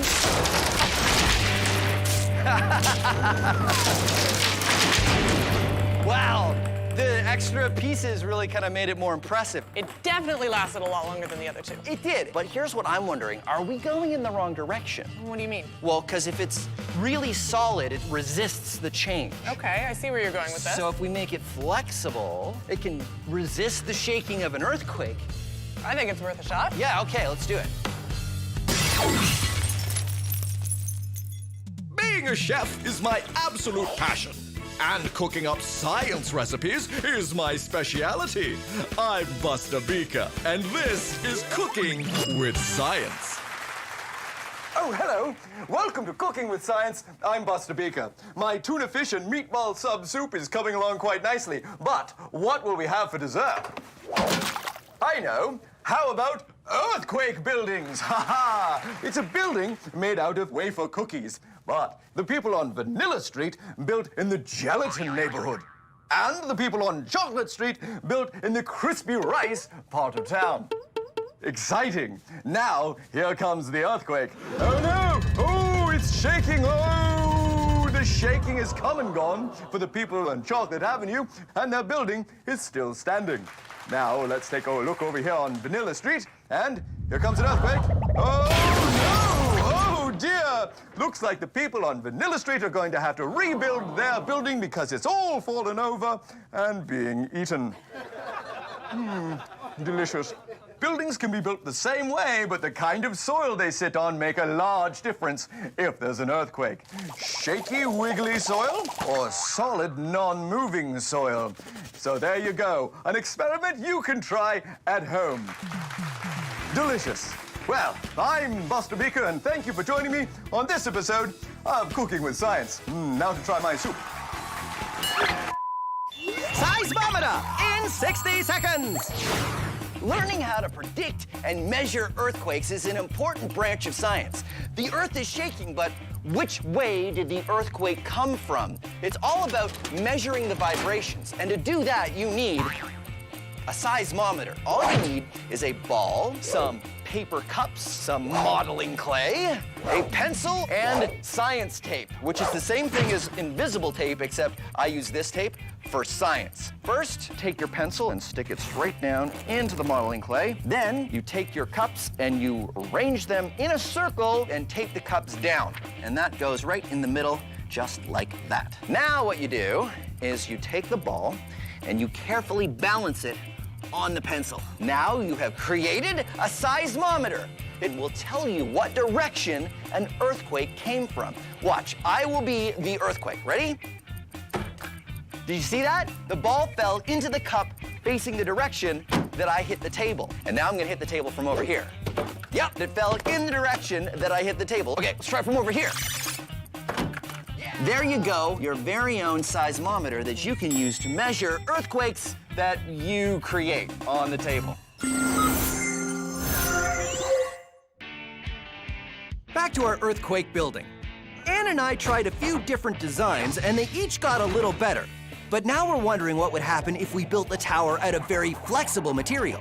We used some plastic tubing and attached the wood with bungee cords, which are like big elastics. Wow, okay, so looks good. So let's test it. Okay.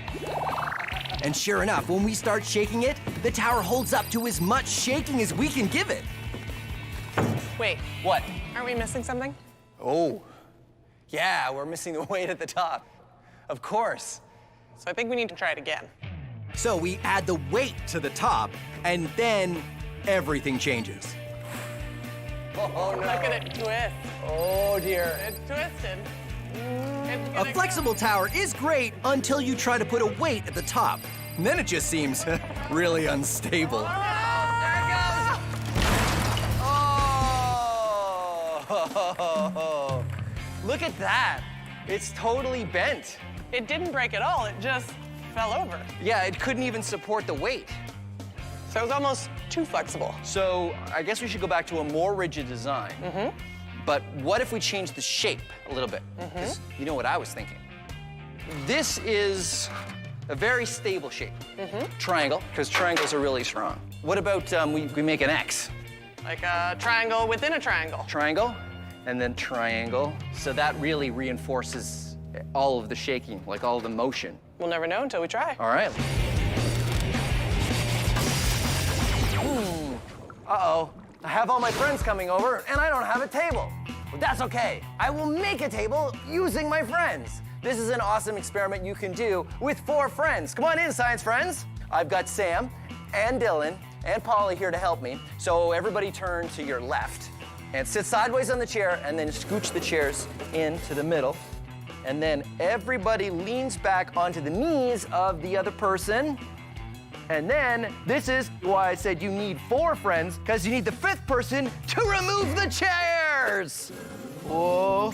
The reason why this works is because everybody's weight is being supported on the legs of the person next to them. Okay, we're gonna rotate in a circle, everybody. Okay, ready? Here we go, rotating, rotating. Oh, science table. Ooh, hey, we're pretty good at this. Okay, oh no. So there you go. Awesome way to make a table using your friends. Well done, science.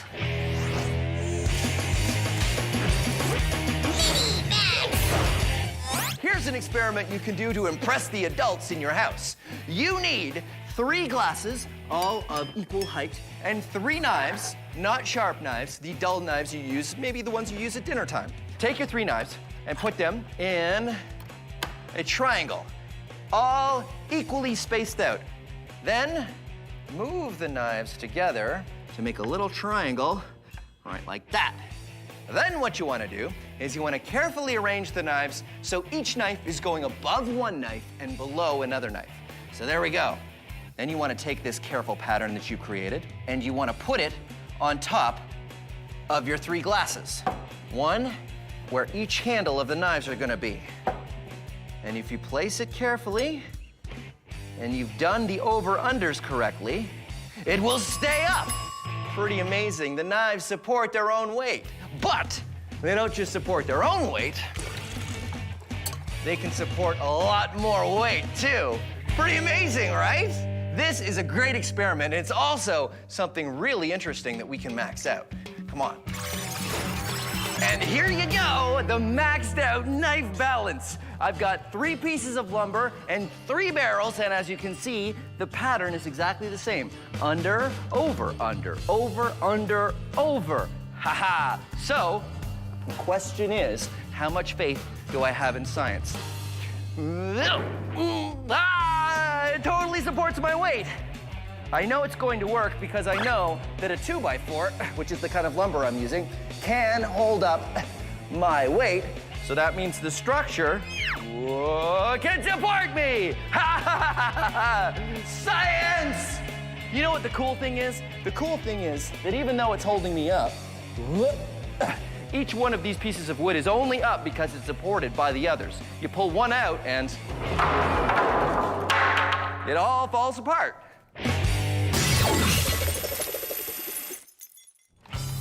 Ann and I have tried solid towers and flexible towers, and nothing has worked fantastically yet with a big weight on the top. Having a big weight on the top of our tower means we need something that will resist the movement of that weight. So now we're going to start with a triangle. Unlike a rectangle, triangles are very stable. A wider base keeps the structure from swaying too much. And cross braces in the middle mean that there are other triangles within our triangle, all the better to resist movement. Thank you. After Ann and I built our tower, we added the weight to the top, secured it to the base, and tried it out. Okay, here we go. Ooh. Looking good. No problem. It's not twisting. It's not even leaning. Not even creaking. No, it looks really good. Wow, this one is really solid. As you can see, this tower is way more solid than our square tower or the flexible tower. Okay, look at that. Like, if that's not an earthquake, I don't know what is. Look at that. Look at the way the ground is moving. I don't know if we can shake it much more than this. Faster.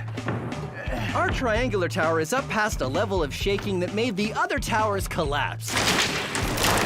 Now it's time to max out the shaking. There's only one level of shaking that we can do above this. What's that? We shake from either side. We give it all we have. The floor was bouncing from side to side, the tower was tilting, and was totally solid. It's still holding strong. In fact, Ann and I wore out before the building showed any signs of falling over. I think we've done it. Woo! Nice. Yeah. Nice. Science Max experiments at large, earthquake-proof building. I mean, come on.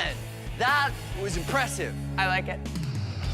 Here is an invisible tower. Huh? I escaped. I'm just preparing my... I forgot my line. Hello. Just gonna add some more salt to the soup. Delicious. Well, humans have been figuring out ways to figure out just that. I said figure out twice. I'm gonna start again. Okay. English is not my first language. I guess those are staying in there.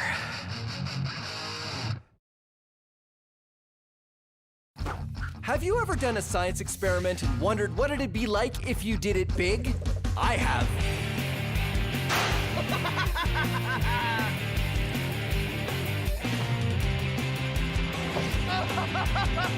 Yeah! My name is Phil, and I take your everyday science experiments and do them big. This is Science Max, experiments at large. Science Max! This episode of Science Max is a messy one.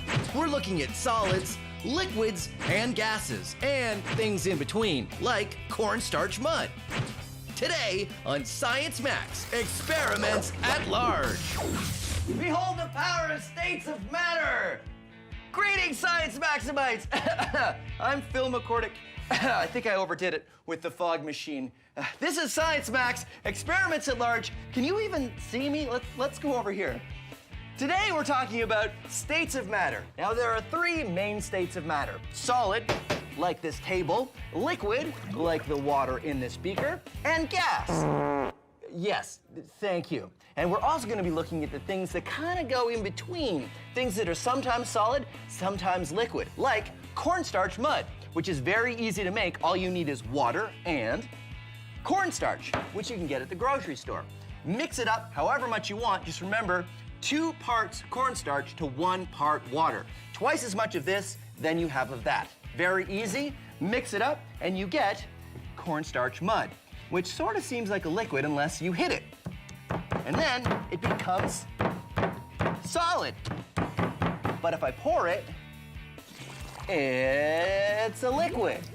Even if I hold it in my hand and I hit it really fast, it turns into a ball, and it will stay in a ball as long as I keep hitting it or squeezing it. But as soon as I stop, it turns into a liquid again. Now we're gonna max this out. We'll go through the portal and learn more about solids, liquids, and gases. Yeah, right. That's why I'm going to the Center for Skills Development and Training. And, oh, no, wait, that's the code for the fog machine. Wait, stop. Stop, it seems to be stuck. Oh, never mind. I'll fix it later.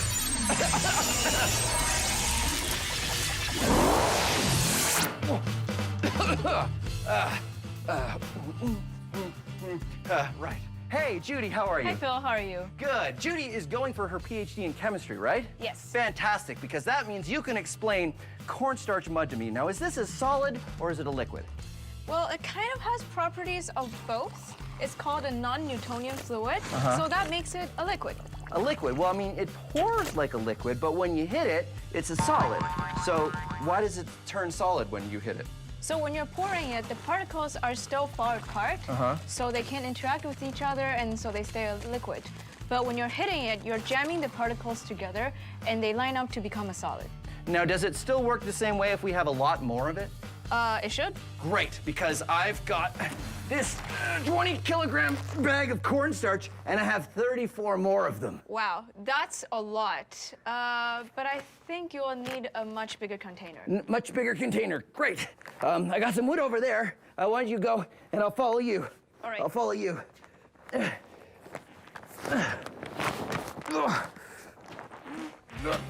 I'm coming.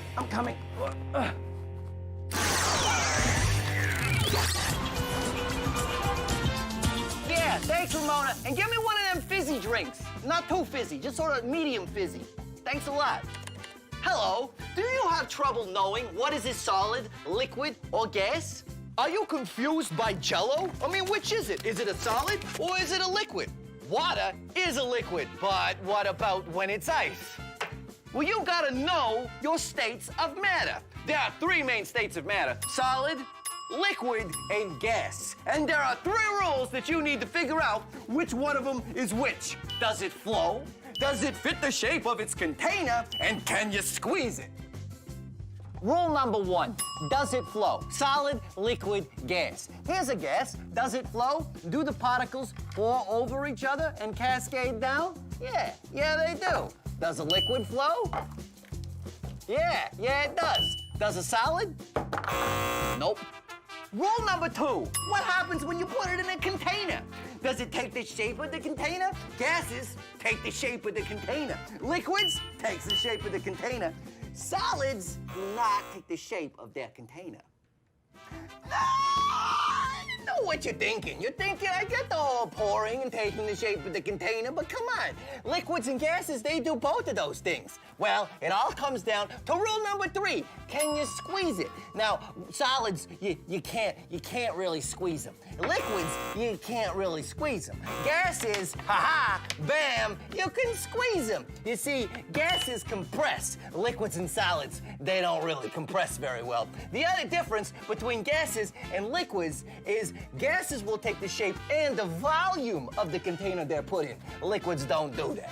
So there you go. Solid, liquid, gas. And the rules. Does it flow? Does it take the shape of the container? And can you squeeze it? Now you know your states of matter. That'll be $6.50. Cash only. So what is cornstarch mud and how does it work? Well, cornstarch mud is a non-Newtonian fluid, which means it behaves differently than you, or Newton, would expect. Here's cornstarch, and here's water. Cornstarch is made up of large, blocky molecules like this. Water is made up of much smaller, rounder molecules like this. When you put them together, it looks something like this. It all has to do with how the molecules slide past each other. When you put light pressure or slow pressure on the mud, the water molecules and cornstarch molecules have time to shift out of the way. But when you put a sudden pressure on it, the water molecules squirt out of the way, but the cornstarch molecules don't have enough time. So you get a section that's nearly all cornstarch, which acts as a solid. Cornstarch mud is a shear thickening fluid. Shear is talking about the force of things sliding around, in this case, the molecules. So when the shear force is strong, the fluid thickens. Shear thickening. So here's the plan. If Judy and I make enough cornstarch mud, could we run across it? Let's find out. Yeah, I think mine is just the right consistency. How's yours, Judy? I think I'm ready too. This is much harder than I thought. Yeah, it's really hard to get it mixed at the very beginning, but mine is ready to go. Okay, here we go. First batch. You ready? Yep. Dump it in. Woo! Woo!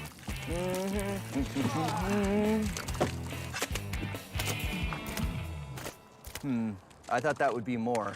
I thought so too. It's really not filling this up very much, is it? No. Huh, that's a lot of cornstarch. This is great, but I think we're gonna have to go a little faster than this. I think we need some sort of mixing device. Yeah, I mean, we don't have to do this by hand. We can get some sort of machine to help us. Yeah. Right on, high five. Oh. We shouldn't high five when we have this stuff on our hands. Nope. Yeah, good call.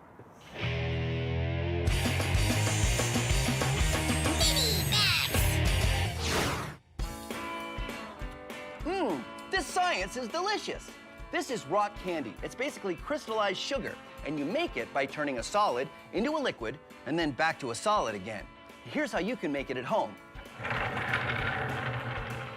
You need a container that you're not gonna need for a while, and some water, some sugar. You can use brown or white. I like to use brown. And an adult. Here's why you need an adult.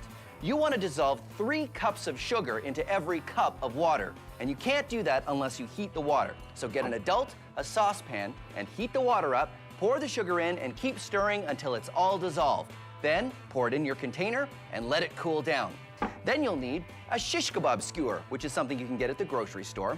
Cut it down to the right size so it fits nicely into your container. And then dunk it in your sugar and get some crystals coated around the stick. These are seed crystals, and they get the whole process started. And now you have to wait for these to dry, otherwise they'll just fall off the stick when you put it in the water. So I've got one here that has dried out.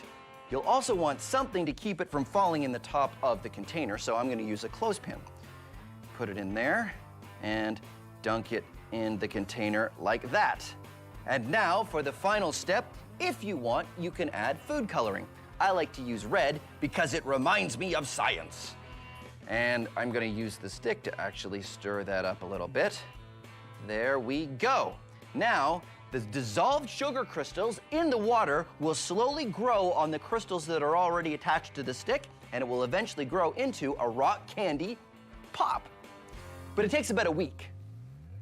No, I'm just kidding. I've already got one that's standing by. Here we go. This one has been growing for about 7 days. And there you go, rock candy. Delicious science. Now, how can we make this any better? I mean, it's crystallized sugar. It doesn't get any more maxed out than that, does it? Yeah, it does. Come on. This is a giant container of sugar water, and I've been brewing a massive rock candy crystal in it for a while, but it's sort of getting a little bit too big to fit out the top of the container, so you know what? I'm just gonna put that back in there and chalk that one up to science because, well, eating a rock candy crystal that big would definitely not be good for my teeth, so yeah. So our big experiment is to take a whole lot of cornstarch and fill a trough to see if we can run on it. But mixing it by hand was going to take forever. So Judy and I got a drill with a mixing attachment on the end. Whoa, sorry. All right, so Judy, I'm noticing a bit of a problem here. What is it? Well, if I mix at the top, everything's fine. But as soon as I get it a little bit deeper, and then it gets really tough, and the whole bucket starts to spin, and the drill stops. Yeah, I think it's because the drill's trying to mix it too fast. When we're mixing it by hand, it's slow and you can still let it stay a liquid, but now you're just making it a solid. Right, because it's a shear thickening fluid, Exactly. so if you hit it really quickly with something, like the blades of this spinning really quickly in the thing, it'll suddenly turn into a solid, and it'll be really hard to mix. Yep. So we go slow. Going slow. Going slow. Suddenly realizing that if we go slow, we'll be here forever. Yep. You know what I think we need? Whoa, sorry. You know what I think we need? We need a different way to mix this. Yep. We need a way to mix more of it, and we need a way that it doesn't hit it with blades that suddenly go through it really quickly. Something that can mix on a large scale, but slowly. I have just the thing. Come with me. All right.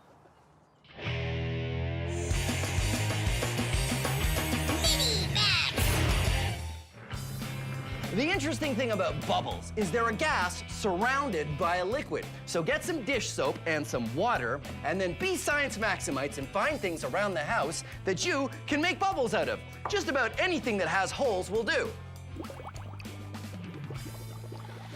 Or I like this one. I call it the loud bubble.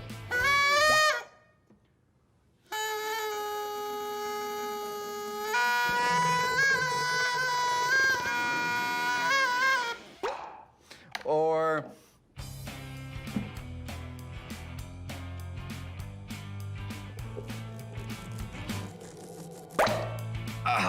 now it's time to max it out. I'm here at the Ontario Science Centre, and this is Anthony. Hey, Anthony. Hey, how's it going? Good. So you are amazing at bubbles. I am. I've been practicing for a while. Let's get started. Okay. You're gonna make an okie dokie sign like this. You're gonna dip it right into our bubble solution. Come on, get right in there, right in there. Make sure you get it all. Oh, that's a little too much. Well, That's then I good. can make two. And then you're gonna keep that okie dokie sign. You're gonna blow very gently.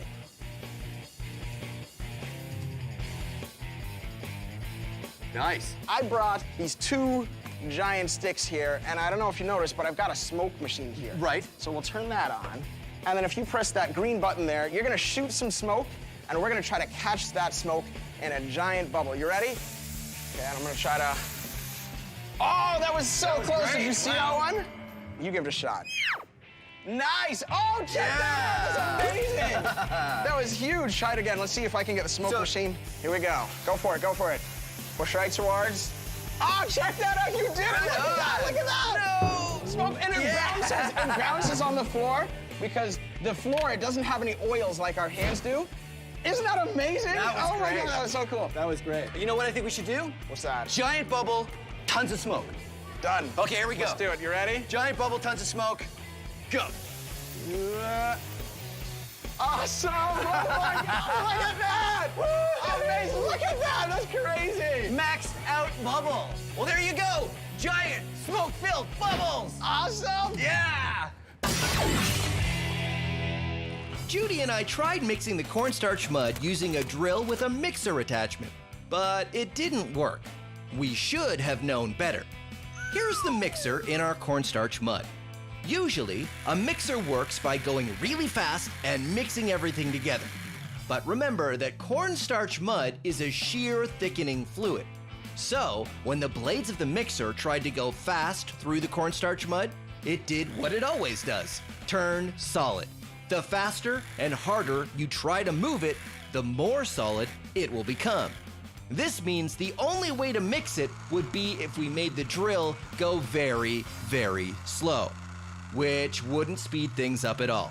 So with the drill another lost cause, Judy and I need the biggest thing around that could mix stuff up. Come on back. Good. Little bit more. Perfect. A cement truck is a perfect thing to mix because all we have to do is get all the cornstarch up in here and it'll mix it, and it doesn't move it too fast. It goes nice and slow, so hopefully a shear thickening fluid will be fine. I'm gonna get Judy. She's driving the truck. Hey, Judy, that's perfect. The only problem is we needed to get all of those bags of cornstarch into the hopper of the cement truck. I didn't think it'd be this messy.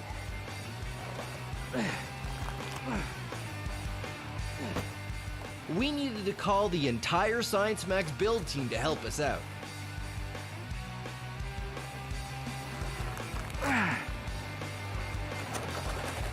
This is possibly the messiest thing I've ever done. Awesome! Woo. Hey, Judy, you wanna lift up any bags? I'm okay, thanks. That's okay. I'm having a lot of fun, so I can do them. Cool. Oh no! Oh no! Oh no! Yeah! I got most of it. All right, I think we're done. I think that's enough bags. Let's start the mixing! So, what do you think, Judy? Do you think it's gonna work? I think so, because you're mixing at a very large volume, but at a very low speed. Yep. So throughout the process, it'll stay a liquid until we're ready to run across it. That sounds exactly like the kind of science I like to see. You know what I really like is that every time I move, more cornstarch comes off. It's like I'm a human fog machine.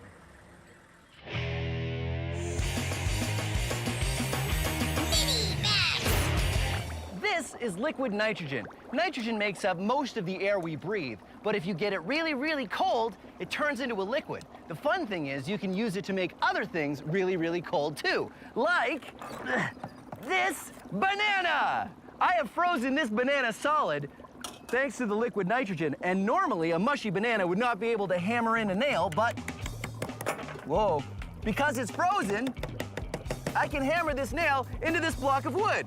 So that got me wondering, if I can turn a banana into a hammer using liquid nitrogen, could I turn a pumpkin into a sledgehammer? Let's find out. Pumpkin sledgehammer, take one.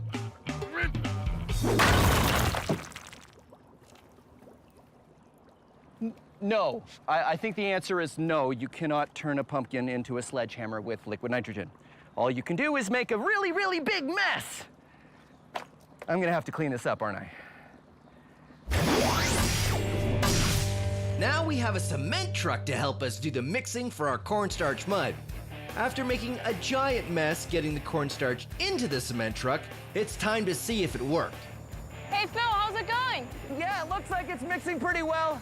I'm really glad we are not doing this by hand, because it'd take a really long time. We've almost got it at the right consistency, but it's taken some time. But it's getting a little dark out, Judy. I don't know, do you want to quit and go home? No. Of course not. That's not what we do in science. Oh, here we go. Yeah! Awesome. All right, let's see it. Let's see if it's... I like how it comes down in little steps. And look, it's working just like it should. I hit it, and it's solid, but you can see it's pouring like a liquid. Yeah, here comes a big wave. Wow. Here it comes. Oh! Wow! And it's totally filling up. Oh yeah, filling up really fast. I think we should stop pouring very soon. Yep, we may not have a big enough trough. Yep. Liking it. It's good. Yeah. I think it's time. It's not even done pouring, but I'm gonna try it. Okay, you ready? Whoa.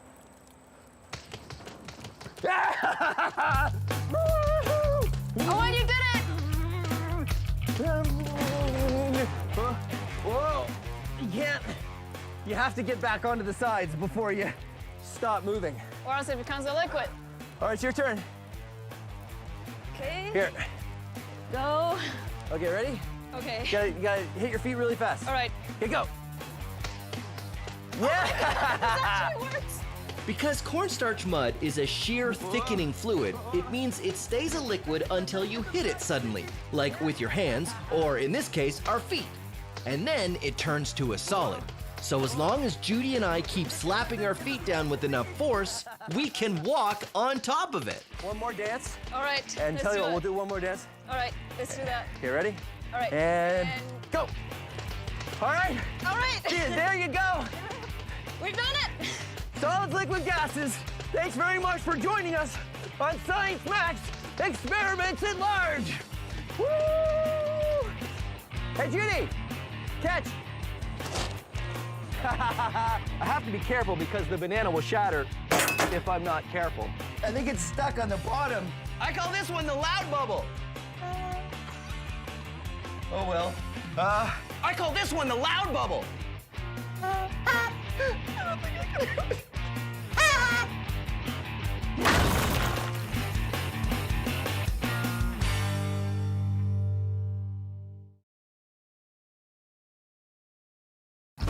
Have you ever done a science experiment and wondered what it'd be like if you did it big? I have.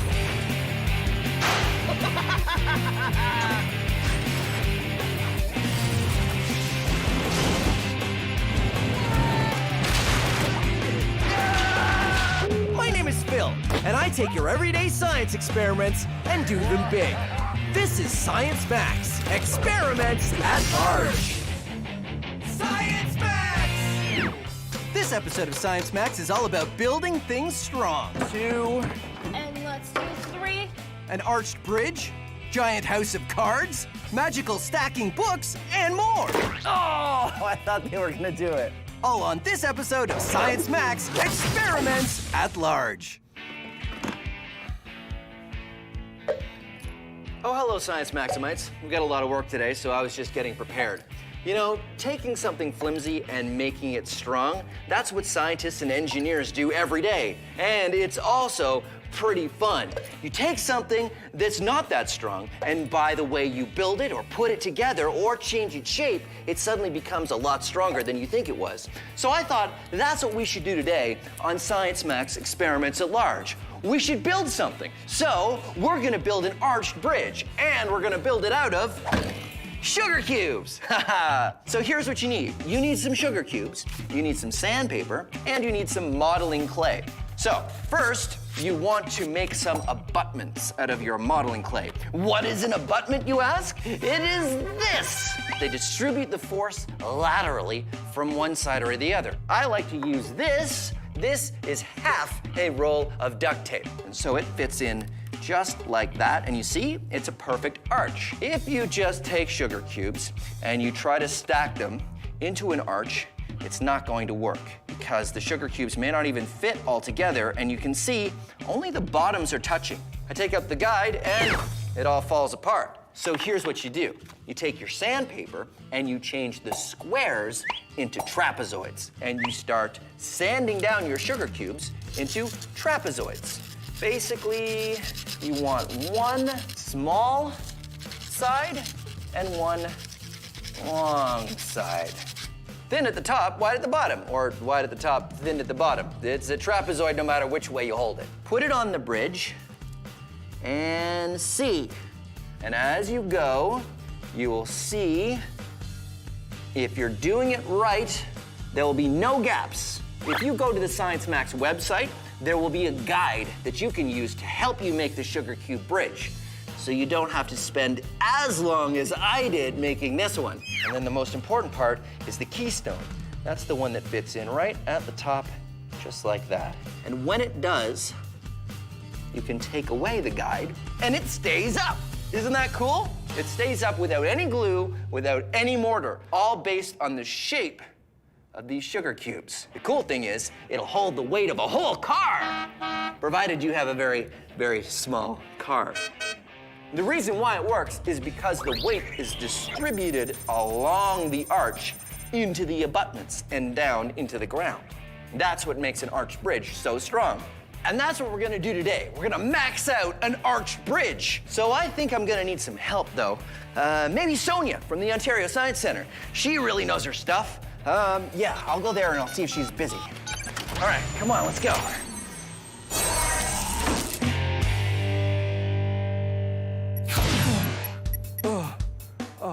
Hey, Sonia. Hey, Bill, how's it going? It's going good. I was wondering if you could give me a hand with something. Okay, what's up? I'm building, well, it's easier if I show you. All right. Do you mind coming back to Science Max headquarters? We can take the portal. But that thing doesn't always work. Oh, it is fine. Well, I mean, that worked just fine. Uh-oh, it usually makes a beeping when I do, oh, it's out of batteries. Oh, I told myself, Phil, charge the remote before you leave the lab, and then I...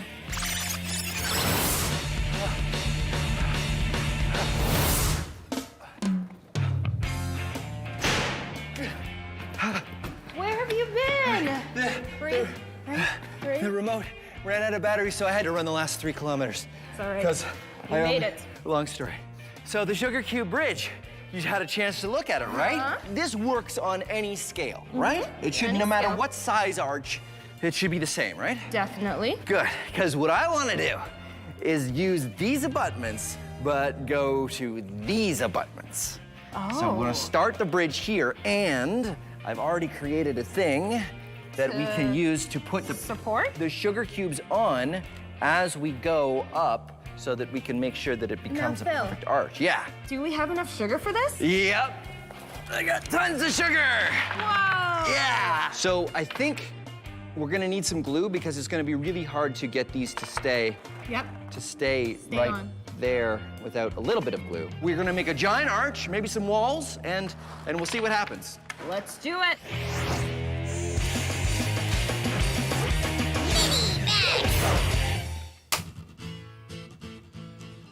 Oops. An egg. Now you might think of eggs as kind of flimsy, and they do break pretty easily, but eggs are actually stronger than you think. It's because they're, well, egg-shaped. You see, the top of the egg is like a little bit of an arch, and the bottom of the egg is also like an arch. And arches distribute the weight, just like they do in a bridge. Here's how you can experiment with how strong eggs are. First, you want to get a pair of gloves to protect your hands from the shell, just in case anything goes wrong. You should also tell an adult that you're doing this experiment because if it does go wrong, you're gonna have some mess to explain. And also, you should probably put on some safety glasses. Now, here's what you do.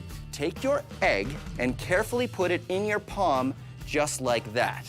And put it against your other palm, and you're gonna push in directly on either side of the egg. Start pushing harder and harder. You can even lace your fingers and press even harder.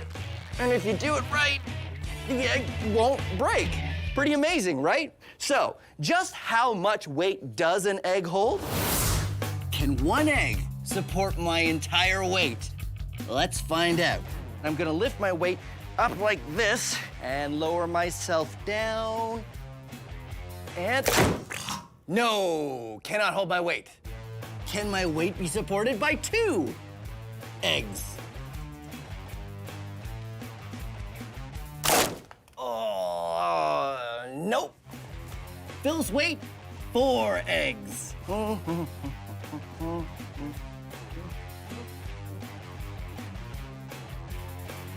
Oh, I thought they were gonna do it. Nope. My weight on 8 eggs.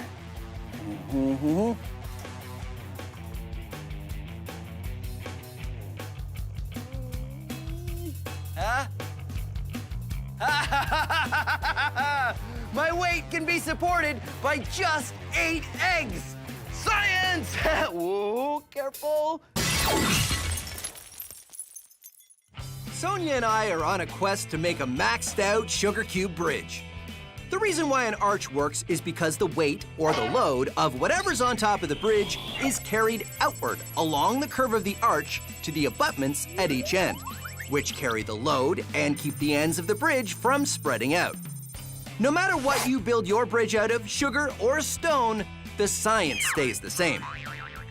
Sonia and I are building a much larger bridge out of sugar cubes. We're using glue to help the sugar cubes stay together, just like stone bridges use mortar. And when we're finished, it was pretty impressive. A massive sugar cube bridge, right? High fives for that. The moment of truth comes when we take out the support and... Yeah! It works! Okay.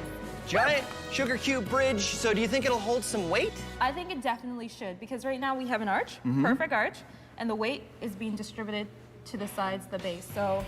So that's what it's for, right? We can put weight on there? We can definitely put some weight. One to start? Let's start off with one. Okay. And let's see how it goes. All right. Here we go. All right. Yeah, 1 book, yeah! All right, sugar cube bridge. 1 book. 2 books. Are you nervous? Yeah! Sugar cube bridge, 3 books. 3 books. Oh, that was great. It held up 3 books. 3. Well, technically it held up 2 books and broke on the 3rd. So it's kind of still far from how much weight we want to hold because we want to cross it. We definitely want to cross it, so that means we need something bigger and stronger. The cube works. You're right, because the cubes are great because that keeps the science the same. Yep. Right? So something cubular. The milk crate, really? Definitely. I think we should use those. It's a cube. It is a cube. A whole bunch of milk crates, and we'll see what we can do. I think that sounds great. Awesome.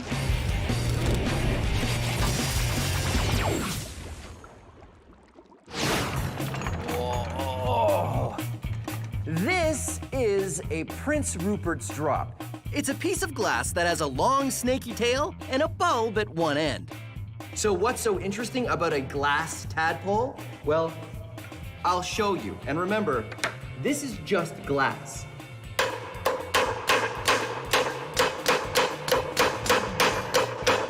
Oh, Prince Rupert's drops are very strong, almost as strong as steel. It's all in how they're made. Molten glass is dropped into cold water. What happens is the outer part of the drop cools off first, leaving the inner part still hot. When the inner part eventually cools, it contracts, pulling everything in tighter and tighter, keeping it under a lot of tension. And because it's round, the force you put on it is distributed all the way around, just like the force is distributed on an arched bridge. Until you get to the tail. Just the tiniest break in the tail, and it explodes. All that energy is released in a chain reaction. Why it's so strong you can hammer on one end, but explodes when you break the other, puzzled scientists for centuries. But now we know it's all in how it's made. The Wizard Academy. All you have to do is demonstrate true magic, and you will be granted entry. Send in the next applicant. Okay, don't let them see you. Don't let them see you. Okay, magic smoke. And here we go. Big entrance. Behold, it is I, Overwhelmo. You again. I only have to demonstrate magic 1 time, and you have to let me into the Wizard Academy. And last time does not count. So prepare for your mind to be boggled and your eyes to also be boggled, because I shall do a trick. I will just get to it. Here is a book. Behold! And now, feast your stupefaction as I produce another book. Ha ha! And then 2 or 3 more times, behold, that's good. Behold! And now, look upon the wonderment as I stack these books on top of each other, like this. And now, feast more stupefaction as I cleverly move the books off the table. And now comes the magic word. Now, I say the magic word. The magic word! And behold, the book is levitating. It is completely off the table. I have done it. Magic! No. No? Not magic, that's science. But the book is levitating. No. Look, it's not even touching the table. No, it's being supported by the books below because of the center of mass. Preposterous. I'm afraid it's very preposterous. Each book is balanced on the one below in a way that the center of mass is behind the edge of the book below. And the entire stack's center of mass is behind the edge of the table. So it may look like magic, but it's science. So, I can't get into the Wizard Academy? No, I'm afraid not. Aye, good. Alakazam! You will rue the day that Overwhelmo did not. I will return, and then you will see. Oh, ow. Sonia and I made a large bridge out of sugar cubes, and it didn't hold much weight. So now we're going to try making another arch bridge, but instead of sugar cubes, we're going to use milk crates. There we go. I've made some abutments out of giant crates, and this is where we're gonna start our bridge, and they start there, and it goes in a big arch, but we're gonna be using... I brought milk crates! Milk crates! High fives! High fives! So we start our bridge. This is a straight line, it's not an arch. It's not an arch. But it's clear we have a problem. Okay, ready? That didn't work, Phil. It's like we're back to the beginning again. This is like two straight We lines. have two straight lines, It's yep. like a triangle. We need an arch, so we're gonna need a support. Sonia and I build a support to help us make a curve the milk crates can follow. But after we finish stacking, there's a problem. It doesn't look very solid.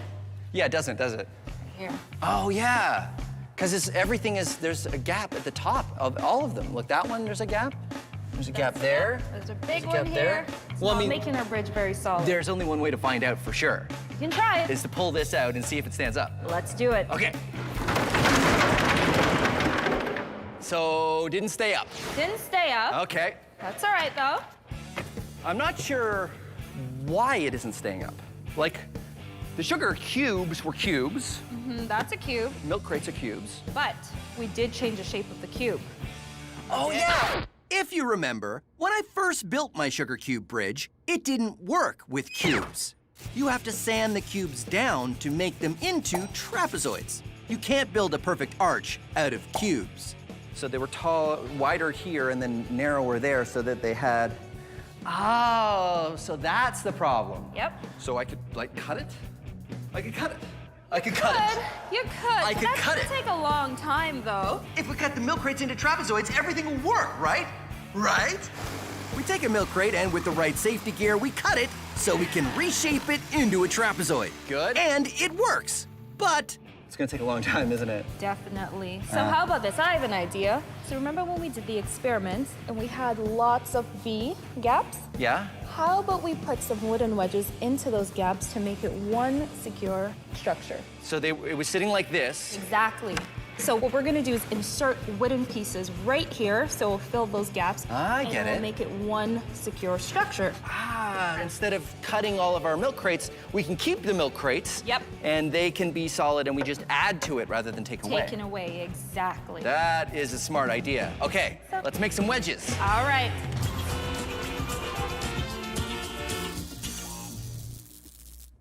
Oh, hey, how you doing? Let me guess, you want to build a strong structure, something that'll stand the test of time. Well, you know you gotta use the right kind of shapes. Look at this, a square. Now, squares have gotta be strong, right? Well, maybe. Maybe if you press straight down on it, but watch as I push to the side. Oh no! The thing that I have built is now collapsing because squares aren't in fact strong after all. If only I had listened to Sal's sage advice. Yeah. Squares aren't gonna cut it. Fortunately, there's a shape that's strong in all kinds of ways. A triangle. Okay, so you heard of triangles before, good for you. But look at this. You can push down from the top and it doesn't move, or you can push from the side and it doesn't move. Triangles are awfully pointy. How do I build with them? Observe! Ha-ha! Triangle here, triangle there, platform on top. And watch. No matter how I try to shift it, it stays solid. And check this out. Triangle here, second triangle there, and a third triangle shape here. That's like 3 triangles for the price of 2, huh? That's a good deal. So there you have it. The triangle, one of the greatest shapes to build with.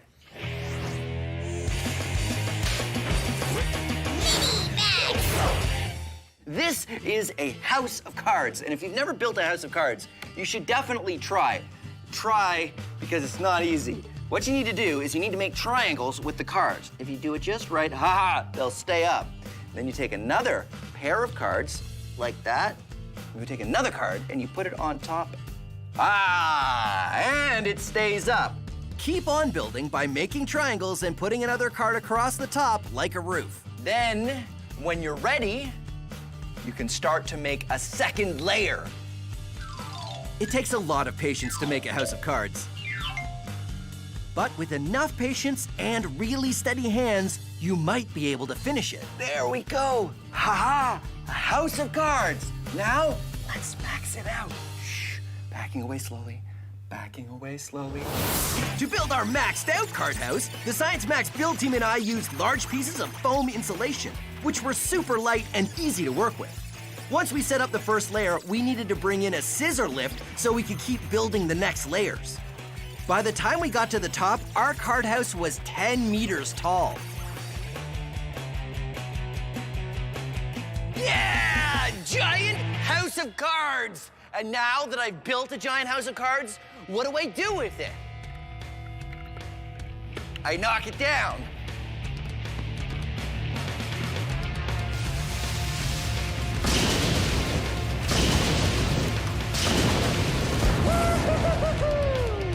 Science! I'm gonna build it again. Sonia and I are rebuilding our milk crate bridge. Since cubes don't work if you're trying to make an arch, and changing the shape of each milk crate would take too long, we're using wooden wedges to fill the gaps at the top of the milk crates. Once we get the wedges in, the milk crates have support at their tops, and they make a perfect arch. Are you ready? I'm ready. All we have to do is pull the wooden thing out, and if it holds up on its own, we've done it. We pull out the support, and it stands! It works! The bridge supports itself! Now it's time for the final test. We try to walk on this bridge. So we spent some time making sure our bridge was safe.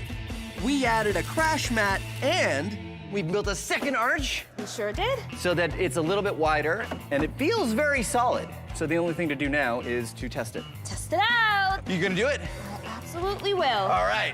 Sonia puts on a helmet and gives it a try. And sure enough, it works. Yeah! Milk crate bridge! Milk crate bridge! Milk crate bridge! Milk crate bridge! Milk crate bridge! Woo-hoo-hoo-hoo! Science Max experiments at large. Milk crate bridge! Yay for science! High five! High five! There. Not going great so far. Behold! Beginning steps. I see a problem. Look, I can spin it on my finger. Ow! I was wondering if I could ask you a question. Yeah, go ahead. What? Do your hair like that? Well, you don't like my hair? Well, it's okay, but you know, what if you parted it to the other side? Huh. Never thought about that. Maybe I should try that. Well, I'd say, Henry, that bridge is sure sugary.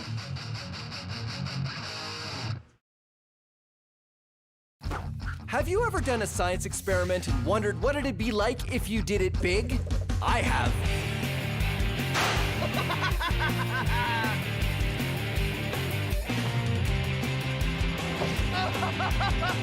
Yeah! My name is Phil, and I take your everyday science experiments and do them big. This is Science Max, experiments at large. Science Max! Science! Today's Science Max is all about balance. Okay. If it's a potato or if it's me, figuring out how things balance is what we're all about. It works really well!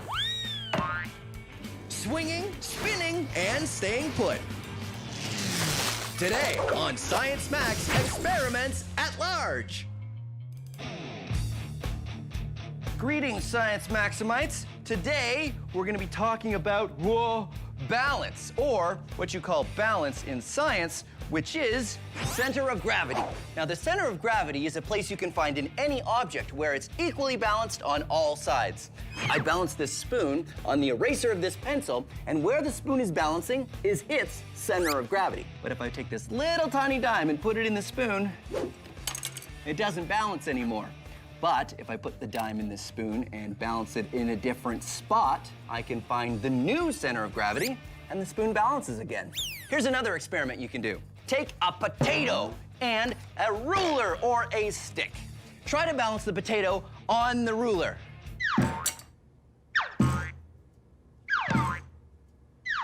I'm gonna save us both a lot of time. It's really hard to do. The potato does have a center of gravity, but because of its shape, it's going to be really hard to find and really hard to balance. But if you take some forks and you stick them into the potato, you're no longer just trying to balance the potato, you have to balance the forks and the potato. And it gives it a very different center of gravity, which makes it a little bit easier to find and a little bit easier to balance. Ha-ha! Whoa! Let's take a closer look at how the center of gravity works. Using our potato. No, that's too close. Back off a little bit. Okay, good.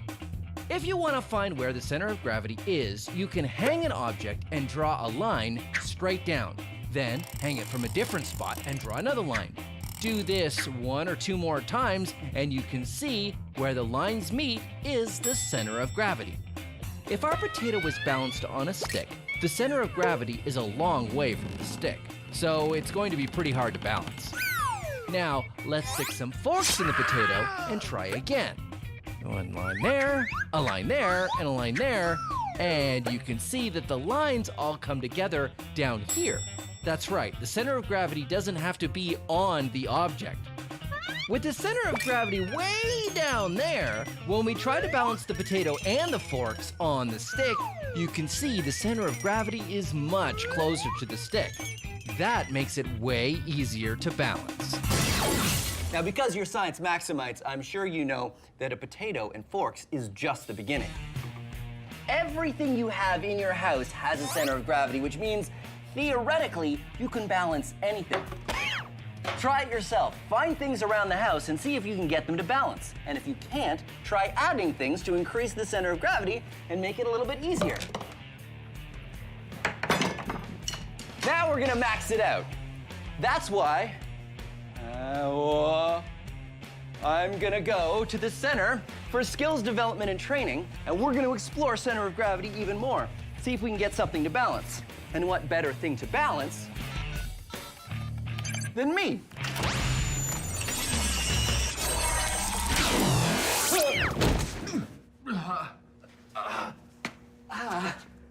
Oh, table, right. Hey, this is Sandhya and Swapna. No, Sandhya and Swapna. Right. And they are going for their PhDs in science. And you guys, thank you for coming. Thank you. Work with Let's Talk Science, right? That's right. All about science education, just like us. And I'm glad you guys are here because I need to max out this. Oh, look at it balance. Whoa. Hey, whoa. Okay, I got it. It's fine. Good. So we're gonna get a gigantic potato? No, I thought we would use me instead. So you're the potato. Yeah, I guess I'm the potato. All right. And I need something to balance on. Well, how about a tightrope? Oh, yeah, a tightrope. Have either of you done a tightrope before? Nope. Me neither. All right, let's set one up. All right. Okay, good. Yeah, it's great. We're gonna take our balancing potato experiment and max it out. To get a potato to balance is pretty hard, but if you stick forks in the potato, it works a lot better.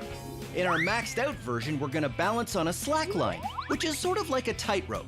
It's a flat strap tightened between 2 points. And in this version, I'm the potato. And instead of sticking giant forks in me, which is not something I want to try, Sandhya, Swapna, and I are going to experiment to see what I can do to improve my balance.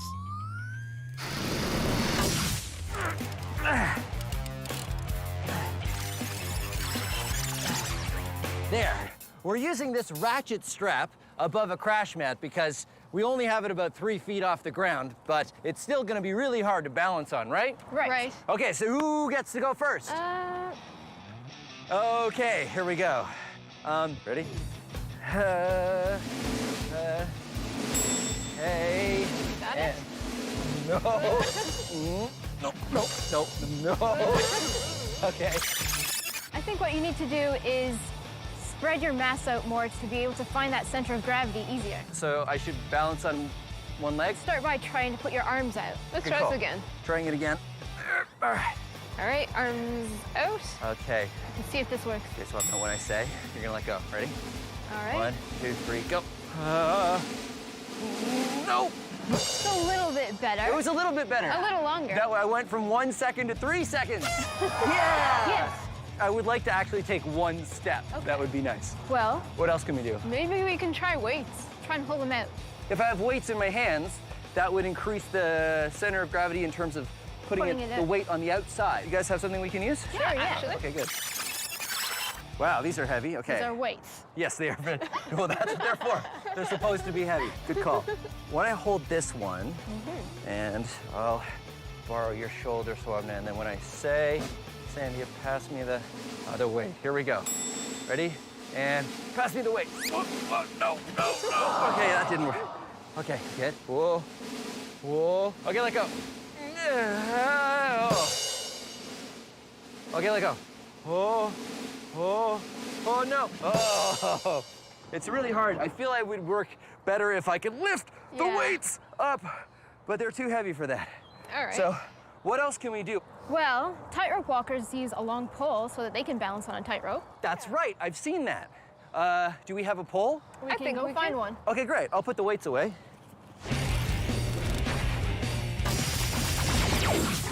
Have you ever heard someone say, I will be back in a jiffy? Well, now you can tell them that's almost impossible. You see, a jiffy is an actual measure of time. It's 1/100th of a second. You see this timer?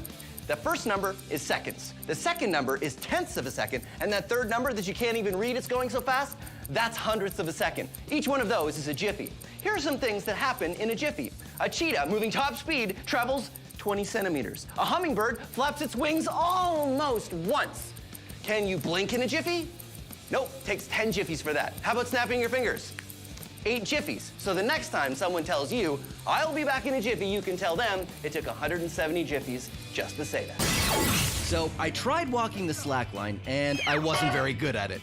Holding my arms out at my sides seemed to help a little. Then I tried holding some weights to see if that would make any difference, and the weights were so heavy, I couldn't really hold them out very far. Now the plan is to try a long pole. Tightrope walkers use long poles to help them balance. The longer the pole is, the more it affects your center of gravity, especially because you can move it up and down to help you stay balanced. Ta-da! Nice. So the important thing on this is what? The balance, right? Yeah, you That's want to right. find the center of gravity of that as well. So you try can and find the center of the balance pole. it. The center is right there. That's where it balances. There, you got it. Okay. How do I hold this and get up on the strap? I'll help you. You're gonna help me? Okay. Oh, okay. Uh-huh. Whoa. Whoa. You good? Okay. I think I got it. Okay. Yeah. Whoa. You're balancing. Check it out. Hey, this isn't so bad. Hey, look at that. You can really use it to help correct when you start to fall. You just move the pole, and that's totally helping my center of gravity stay right in the center above the strap. Whoa. Whoa. You can do it. A long pole can help tightrope walkers and me balance in 2 ways. First, it lowers my center of gravity. Normally, a person's center of gravity is about here. But with a pole, it changes to way down here, much lower to the thing I'm walking on. But a long pole also helps in another way, because in order to fall off the rope, I have to rotate. It's easier to rotate something that has mass in the middle than it is when the mass is spread out. That's why you put your arms out when you want to balance.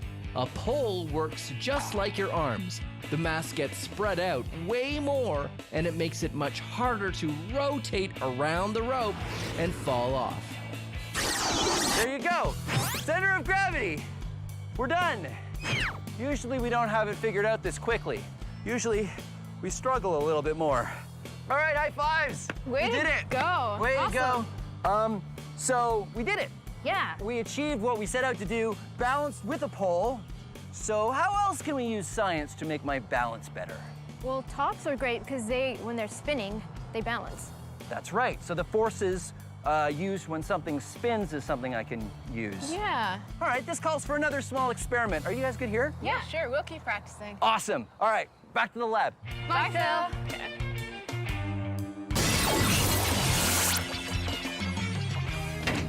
Here's another experiment that's all about balance. Take a pencil and try to balance it on its tip.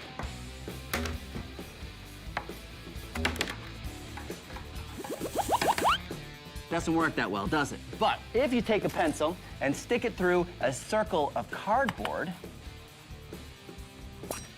and try it again, it works. The reason is because this circle is spinning, it creates a force that keeps the pencil standing up. As long as the circle is spinning fast enough, it counteracts the force of gravity because of the conservation of angular momentum. The conservation of angular momentum. The conservation of angular momentum. Science Max presents Ways to Sound Super Smart. A top will balance when it's spinning. It works because it spins. But why say it that way when you can impress your friends and all the adults you know by saying conservation of angular momentum? Why does a top spin? Because of the conservation of angular momentum. Between you and me, we know that it boils down to the fact that it's spinning. But conservation of angular momentum is how you say it if you're studying physics in university. Just remember to thank Science Max when you impress everyone by telling them a top balances because of, say it with me, the conservation of angular momentum. Now, let's max this out. Gyroscopic force is pretty amazing. Because this bike tire is spinning, it's hard for me to move it. But it's really hard to see how much it resists a change in orientation unless I do this. Ha ha ha! It looks like it's defying gravity, but really it's because the amount of force needed to change its orientation is more than the force of gravity pulling down on it. It won't last forever, only as long as the bike tire keeps spinning. But you gotta admit, it's pretty cool science.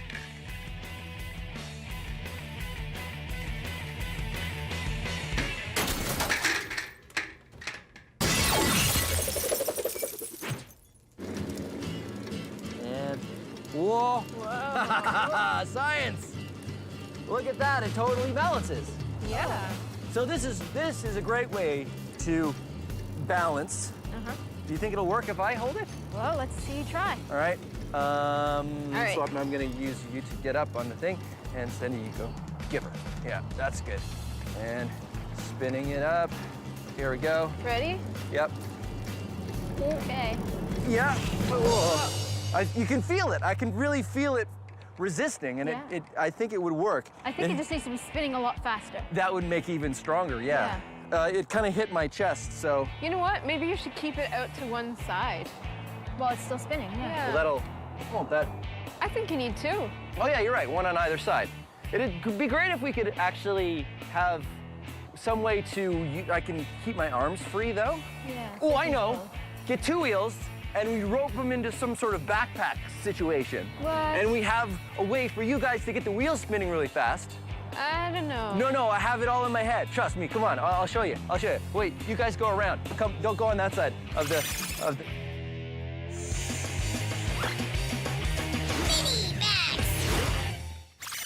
Time for a mini-max. Here's how you can use the forces of things spinning around to defy gravity. Well, sort of. Take a ping pong ball and put it in a plastic container like a cup, or this is the top of a CD spindle.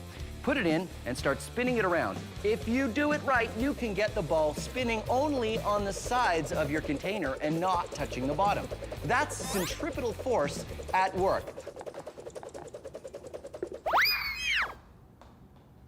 Oh. It works a lot better and is much more impressive if you have something that doesn't have a bottom. Fortunately, I do. This bucket doesn't have a bottom. Put the ping pong ball in the bucket and spin it around, and if I'm very careful, I can lift the bucket into the air and ta-da! I'm defying the force of gravity. Science! Now I know what you're thinking. You're thinking, Phil, is that it? Is that all you're gonna do? No, of course not. This is Science Max Experiments at Large. This is a garbage can with no bottom in it. And this is a bag of golf balls. Let's see what happens when we put them together.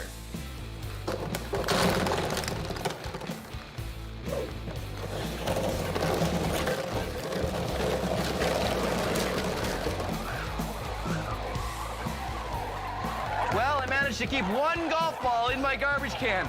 But as you can see, it works really well. And there you go, sort of maxed out. This is a garbage can with the bottom cut out, and this is a soccer ball. I'm gonna see if I can keep the soccer ball inside the garbage can using centripetal force. Okay. It's working!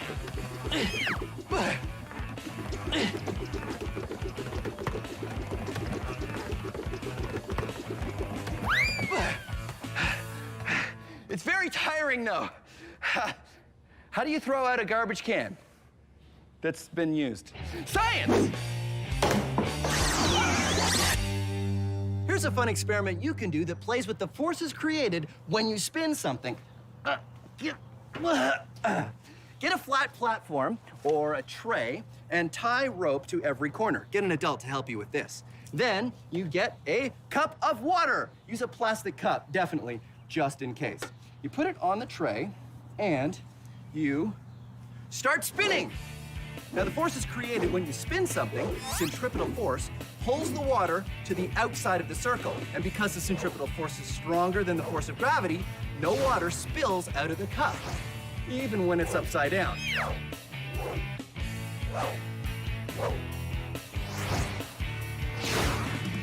If you slow it down very carefully, you'll see that all the water is still in your cup. Now, I definitely suggest you do this experiment outside, and I definitely suggest you do it with an adult.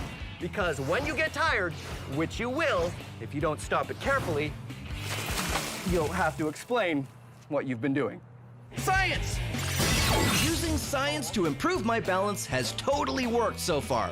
So now, Sandia, Swapna, and I are trying to figure out how to use the forces created when a wheel spins to help me balance. We need a spinning wheel on one side and one on the other.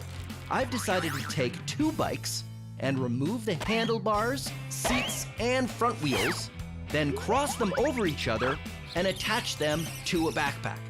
Sandy and Swapna can use the pedals to spin the tires fast, and I will use the gyroscopic force to balance. Or at least, that's the plan.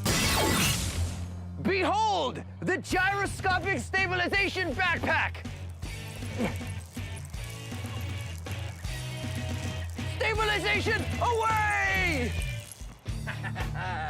I'm excited. Okay, think it's gonna work? I think so. I'm kind of skeptical. Really? You're skeptical? Why? I don't know. I don't know if you can do it. I don't know if I can do it either, but that's why we do science! Let's see it. Okay, spin me up.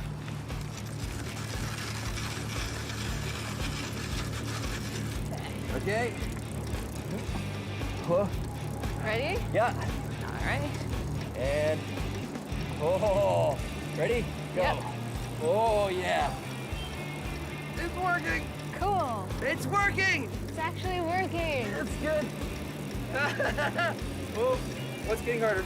It's getting harder. Uh-oh. Oh. That worked really well until the wheels stopped spinning. Yeah. And then what happened?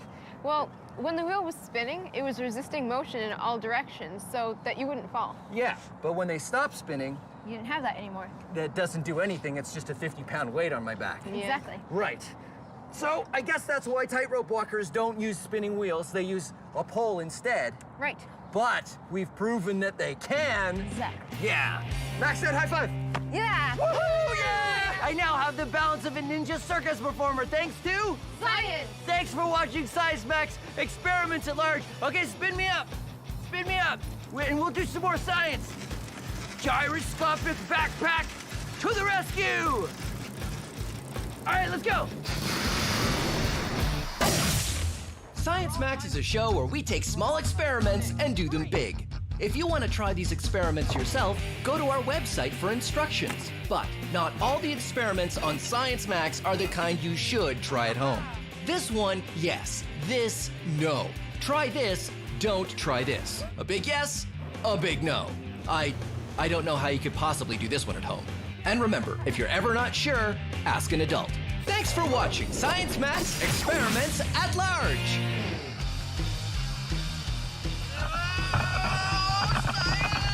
We should put fans on them and I can fly. Now, I know what you're thinking. You're thinking, why didn't that work? And the reason is because I didn't do it right. I got 2 turntables and no microphone. I am defying. Come back here, spin it around, and spin it around, spin it around, and spin it.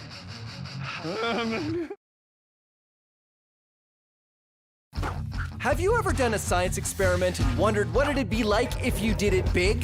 I have.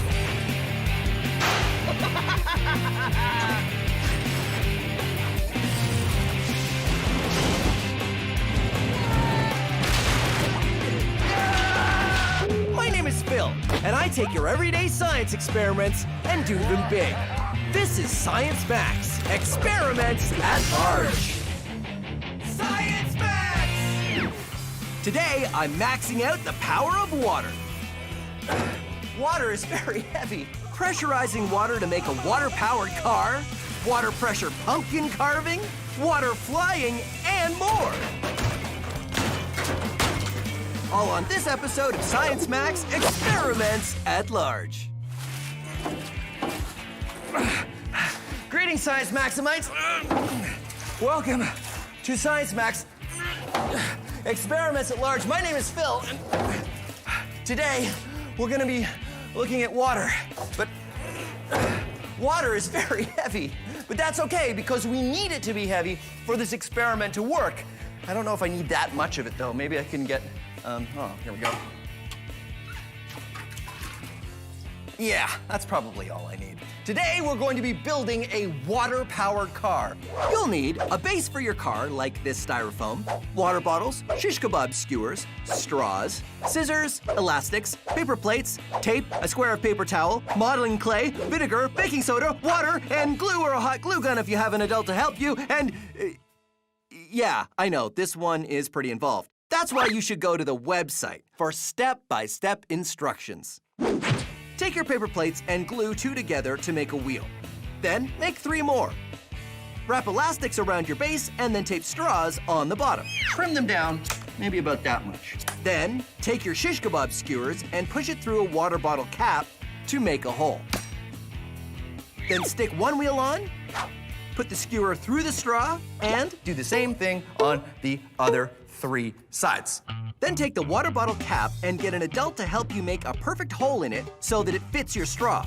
Then use some modeling clay and hot glue to seal the straw and the cap so it's airtight. Attach the water bottle to the base of your car, then fill it with some water and vinegar. Next, you'll want to wrap up a spoonful of baking soda in the square of paper towel so you can make a little package. Finally, stick something underneath the underside of the bottle to raise the end up off the base. Bring your cap and then go outside. Here we are outside. Yeah, I know, we're not really outside, but I have a science lab and you probably don't, so I highly recommend you do this outside. And don't forget your safety glasses. Now, this is why we make a little packet of baking soda, because we want to delay this reaction as long as we can. So I like to hold it there. We'll hold it there with one finger so I can get the cap ready, because we don't want it to react until we can get the cap on and then kink the straw to keep the pressure inside till we're ready to let it go. Then at the last second, you want to drop that packet in and quickly cap it and kink the straw. And woohoo! Woohoo! There you go, a water-powered car. Now, I know what you're thinking. You're thinking, Phil, wait a minute, that's a vinegar and baking soda-powered car. Well, kind of. The vinegar and baking soda create a gas, and that gas creates pressure in the bottle, and that pressure forces the water out of the bottle. But it's the water leaving the bottle that creates the thrust. The water going that way pushes the car that way. Newton's third law, every action has an equal and opposite reaction. So what we're gonna do is max out the water-powered car. Figure out how to get water going that way so we can go that way. But we means me and someone else. Who can help me? Oh, I know, Anthony from the Ontario Science Centre. He'd be great at this. Hopefully he's not busy. We're gonna max out the water-powered car. Ha.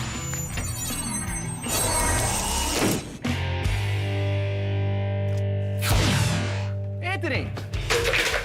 Phil, sorry about that. Did I scare you? Don't worry about it. How you doing?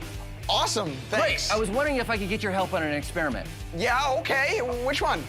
I'm building a water-powered car. It's gonna be great. It's Science Max headquarters. I'll show you. Phil? Anthony, I'm here. Whoa. Phil, where are we? Oh, this is the parking lot for Science Max headquarters.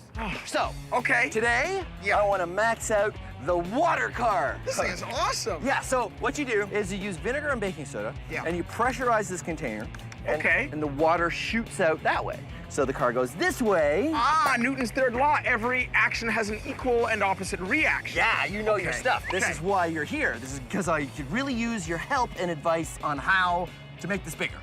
Okay, so we're gonna need a bigger tank to pressurize. So this, what about something like this? So we need something that can hold pressure. Do you think this would work?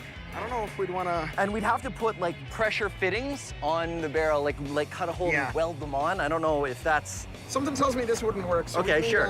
I got some other stuff over there maybe that we could use. Check this out. Yeah, I think this would work. This would work a lot better. Well, this is my stand-up wash tub base. Your what? So we'll reuse it. Yeah? Okay, you know what I'm thinking now, though? I know this... The problem is, I think this is like an oil drum, right? It is. It's an oil tank from a house. And these things are not built for pressure. You can get water tanks that you pressurize. Like hot water heaters, yeah, you can pressurize. They're built for that stuff. You pressurize them in your basement, and then the water travels up to like the top your floor. shower or something like that. So all we need to do is get a pressurized water tank. Okay. Put water in it, put pressure in it, and put it on wheels. And then we open the valve and it goes, right? That sounds amazing. All right. Let's get to it, man. Okay. I got some water tanks over here in this corner of the parking lot. Seriously? Being a chef is my absolute passion. And cooking up science recipes is my speciality. I'm Buster Beaker, and this is Cooking with Science. Oh, hello. When you're a professional chef like me, you spend lots of time perfecting the perfect recipes. I know my way around a kitchen, and today I'd like to show you one... That's not the fridge. Oh. Today I'd like to show you one of my favorites. Quail truffle gazpacho cakes on a plate of ice. Beautiful. And here's how to make it. Take some quail, some truffle, and some gazpacho and put it into a cake. Delicious. And here's the interesting part. How to make the plate of ice. Ooh, how did I do it? Well, I tried many different methods, and none were very successful.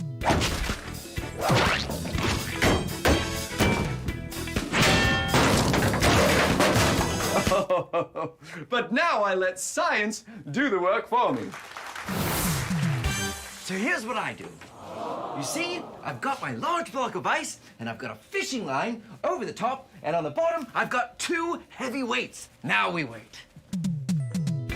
The heavy weights put pressure on the fishing line. This pressure melts the ice where it's pressing down.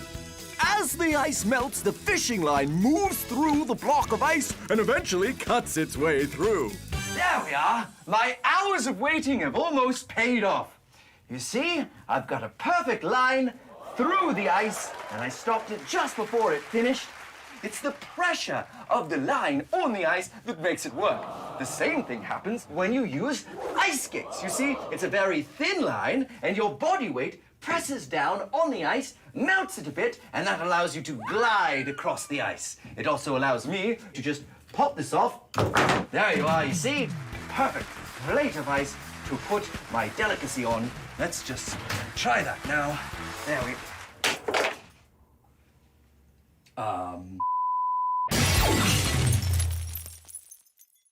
So I've joined Anthony, and we're going to max out our water-powered car. Our small design works by creating gas, which creates pressure, which forces the water out of the bottle, creating thrust. Our new plan is to get a water tank, put it on wheels, and put water in it. Then we use an air compressor to pressurize the air inside. When we open the valve, the water is forced out this way, which causes our water car to go that way. Okay. Ha-ha! So, water car, maxed out version. Huge. Water tank. And filled with lots of water and lots of air. Too. Yeah. Pretty good, right? Whoa. It's a lot of it. So, Did it mess up my hair? no, you look fine. You look great. Okay, good. Now, the only thing left is we just gotta open this valve here, right? Yeah. You want to do the honors? Yeah, let's do it. Okay. Okay, here we go. 3, 2, 1, go! We open the valve, and our pressurized tank moves forward. The air pressure in the tank forces the water out with enough force to move the tank. Awesome! That was awesome! That was a great run, yeah. That's amazing. So, pressurized water tank on wheels. Totally worked. Totally works. Total success, yeah. So, because this is Science Max, the only thing we can do now is make it bigger. Bigger, right? exactly, Okay. yeah. So, problem is, I don't think we're gonna find a tank bigger than this one. Yeah. So, because then it would be too heavy, right? exactly, Much way too bigger. heavy. Maybe what we can do is just get a lot more water, Okay. and then we find a way to pressurize the water. Oh, so don't pressurize the whole tank, just the stream of water that's going out As of it the comes tank. out, exactly. Something kind of like a fire hose. A fire hose, right. So we take a big container of water, right? and I guess we would need a pump. Yeah, like a pump would be perfect. So then we suck the water out of the container, put it through the pump to pressurize it, shoot it out of a fire hose. And then our car goes flying. Goes flying. Okay. Yeah, let's do it. Yeah. All right. Amazing.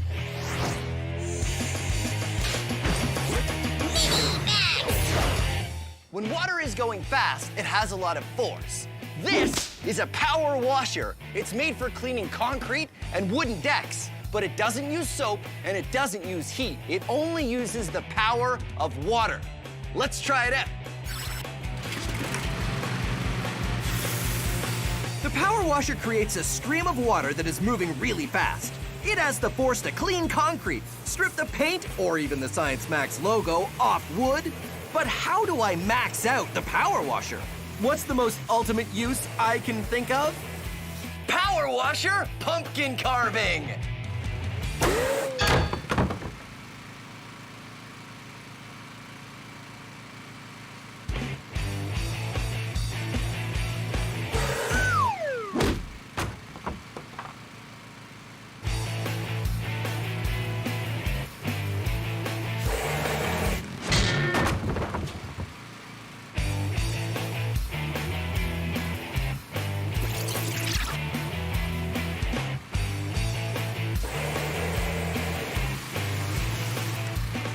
The power of the pressure washer creates a stream of water strong enough to make short work of my pumpkin.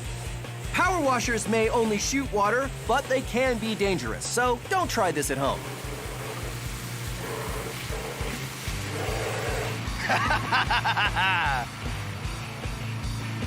Yeah, science! The Wizard Academy. All you have to do is demonstrate true magic, and you'll be granted entry. Send in the next candidate. Oh, no, not Overwhelmo. Did someone say Overwhelmo? No, wait, no. Next. Oh, not that. Okay, good. Okay. Behold, it is I, Overwhelmo!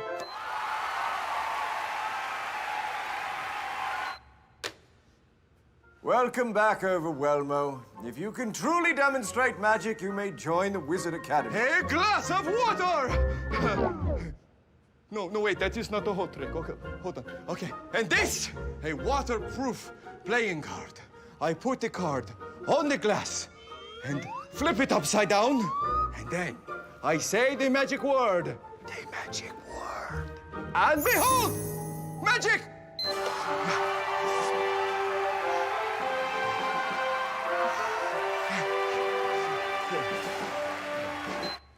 Yes? Is that it? Yes? Well, it's not magic. It is defying gravity! Nope. The water would fall and the card would fall to the floor. It's not magic. This is magic! No, it's science. Horse feathers! Look. The reason the water doesn't come out is the air at the top of the glass keeps it held in by suction. More air would have to get into this glass to decrease the suction, and because the playing card is keeping a seal on the glass, the suction of the air is holding the weight of the water up. Balderdash! All right, look, let's do a little experiment then, shall we? Let's move the playing card just a little bit from the edge of the glass. You see those bubbles? Yes. That's bad news. Science, not magic. Well, I will return, and then you will see your mind will be melted by the... No, that's not my music. Hold. You will rue the day when... That's not my... Hold. Overwhelmo shall return. Our maxed out water car worked pretty well. Now it's time for something even more maxed out. We start with a giant tank on wheels, we add a pump to pressurize the water, and a fire hose to shoot it out the back. What's more, this version is big enough for me and Anthony to ride. Water car! So Amazing! This is the more super improved water car. This tank holds 1,000 liters. And right now it has 720 liters of water. We have a pump. That's right, our water pump. So the idea is we take the water from this container out through your hose, really pressurized, going really fast that way. Our car goes really fast this way. All we gotta do is just turn on the pump and we're ready to go. So we fire up the pump and the water stream comes out really strong. So strong I can barely hold on to it. But even so, there's a problem. What's going on back there? I got it!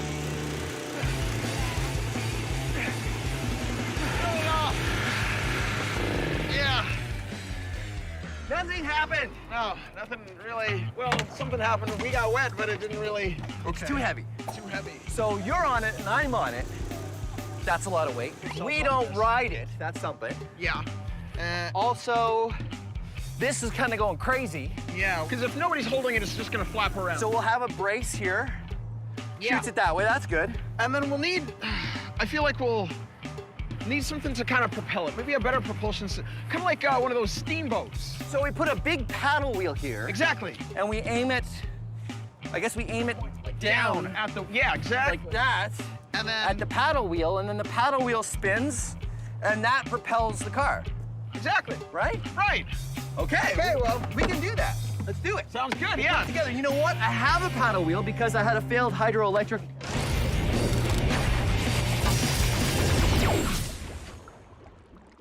This is called flyboarding.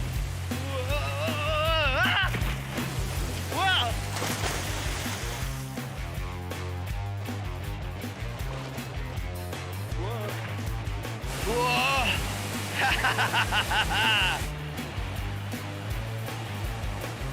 Powerful jets of water are being shot out from this board at my feet. Whoa. The engine on the watercraft behind me creates the water pressure, which travels up the hose and through the jets. The force of the water is strong enough that I can use it to fly around. So what's the difference between this and a water car? Well, We don't have to take that much water with us because it starts in the lake and ends up in the lake. So the only water I have to carry is in the hose that goes up to the platform. flyboarding is lots of fun, but it takes some practice to get it right. Balancing on jets of water isn't easy, but I got the hang of it. It's all due to Newton's third law. For every action, there's an equal and opposite reaction. Physics! Woohoo! Our maxed out water car didn't work so well. The main reason is that much water is heavy. 720 kilograms. Yeah. So Anthony and I have a plan. Rather than rely on the force of the water going straight out the hose, we're gonna put a water wheel on the back of the water car. A water wheel works by catching water in the segments of the wheel. The weight of the water on one side of the wheel causes it to start turning. But we're gonna use the weight of the water and the pressure of the water. Hopefully, both combined will be enough force to turn the wheel, which will drive our water car forward. A little construction, and we have it ready to go. Okay, so here's the latest version of the water car, water wheel! Yeah. All right. We try it out, but there's a problem. The trick with the water car is the water itself weighs a lot. Every liter is 1 kilogram, so our 720 liters we start with is way too heavy to get the car moving in the beginning. But as the water gets pumped out, there's a sweet spot where the weight is low enough the water car might move. But then there's only a little water left, so it's a balancing act. We fill it again and see if we can come up with a plan. Okay, new and improved version, only half full. So the idea this time is because we're starting with it only half full, right? Yeah. Then it'll begin to go a little easier because it won't have as much weight as it had the last time we did it. And Phil, Yeah? I can't even move this thing. What? I think there's too much fuel. There's too much. Yeah, there's no way we can move this. There's no way this is gonna be able to. Even half full, you Even can't half full, move I it. think we need less fuel. We gotta get down to like maybe like a quarter or something like that. The thing is, we ran it from the full tank last time, and it never never moved at all. What if we gave it like a push to kind of help it get over that little bump of energy? So give it the first push when it's still got a bunch of water in it. We give it a bit of a push, and then maybe it'll go in its own. Exactly. Okay. Wanna Yeah. get it Absolutely. Let's do it. We start the pump and wait for the amount of water to get to just the right spot. Then we give it a push while it's still kind of heavy to start it moving. Sure enough, that push makes all the difference. The water car is light enough to roll, has some momentum to keep it going, and the force of the water coming out the pump is enough to keep it moving forward on its own. Still going! All right! Amazing! Yeah! Look at it, man! This thing worked like a beauty. It worked all. It went all the way. Yeah! Way to go! The water car, finally a success. It was the push. It was the push. That's all we needed to get it going. A bit of a push to get it going, and a lot less water. And there you go. It totally works. All right, you want to do it again?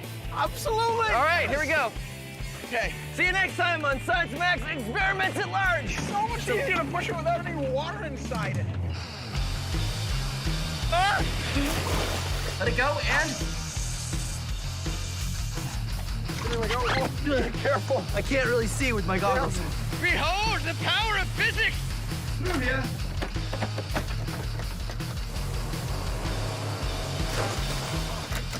This works well. This is called whoa! All we have to do is wait.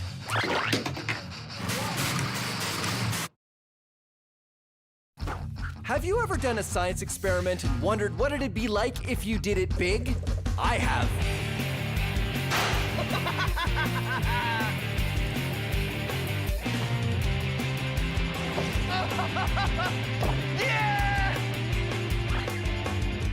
My name is Phil, and I take your everyday science experiments and do them big.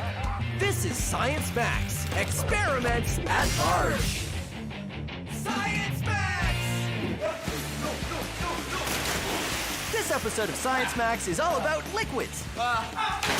What makes something float or not float? Oh no! My loonies! Liquid density and super absorbent gel. Who wants to do an experiment with diapers? Liquids. Today on Science Max, Experiments at Large. Hey, welcome to Science Max Experiments at Large. I'm Phil McCordick, and hold on a second, I'm just gonna change. Okay, that's better. Now, where were we? Oh, right. Let's go make a boat.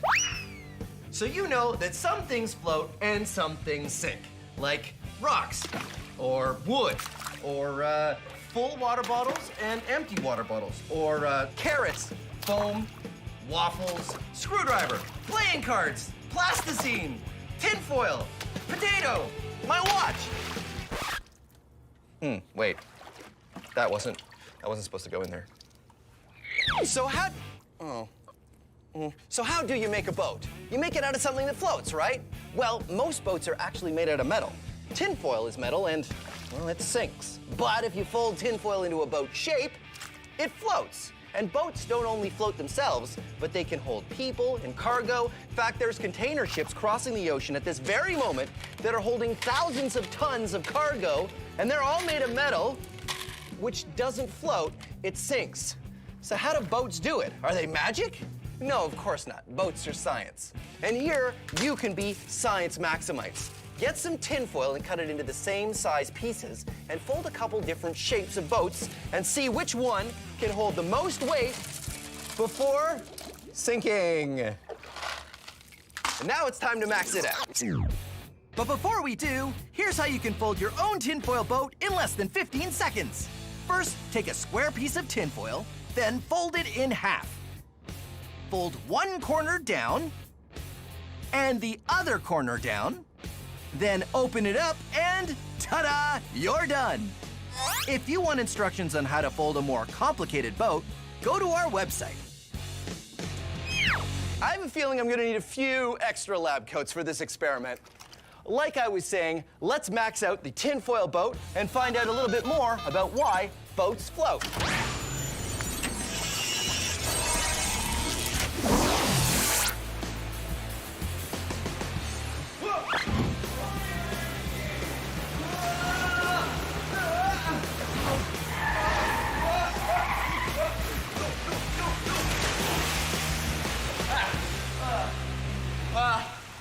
Okay, well, I'm here at an indoor pool, which is not, I wasn't expecting to be in the pool just yet, but this is where we're gonna build our giant tinfoil boat, so why not? Huznia. Phil, you're wet. I thought I was gonna come in over there, but I came in on the water sled. I think I had the coordinates wrong. Anyway, this is Huznia, and she's from Let's Talk Science, which is all about science education, right? Yes. Just like us. So you're gonna help me max out the tinfoil boat. I think I dropped it in the water. Hold on. Whoa!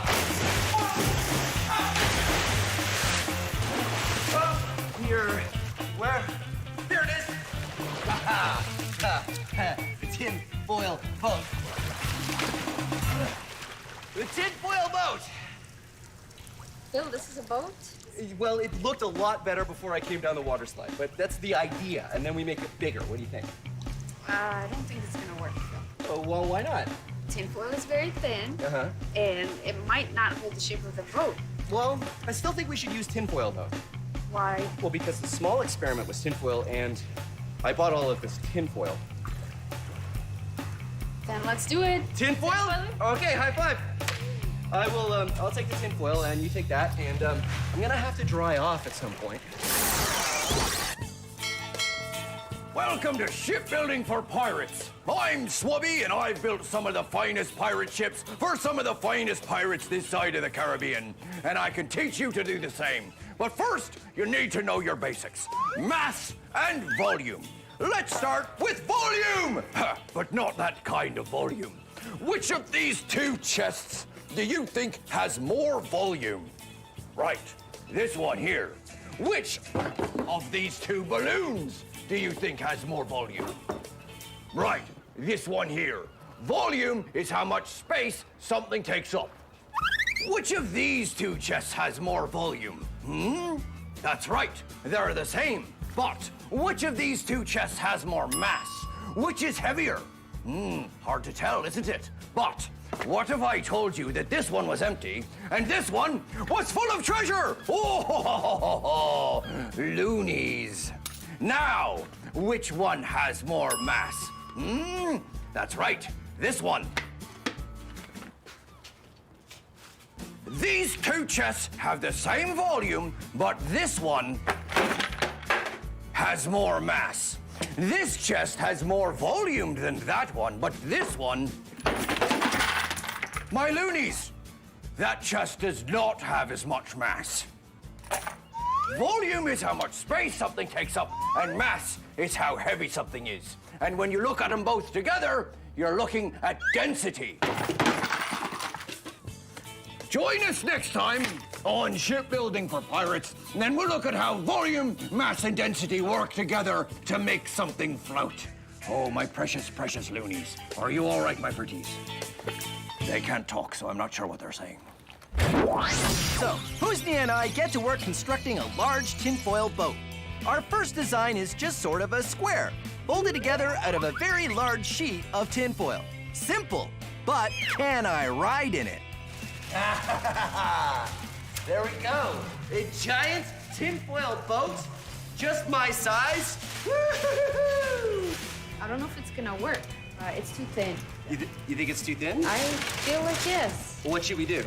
Do you want to test it? Let's test it. Okay, good idea. So here's the most important question.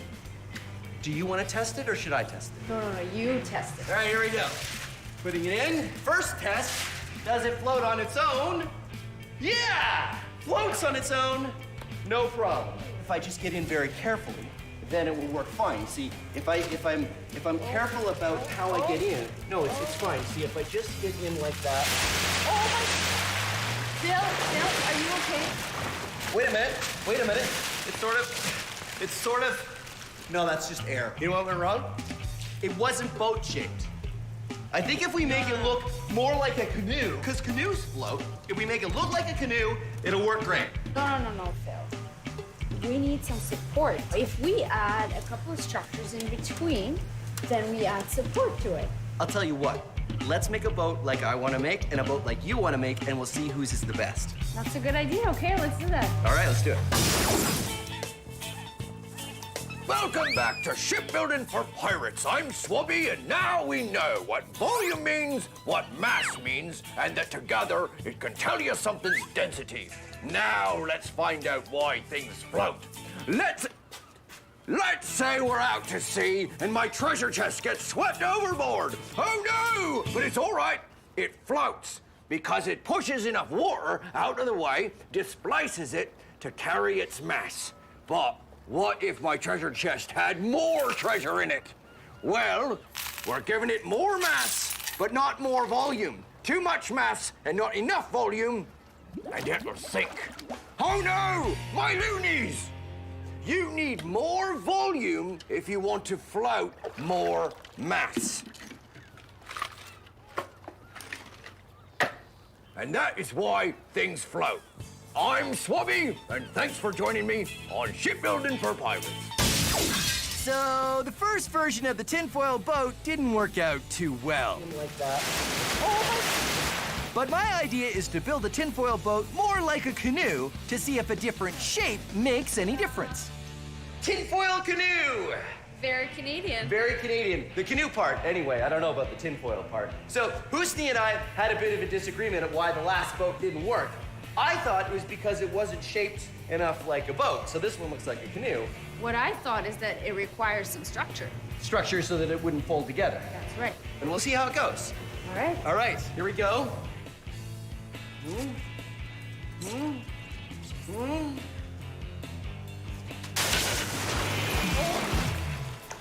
Did it work? No. Okay, your idea next.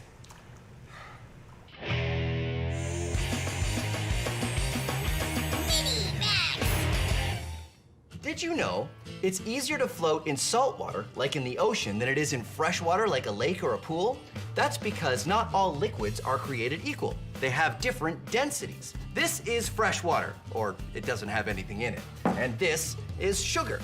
If I was to put 1 scoop of sugar in this water and stir it around until it dissolves, now this liquid is more dense than before I put the sugar in. Here's an experiment you can do at home using liquid density. This glass just has regular water with yellow food coloring in it. This glass, green food coloring and 1/2 cup of sugar in it. This one has a full cup of sugar in it, and this one has 2 cups of sugar in it. Now, when you do this at home, you'll definitely want an adult to help you because you have to heat the water if you want to dissolve that much sugar in 1 glass of water. I'm gonna put them all in 1 container. You can do this at home, and when you do, I suggest you use a very small container because you have to be very careful when you put the layers in. You can use a turkey baster or a straw. When you put your finger on top, the air pressure will hold the liquid in and you can just drop it in. But these kind of take some time, so I'm going to use the syringe of science. I'm gonna use the most dense liquid first because that's the one that's gonna want to be on the bottom. I carefully put it on the bottom of the container. The next layer, be very careful. And you'll see that the red and the blue aren't mixing because they have different densities. The blue is heavier than the red. We'll add the green, and you can see even when it drips into the red, it comes back up to the top because the green liquid isn't as dense as the red liquid, and the denser liquids push the lighter liquid up. And now we're gonna add the yellow, which of course has no sugar in it at all. And there you go. All the layers stay separate. If you put it on a light, you can really see it. Liquid densities. Now, let's max it out. Ta-da! The longest length of liquid layers. 12 liquids, all organized by density. Starting from the bottom, we have honey, corn syrup, chocolate syrup, maple syrup, dish soap, whole milk, water, dyed blue, vegetable oil, extra virgin olive oil, rubbing alcohol, baby oil, and lamp oil. Liquid density. I really, really want to mix it up, but it took me a long time to make this, so I'm not going to. Our first 2 attempts at a tinfoil boat haven't gone so well. Husnia's idea is to make a tinfoil boat and add some more structure, because the tinfoil just wants to collapse when I get in it. So we start with a large piece of cardboard on the bottom, then we wrap the tinfoil around it and shape it into a boat. After that, we add some supports across the top to stop it from folding in when we add my weight to it. This boat feels a lot stronger than the one I was just in. I told you. So how does all of this work? So we got some support using broomsticks and then some cardboard paper. And then underneath we have cardboard. And so how will all of this help the boat not sink with me in it? Right. The broomsticks will prevent it from folding this way and you won't sink. Good. The cardboard will prevent it from folding this way and you won't sink again. Not sinking is my favorite thing to do in the tinfoil boat. All right, so let's try it. Let's do now, it. Are you gonna get in this one? I'll tell you what, Phil. If you get in and you don't sink, I'll go after you. Deal. All right. All right, here we go.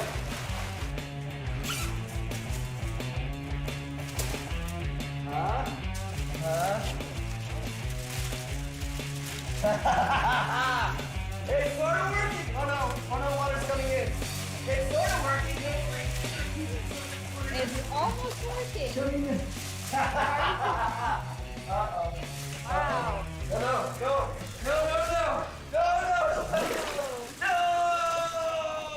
No. Hold on. 1, 2, 3, go. Another thing I learned is that a very light tinfoil boat can be very heavy when it's full of water. I don't know if fixing it is in the cards. I think we're gonna have to build another boat. So what do you think we should do? Let's add more structure. More structure? Oh, yeah. What if we add like a metal rod around the outside and maybe some more metal rods and ribs? And we wrap it all in tinfoil, and you think it'll work? Let's give it a try. Let's give it a try.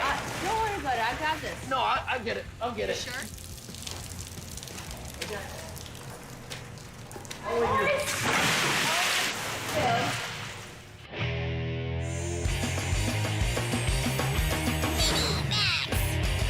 Who wants to do an experiment with diapers? Oh!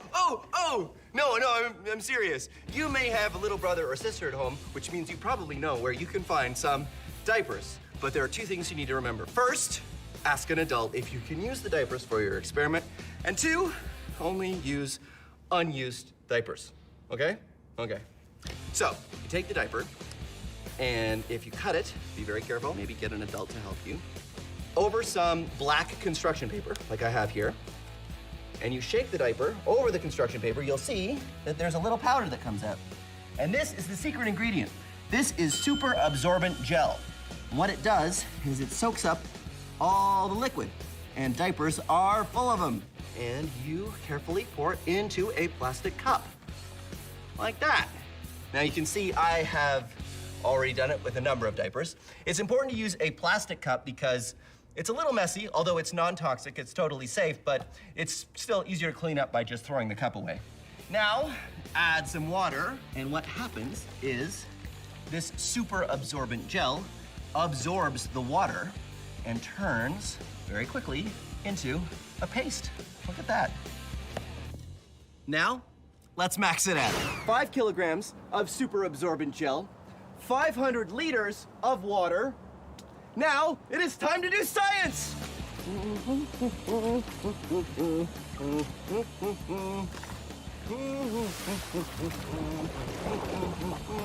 And I have my own stir stick.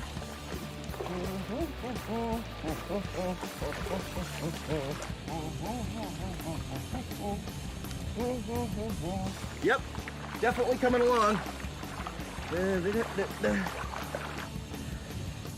I'm not exactly sure if we're getting anything on this camera, but I want to make sure it's recording. Yep, it's recording. There we go.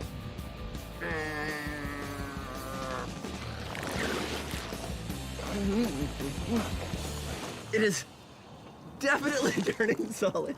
Well, there you go. The giant super absorbent gel experiment.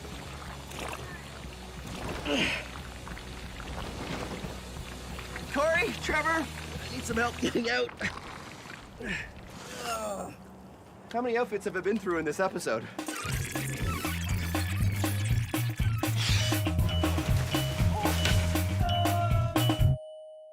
How many outfits have I been through in this episode? Anybody have a towel? There you go. Thanks, buddy. That's great.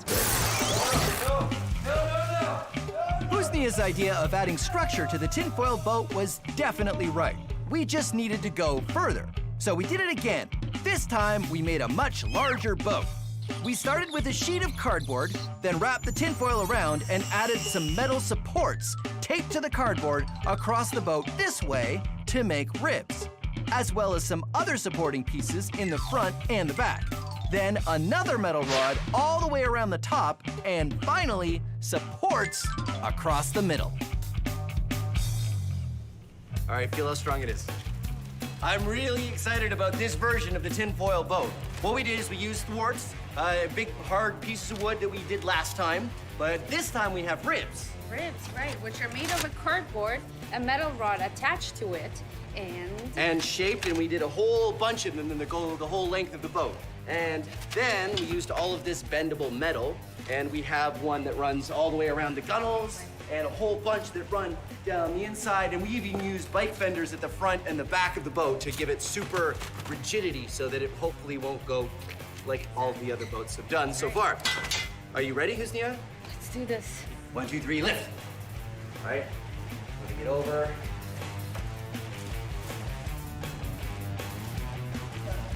It floats, but that doesn't tell us anything because they've all floated at this point. It's only when I get into it. Okay, here we go. All right.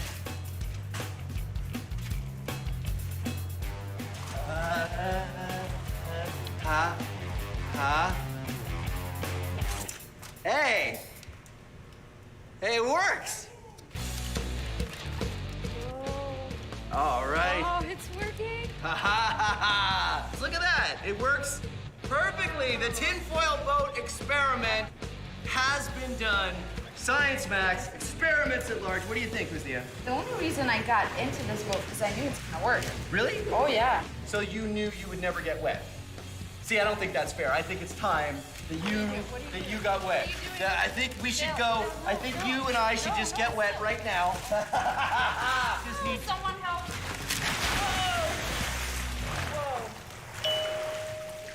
You're still dry, aren't you?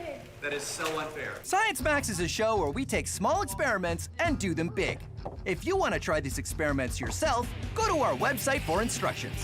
But not all the experiments on Science Max are the kind you should try at home. This one, yes. This, no. Try this, don't try this. A big yes, a big no. I don't know how you could possibly do this one at home. And remember, if you're ever not sure, ask an adult. Thanks for watching Science Max Experiments at Large. Science! I don't know what you're saying. I don't speak treasure chest. The one thing I'm really trying not to think about is that this is the stuff that's in diapers. Let me talk to your brother. Whoa, whoa, whoa, whoa. Don't talk with your mouth full.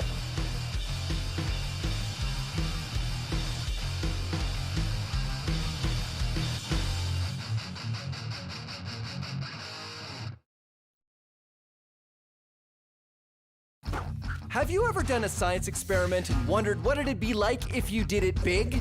I have.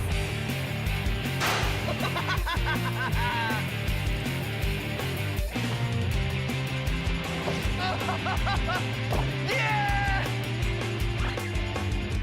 My name is Phil, and I take your everyday science experiments and do them big. This is Science Max, Experiments at Large. Science Max! Put on your helmets for this episode of Science Max. We try to build a human-sized cart powered by inertia, plus Newton's laws from a caveman to crockery. Inertia on Science Max Experiments at Large. Greetings, race fans and Science Maximites. I am Phil McCordick, and this is Science Max Experiments at Large. Today, we're going to be experimenting with the drag racer. Huh? Pretty cool. It works like this. You pull the string and get the wheels going really fast, and then you let it go, and it just drives away on its own. The interesting thing is I don't have to push it, it goes by itself. It all has to do with Newton's first law of motion, which is an object at rest tends to stay at rest, and an object in motion tends to stay in motion. Yeah. Let's get building. Here is everything you need to build your very own dragster. You need some popsicle sticks, some straws, and some shish kebab skewers. I love these. You can get these at the grocery store. Let's see, some elastics, and of course you want wheels, and I just cut my wheels out of cardboard. So here's a quick explanation of how to build your dragster. First, use anything round to trace 3 circles out on your piece of cardboard. Remember, you want 2 big and 1 small circle. Then, cut out your wheels. Then it's time to make the frame of the dragster using popsicle sticks and elastics. Just put 2 popsicle sticks together, then wrap the elastic band around them to keep them together. First you build one side, then the other side. Then, add some pieces across the middle to give it support. Remember not to put any popsicle sticks too near the ends because they'll get in the way of your wheels. Next, cut the straws into small pieces and use an elastic band to tie them to the ends of the popsicle sticks. Then it's just a matter of sticking the shish kebab skewer in a wheel, passing it through the straws, and sticking on the other wheel. Don't forget that the small wheel goes in the middle at the front. You can trim the skewers afterward by just breaking it off short.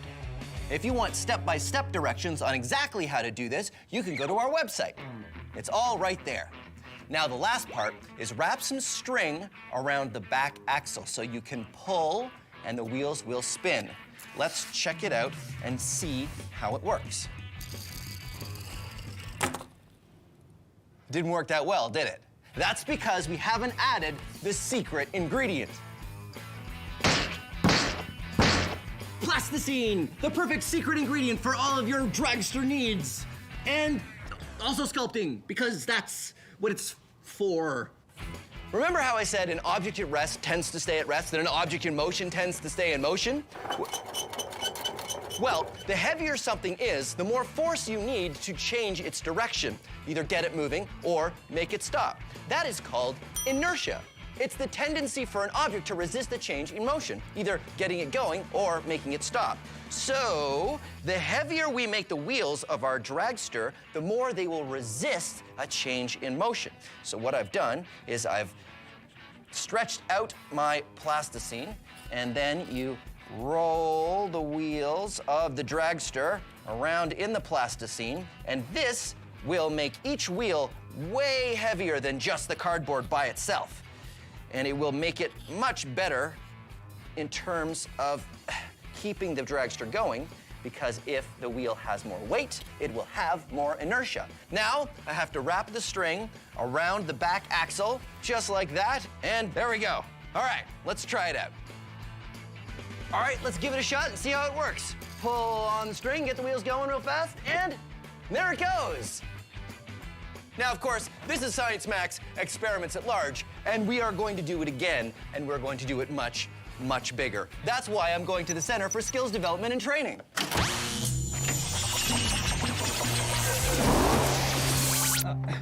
I thought it was bigger.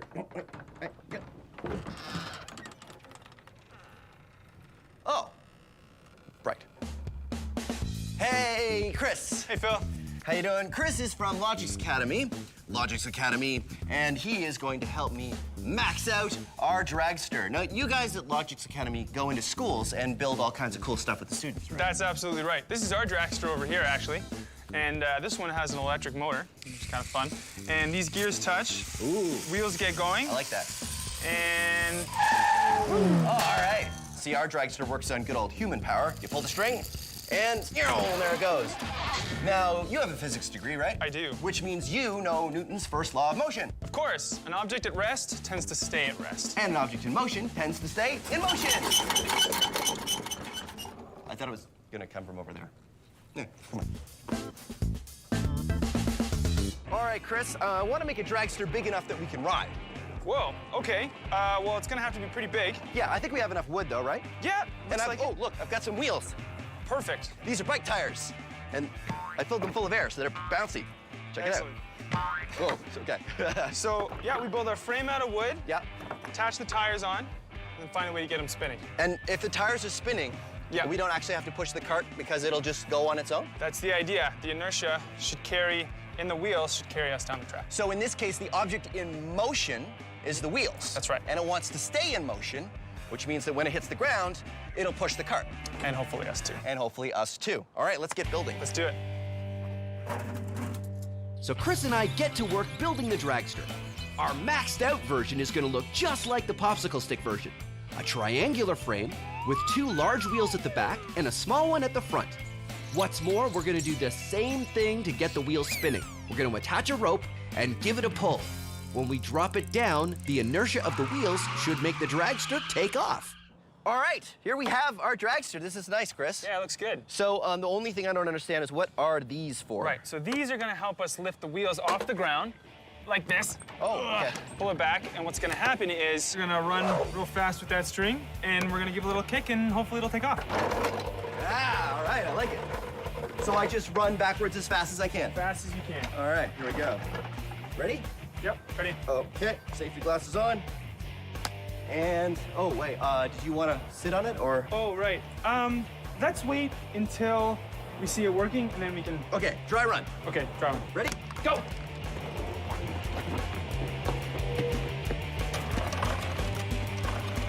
Run, Phil. And go! Yeah! So here's what happened.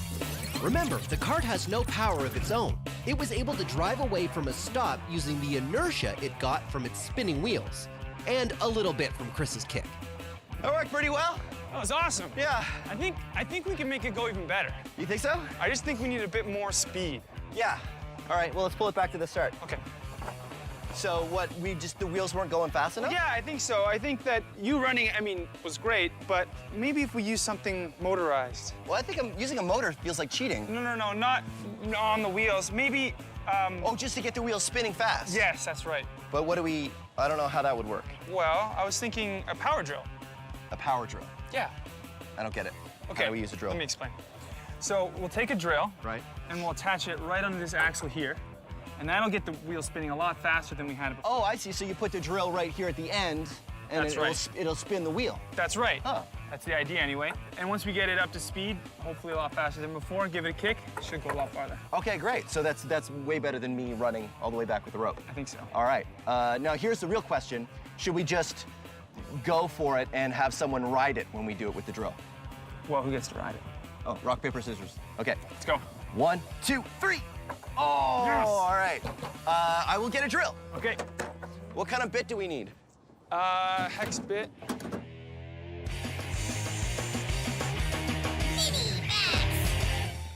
Here's a fun experiment you can try. If you have something heavy, like this glass of water, and you put it on a piece of paper, you can experiment with inertia. If you move the paper slowly, the glass moves with the paper, because the friction between the paper and the glass is enough to overcome the inertia of the glass. But if you move the paper quickly, the friction is not enough to overcome the inertia, and the glass stays put. And now, let's max it out.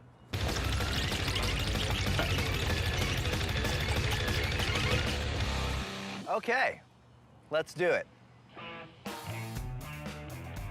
All right, now you might be tempted to try this at home, and you can, but please, for me, promise that you'll let an adult know you're about to do this. And don't use breakable plates. Use plastic plates, because this will take a couple times of practicing before you get it right.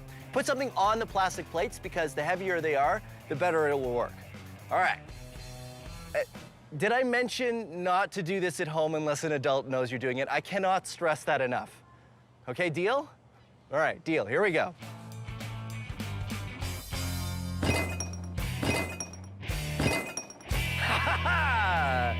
And there you go. Newton's first law. Thank you. Our dragster worked pretty well, but now we're gonna try sitting on it and seeing if the inertia of the wheels is enough to accelerate the dragster and the human rider. Because we're gonna need a lot more inertia, we're gonna make the wheels spin even faster using a drill. All right, power tools! Yeah! Power tools! Woo! Yeah!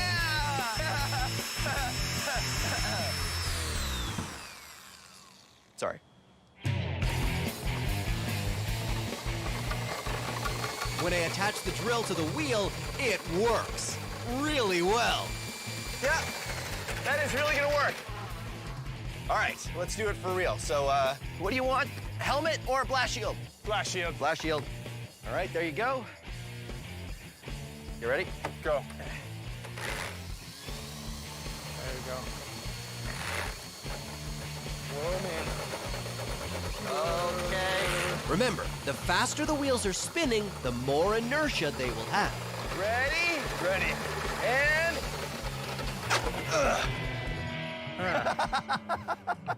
Well, what happened? So you went a foot. 1 foot.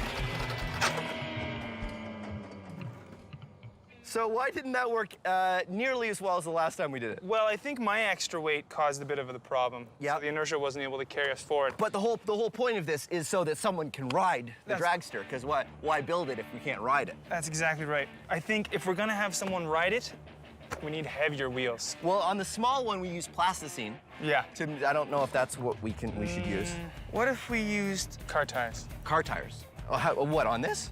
No, I think we're gonna have to build something bigger. So so we build a whole new frame. Yep. What if we got like the axle of, like the back axle of a car or something? That's a great The idea. back axle of a car, and then what, we use the drill? I don't think the drill's gonna be enough. To move the, why? You don't think it's gonna be enough to move the back axle of a car? Yeah, it's too big. So what do we do? Well, what's good at moving the back axle of a car? Well, I mean a car, but we would have to take it off the car, so. We could use another car. We could use another, we could use another car. You could use another car. You'll have to explain how that works. Okay. Let's go get the stuff, and you can tell me how we're gonna use. So how do we use another car to make the first car go? Okay, I'm thinking we jack one car up, yeah, back our big dragster. Newton's laws in 60 seconds. Isaac Newton was a super genius, and among the many things he did was come up with 3 laws of motion that describe how everything moves, or doesn't move. I will demonstrate using myself. Newton's first law: an object at rest tends to stay at rest. An object in motion tends to stay in motion. Newton's third law is for every action, there is an equal and opposite reaction. These sandbags weigh as much as I do. So when I push them forward, I go backward the same distance. Now, Newton's second law is F equals ma. Force equals mass times acceleration. How hard you push something is equal to its mass, or its weight, times its acceleration, or how much you change its speed. I know, that one's a little bit more complicated, so we're gonna have a whole other segment describing that one coming up. Meantime, let's recap. Newton's first law, object at rest tends to stay at rest, object in motion tends to stay in motion. Newton's third law, for every action there's an equal and opposite reaction. Newton's second, Newton's 3 laws of motion. Now how do I get down? How do I get, oh wait, I know. Oh no, that was not a good idea. That was... Now it's time for Science So Simple, a caveman could do it. This is a caveman. This is a door. It is a well-known scientific fact that cavemen do not know how to open doors.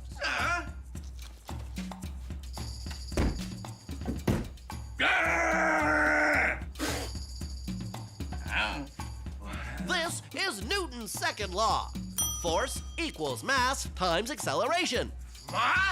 Our caveman thinks he can open the door if he uses force. Well, what if he was to walk briskly into the door? Then the force that he will hit the door with will be equal to his mass, or how much he weighs, times his acceleration, which will be walking speed to 0. It didn't work, did it? No. Looks like we need more force. If we want to increase the force, we need to increase the mass, increase the acceleration, or both. A rock! That's perfect. If the caveman holds the rock, he has a greater mass. Now we just need to increase the acceleration, which means going faster.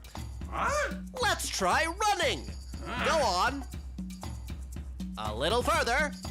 That's good. Now the caveman is going to run at the door. To get more force, we've increased the mass to a caveman plus a rock. And we've increased the acceleration to go from running speed to 0.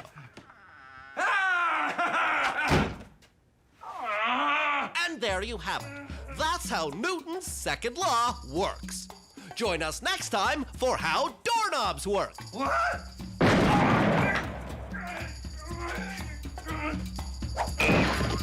Our inertia-powered dragster just wasn't maxed out enough. So Chris and I built a second dragster, the Dragster Mark II. This one is a welded metal frame, and instead of bike tires, we're using car tires because they're much heavier than bike tires. And to get the tires spinning fast enough, we're going to use a car. That's right. We jack up an actual car and have the tires touch each other. Then we can get those heavy tires spinning fast enough to get enough inertia to get me going from nothing. The Science Max build team pulled out all the stops on this one.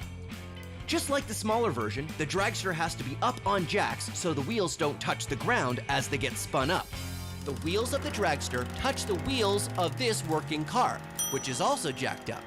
That's how we're gonna get them spinning fast enough. Chris is over there. He's got a rope, just like I'm gonna have a rope. And when we're ready, we're going to run forward and pull it off the jacks, and our dragster will go. We hope, right? That's the plan, right? Yep. All right. I think it's gonna work. I think we should do it.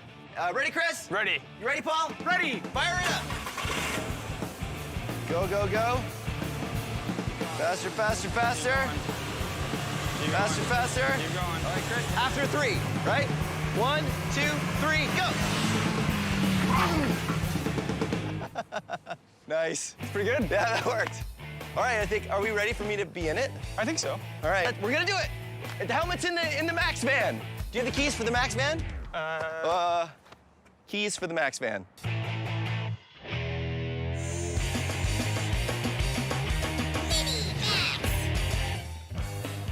Here's another small experiment you can do with inertia. Take a stack of checkers, or game pieces like I have here. Oh, or coins. Coins work really well. And a ruler, or something else that's flat. This is the kind of stick they give you at the hardware store to stir your paint with. Now, you can knock checkers out of the middle of the stack without the stack falling over, if you're very careful. You see, the friction of the checkers leaving the middle of the stack won't be enough to overcome the inertia of the rest of the checkers. Ready?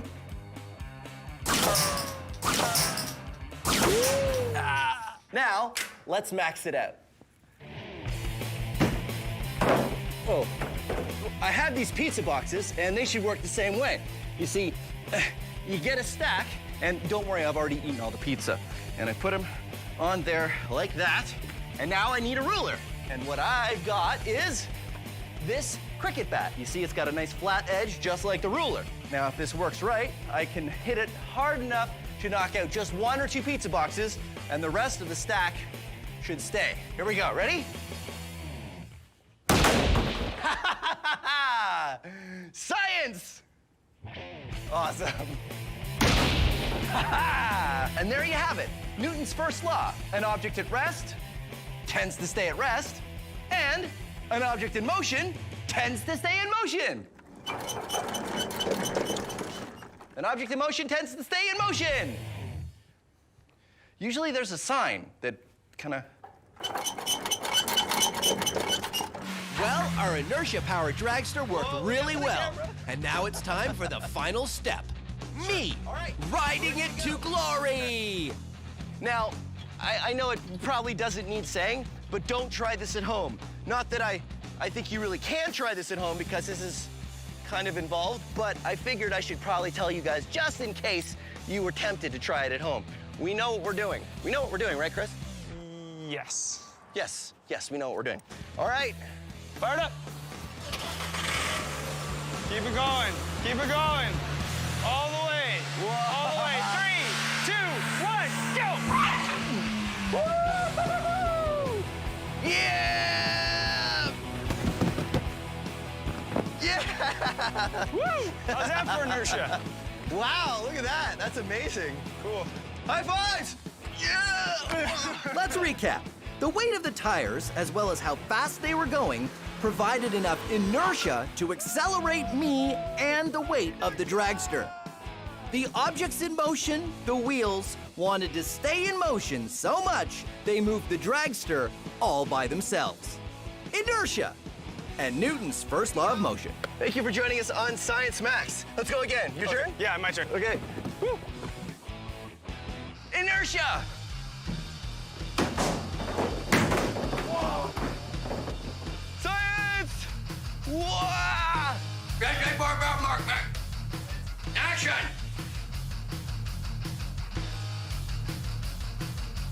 I can't do it. Whoa.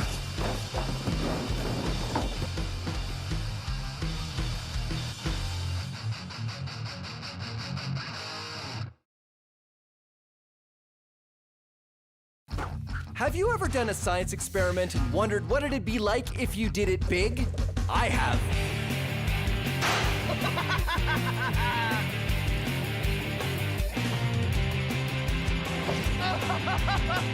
Yeah!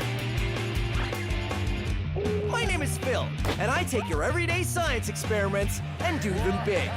This is Science Max, experiments at large. Science Max!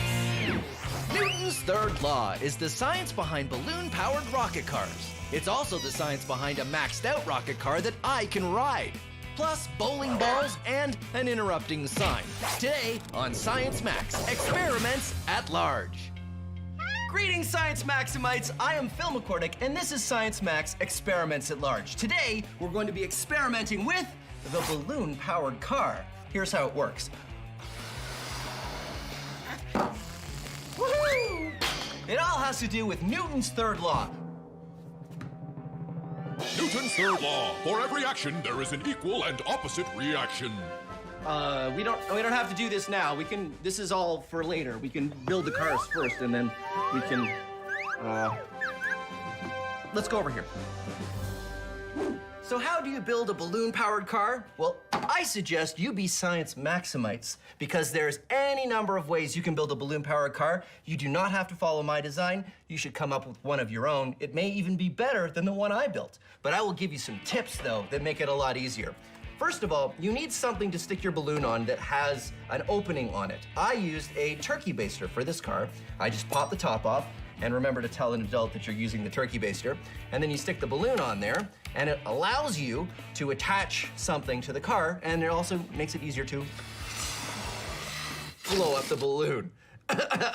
You can use any number of things, even just any kind of tube that you find lying around. It helps you attach the balloon to the car, and it helps you blow up the balloon way easier. The other thing you should think about when you make your balloon-powered car is how you're going to make the wheels roll. Once you've decided on the base of the car, you could use anything, even just a piece of cardboard like this. You can do your wheels in two ways. The first way is to attach the wheels to the axle. This is how I made the axle of this car. I used a shish kebab skewer, and I stuck it inside a straw, just like that. And then I attached the lids to the shish kebab skewer. So the lids and the shish kebab skewer are attached, and they rotate in the straw. That's one way to make the wheels turn. The other way is to tape down the axle, or whatever you're going to use, and have the wheels spin around on the axle. Two great ways to make your wheels turn, and it really kind of depends on the wheels you're using. You can make your own design and keep refining it and making it better and faster, or do what I like to do and make a whole bunch of different cars. So we've got this one. This one I made out of paper plates, and this is a snorkel. Awesome. This one is the rock car, because there's a rock on it. I've got the dragster model. It's a long broom handle, and it might not work that well, but who knows? And this is my favorite design. It's made out of waffles and an ice cube tray. This is why I make a whole bunch of different cars, because I can race them. Sunday, Sunday, Sunday at the Science Maxidrome. It's the balloon-powered car winner-take-all drag race of awesome. First up, the Eliminator.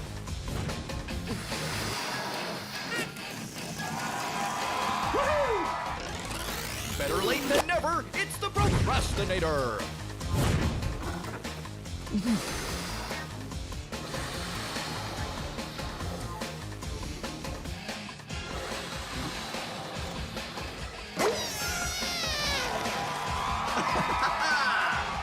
Crushing the competition, it's the Terminator.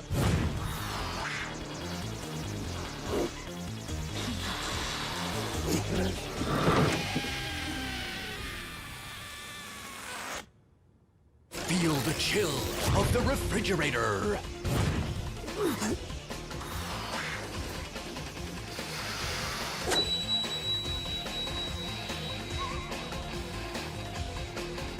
All right! And last but not least, the regurgitator.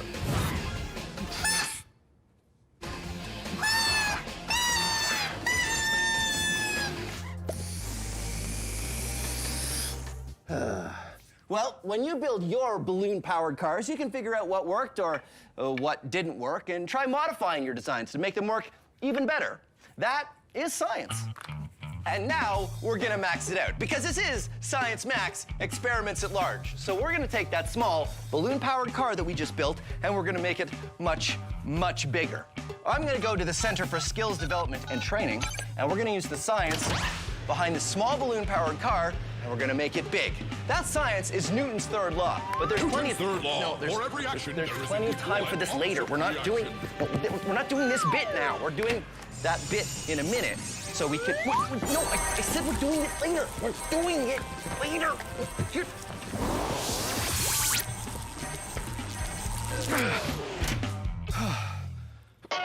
Whoa. Hi, Sarah. Hi, Phil. This is Sarah, and she's got a master's degree in physics from McMaster University. That's right. And we're gonna be talking about Newton's third law. Oh, look out, duck! Sorry. There was a sign that kept coming in. Never mind. Newton's third law. Well, what is that? For every action, there's an equal and opposite reaction. Right, so how does that work with our balloon car? Ah, cool. Okay, so if you blow up the balloon, what's gonna happen when you release it is the air is gonna push out with a certain force, which in turn is gonna cause the cart to move forward with the exact same force. Yeah, works great. So how come it doesn't work with my rock car? Ah, wow. Well, actually, it did work. So the balloon still pushes with the exact same force, which causes the cart to have the exact same force push forward, but your rock is really heavy, so you probably didn't see it move. Oh, so a lighter cart works better with the same amount of force. That's it. Well, there you go. Newton's third law. What? Newton's third law. For every action, there is an equal and opposite reaction. I'm really starting to dislike that sign. Phil, are you okay? Yeah, I'm fine. Our small balloon-powered car works because of Newton's third law. For every action, there's an equal and opposite reaction. The air pushing out the balloon this way pushes the car with the same amount of force this way. So, in order to max it out, the plan is just to get a bigger wheeled cart and a much bigger balloon. So, everything should work out the same. Okay, so I thought what we would do is in order to max out the balloon-powered car, what we need is a cart to start with, and then I ride it. And we have a giant balloon, and then I go. Do you have a giant balloon? Ha ha ha ha! Giant balloon! So, step one, Sarah blows up the balloon. Okay.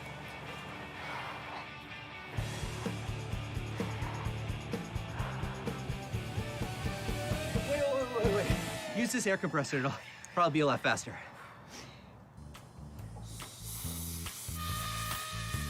Sarah and I get to work blowing up the balloon, and it takes a long time.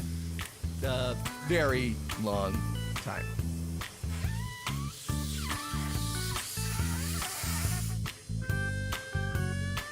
Okay, human-sized balloon-powered car test.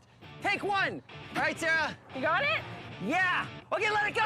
Okay, go. Let it go. You did. You did let it go. It's let go. Nothing is happening. It's not coming out fast enough, and you're a bit too massive. I don't think it's gonna work like this. Really? Yeah. Okay. Balloon-powered car test 2. No fill. I'll just take it. What happened? I don't think it worked. The balloon popped. Phil, are you okay? This is why you wear protective eyewear. Yeah. So, that didn't work. No. No. Should we get another balloon? I think we need something else. Okay, well, the air coming out of the balloon just didn't have enough force, so. We need the air to come out with more force. Yeah, do we get, what, a bigger balloon? I don't think that's gonna work. I don't think it's that. I think we need something with compressed air. Oh, like a scuba tank or a... Fire extinguisher, something like that. Yeah, that's what we need. Okay, sure. Well, we can, all right, so I don't know if that's safe to do that, so we'd have to build like a cage or something? Yeah, I don't know if it's gonna work on this. All right, well, back to the drawing board. So Okay. what we should do is we should get We need to find these tanks. Get the tanks, and then we make like a frame out of aluminum or something. Okay, that could work. Yeah, That's a they good can hold the idea. tanks, so Yeah. they're safe. And then what we should do is... Who was Isaac Newton? He was a mathematician and probably #1 on the list of top scientists of all time. Albert Einstein said, Isaac Newton was the smartest person that ever lived. You've got to be special if Einstein is calling you smart. Newton's 3 laws of motion was a huge idea, but did you know Newton also came up with the idea of gravity? The famous story is that in 1666, Isaac Newton was sitting under an apple tree when he watched an apple fall and wondered why. Hey everyone, I just invented gravity, which was a big relief because up until then, everyone was just floating around. Okay, so it didn't happen like that. He didn't invent gravity. He gave a name to this invisible force and then described how it works. Not only did it make things fall down, but it was the same force that kept the moon circling the Earth and the Earth circling the sun. And he invented a new kind of math to explain how. We now call it calculus. See? I told you he was smart. He's very smart.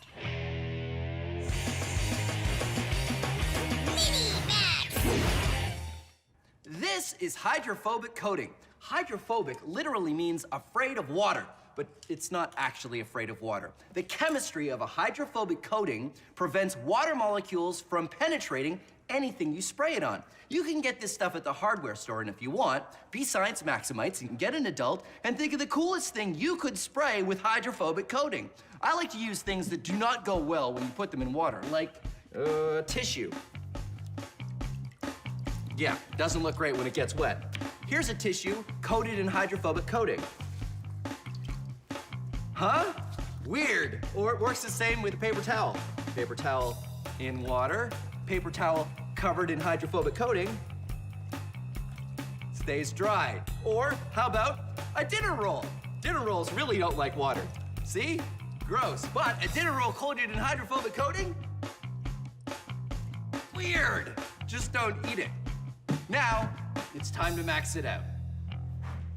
I have coated half of my lab coat in hydrophobic coating, and the other half I have not. Hydrophobic coating, regular lab coat. Half of me is wet, and half of me is dry.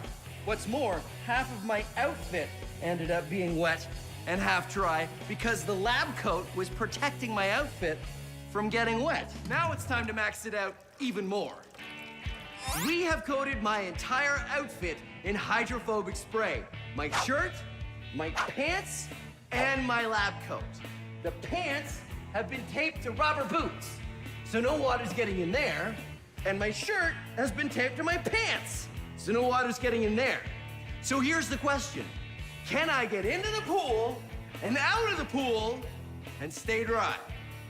Let's find out. In the pool, out of the pool, and I'm still mostly dry. Now here's what really happened. I got into the pool and I realized I should have duct taped the pocket because all the water went in there, down into the rubber boots, started filling up the rubber boots, and now my entire leg is full of water because the hydrophobic coating isn't letting it come out. So the hydrophobic coating isn't keeping the water out, now it's keeping the water in.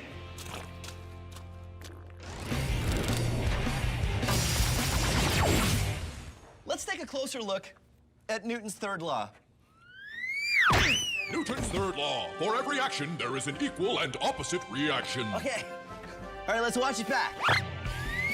When the sign hits me, I exert a force on the sign in the opposite direction. That makes the sign stop moving. It also exerts an equal force on me, causing me to fly off in this direction.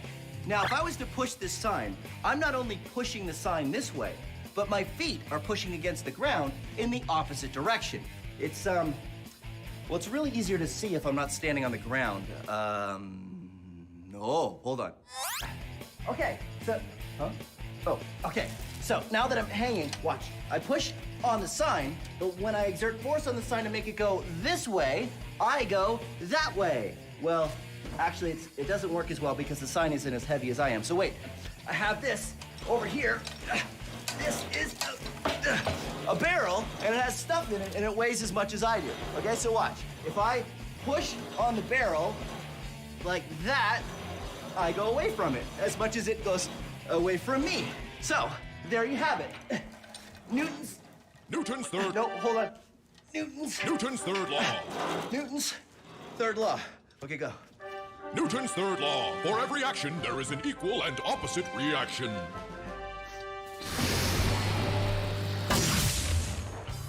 So, using a giant balloon to push me on a cart didn't work. What happened? The plan now is to use the compressed gas cylinder. Just like a balloon, these cylinders contain a lot of air. If we get a cart and put a gas cylinder in a cage for safety on the back and open the valve, the escaping air might have enough force to push me. This is 2 cubic meters of air. If we were to put it in a balloon, the balloon would be this big. But if we compress the air, we can fit it all into one of these, a steel tank. This is what we're going to be using next for our air-powered car. Got it? Yep. All right. So Sarah and I have been hard at work, and we've built the air-powered cart. We can't call it a balloon-powered cart anymore because now we've got a compressed air tank, so it's not a balloon that powers it. Exactly. Okay, so I'm going to sit on here. Sarah's going to turn on the tank, and I'm going to go. And before we do this, we should say, do not, under any circumstances, try this at home. We are trained professionals. You ready? I'm ready. Okay, high five first. Okay, now we do it.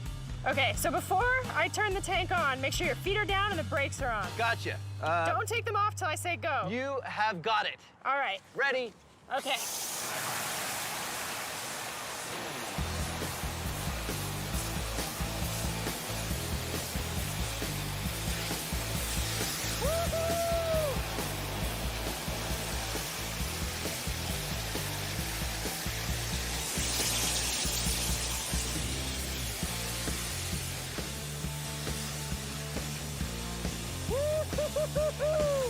Yeah! It worked! Yeah, it did work, but I feel like it could work better. You want to go faster? I do want to go faster. This reminds me of the rock car. Yeah. Where we didn't have a big enough balloon. We need more force. We need more force. So should we get a bigger tank?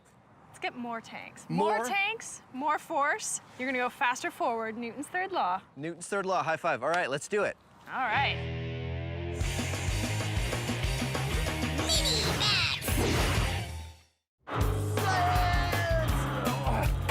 Whoa.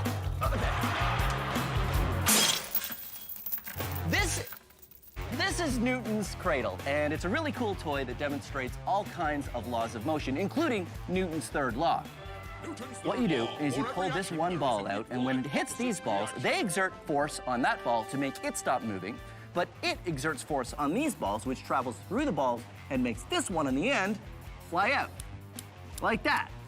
Now, there's a lot going on here, but you can really see how the force is equal that you put in and you get out if you use two balls. I swing two balls up, and two balls go out that side. Isn't that cool? Now, it wouldn't be Science Max unless we maxed it out, so come on. Whoa, okay.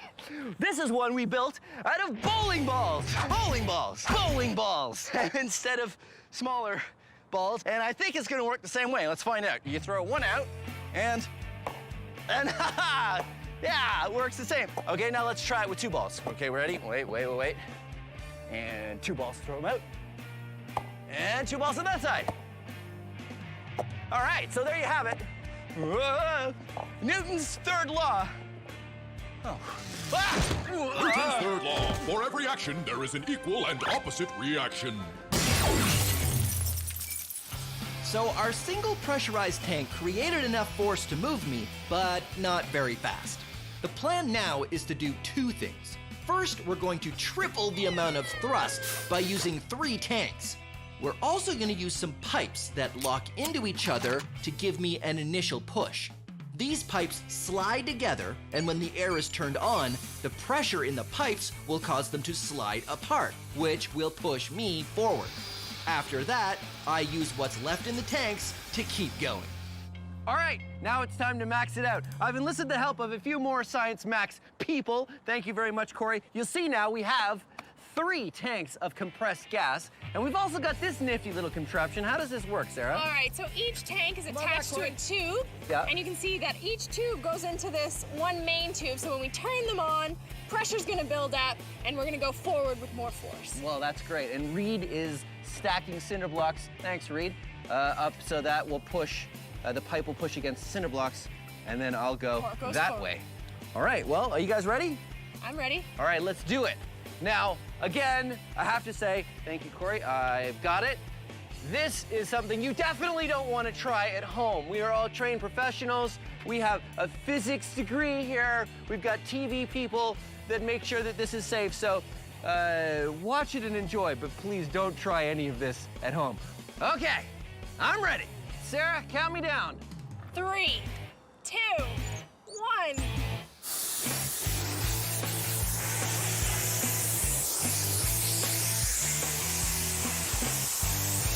Yeah! Woo!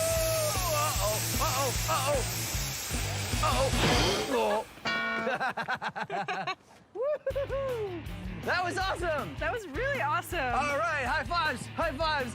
Yeah. And it's raining now, so it looks like we're gonna have to stop. So thank you very much for joining us on Science Max Experiments at Large in our episode on Newton's third law. Science Max is a show where we take small experiments and do them big. If you want to try these experiments yourself, go to our website for instructions. But not all the experiments on Science Max are the kind you should try at home. This one, yes. This, no. Try this, don't try this. A big yes, a big no. I don't know how you could possibly do this one at home. And remember, if you're ever not sure, ask an adult. Thanks for watching Science Max Experiments at Large. Wait, I can play Mary Had a Little Lamb. It's working! It's working! Newton's cradle out of bowling balls. Come on! You know this one, sing along. Whee! Come on! Come on! Science! Ooh. Yeah!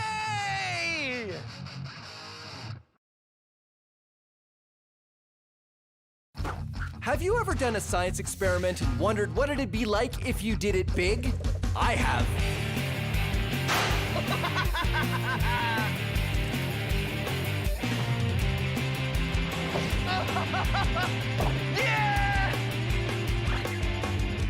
My name is Phil, and I take your everyday science experiments and do them big. This is Science Max, Experiments at Large. Science Max! Try yours. What makes airplanes, or basketballs, or people fly? It's air. As well as a bunch of other things that we learn when we try to make a giant paper airplane. So that didn't work. All on this episode of Science Max, Experiments at Large. Greetings, Science Maximites. Today, we're going to be looking at air. I know, it's kind of hard to look at air because it's invisible. But we can look at something that uses air to move. That's right, paper airplanes! Ha-ha! Ha-ha! Look out! Woohoo! Believe it or not, you can learn all kinds of science from paper airplanes. So let's build some. We are going to do a paper airplane which actually holds the Guinness World Record for the longest paper airplane flight. Pretty cool, huh? First, you fold the paper in half like this, but then you open it back up again, and then you fold in the corners like this. Now, don't worry if this is really, really fast, because you have all the instructions on our website. Then you can fold the paper down like this, make sure it's about 2 centimeters from the bottom, where the point is there, and then you fold the corners in just like you did before. But these ones are just guide folds. We use guide folds to help us fold other folds, basically. Now, we fold again using the guide fold lines you just made. And I like to call this fold the shirt collar fold because it sort of looks like a shirt collar when you fold it. Now, we fold again on the fold that you made before. Folds in like that and in like that. And now we fold the point down to touch the edges right like that. And this is a guide fold, so do it very strong. Unfold it. Now you fold it in half like this. And see that guide fold line that we made there? What you're gonna do is you're gonna take the tip and you're gonna fold it in to touch the guide fold line like that. And this is also a guide. And open it up. And here's the trickiest part. See how it's bent like that? You push it open like this. And this is called a pocket fold because you want to make a little pocket and push it up against there. Fold it flat like this. Fold this tip down over there like that. Then fold it around the back side. Then fold the wings down like this and like this. And here's the extra special bit. We're gonna use some stabilizers on this plane. Fold up the stabilizers on the ends of the wings and ta-da, the Sky King paper airplane fold. Now, as Science Maximites, you know that there's lots of ways you can learn how to fold paper airplanes. Get an adult and look up paper airplane designs on the internet, or take a book out of the library on how to fold paper airplanes. And of course, this isn't Science Max, Experiments at Large, if we don't max it out. So that's right, we're gonna make a giant paper airplane. I'm going to the Ontario Science Centre to do just that.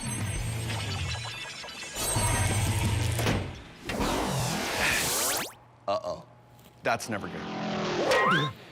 Whoa, Phil, I'm so sorry, you okay? Yeah, I'm okay, Justin. I never know where the portal's gonna spit me out. This is the Science Center, right? Well, that's right. In fact, you've landed in our paper airplane laboratory. This is what happens to me, Justin. I make a paper airplane, I fold it perfectly, but then it flies like that, or it does that, and I don't know how to fix it. Okay, well, that will happen. But you know what? There are really only 3 ways your paper airplane can fly, and I can teach you how to control each and every one of them. Great, let's do it. Let's do it. All right. Science Max presents How to Fly Your Paper Airplane. Is your paper airplane spinning around and around? Well, that's what you call roll, chum. Roll is what you call it when any plane moves like this or like this. Here's how to fix it. Bend up the back of one wing to create more lift on one side, and it'll balance out. Happy days. Okay, so let me try mine. What's that? Your airplane goes straight up or straight down? Sounds like you have a problem with pitch. Sorry, pitch. Pitch is when your airplane moves like this or like this. To fix it, bend the ends of both wings up if you pitch down, or down if you pitch up. Adding a weight to the nose also helps if you've got a problem with high pitch. Sorry, high pitch. Great, great, your turn. All right, here we go. Is your plane turning this way or that way? Yeah. Yeah? No, yeah. Yeah is when your plane moves like this or like this. To fix it, bend the back of the plane like the rudder of a boat. Okay, great. Let me try mine. Not bad. You try yours. Here we go. Oh, yeah. That was pretty cool. That's what we want. Yeah. You know what? Are you ready to build a giant paper airplane? I think I am. Fantastic. I just need to get one more expert. I will be right back. Cool. Hey, David, how you doing? Hey, good. Good. So David's going for his Masters of Applied Science. In aerospace science and engineering. So you know all about planes. I do. Great. Yeah. So what does this have to do with planes? What is this? So this is a water channel, and it allows us to test airplanes in it before we put them in the sky. Great. We'll have my airplane, and we'll just put it in here, and we'll test it. Please, it's made of paper. Yeah? And in the water, it becomes soggy. Well, how do we test our paper airplane if we can't put it in the water? Well, this is a classic airfoil shape. Yes. Now, is that what you call it, airfoil? An airfoil, yeah. So the cross-sectional shape of a wing is called an airfoil. Okay. And that's what generates the lift. Fortunately, air and water are both fluids, so they behave in the same way. I could push ink into the water, and that's going to allow us to see how the fluid flows over the aircraft. So if you tilt its nose up a little bit, you'll be able to see that the shape of the airfoil is actually pushing the water downwards. Oh, yeah, you're right. The ink doesn't go straight. It follows the wing down. It follows the shape of the wing down, and we have a lower pressure on the top of the wing and a higher pressure on the bottom of the wing, which pushes it upwards. Right, generating lift. That creates lift. Exactly. So you guys use this all the time in aerospace? Yeah, yeah. That's pretty Absolutely. neat. So, are you ready to design an even bigger plane, a giant paper plane? I'm confident we can do a good job. I am excited about it. Let's do it right now. The big paper's over this way. This way. Okay. Here's the plan. Take a giant piece of paper and fold the exact same airplane we did in the lab. The small one flew. The large one should too, right? Well, let's find out. I believe we are ready to make our giant paper airplane. All we need is a giant piece of paper! Okay, be very careful getting off it. All right, let's fold it. Nose on that side. Okay. Remember, we're folding the exact fold we did in the lab, only on a larger scale. We have a tape malfunction down here. But it's a lot harder to do with a giant piece of paper. Fantastic. That's pretty good. Okay. There. Perfect. Yeah. Giant paper airplane! This doesn't look too much like an airplane. No, it's way too floppy. Yeah, but I mean, maybe it just like when I throw it, maybe it'll catch the winds, and then the wings will come up like that. Yep. Maybe. Like, you know, I'll just. Give it a try, Phil. Okay, I'm gonna give it a try. Giving it a try. Okay, you guys ready? Yeah. Go for it. Okay, here we go.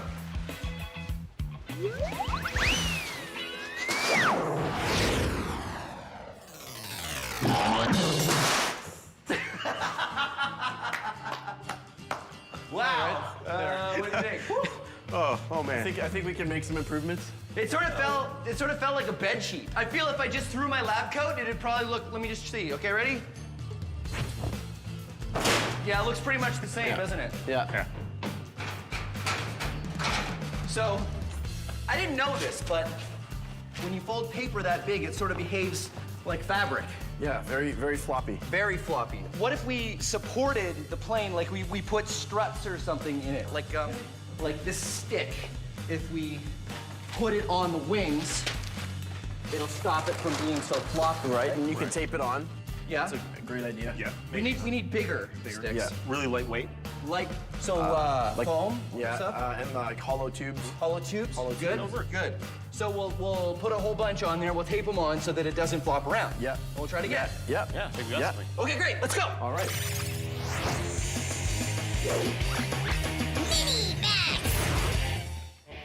Bernoulli's theorem states that faster moving air has lower pressure than slower moving air. You can demonstrate this yourself with a ping pong ball and a hairdryer. You put the ping pong ball on the stream of air from the hairdryer, and because it's moving quickly, it has lower pressure than the air around it. So the low pressure air works sort of like a force field, and you can defy gravity with your floating ping pong ball. Awesome! But of course, this is Science Max Experiments at Large, so we have to max it out with a giant hairdryer and a giant ping pong ball.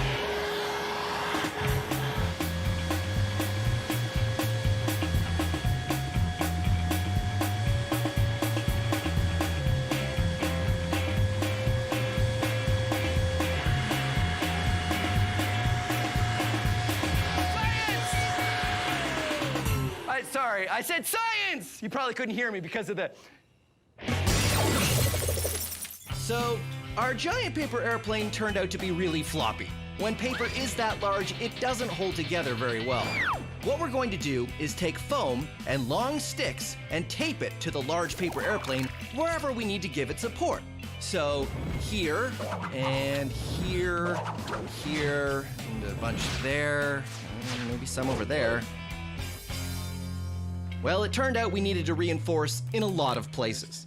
Put that there, and then that. Great, look at that. It's not even flopping around. It stands under its own weight. Huh? There's a whole bunch of stuff on it. I don't know if it's gonna fly so well. Oh, it's gonna be. Well, I mean, I have to put the stuff on it so it doesn't flop around. But there's like really a lot of stuff. Well, I needed this foam to reinforce this foam, and then I needed the cardboard to reinforce both of those.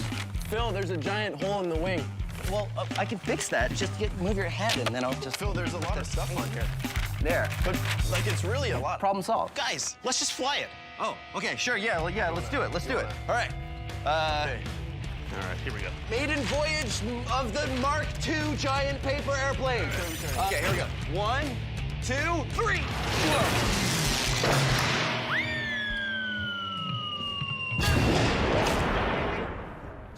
So it went about 3 feet. So that didn't work. I told you, too much stuff. You did. He told me that. He said that. He said that.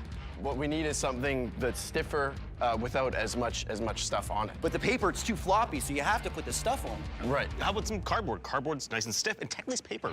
You're right, cardboard. Let's make it out of cardboard. Yeah. Cardboard, all right. Oh, yeah, it's over here.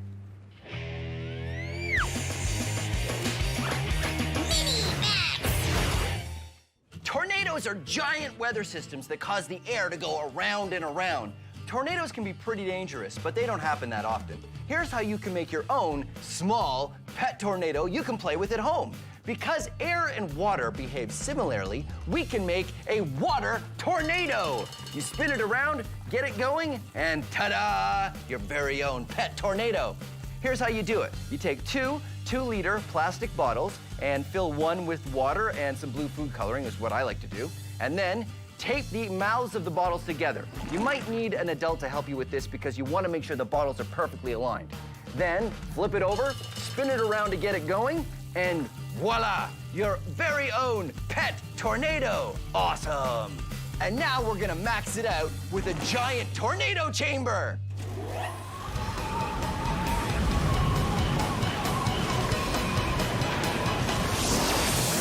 Hey, Michaela. Hey, Phil. So this is your giant tornado. It's amazing. Yeah. So I made one with plastic bottles and water, but this one uses air, just like real tornadoes do in the wild. That's right. So how does this work? Well, here we have a platform, but underneath that there's a fog machine that's pushing the fog up. And we've created an updraft because there's a fan at the top that's pushing air out of the top. And also, we're trying to mimic the intense winds you'd get from a tornado with these pillars that are shooting out air in this direction. So it goes around in a circle. Yeah, in real life, tornadoes are pretty rare. You need a perfect set of conditions to see them. You need warm, humid air and cold, dry air. And as well, some intense winds that you usually get from thunderstorms. Science!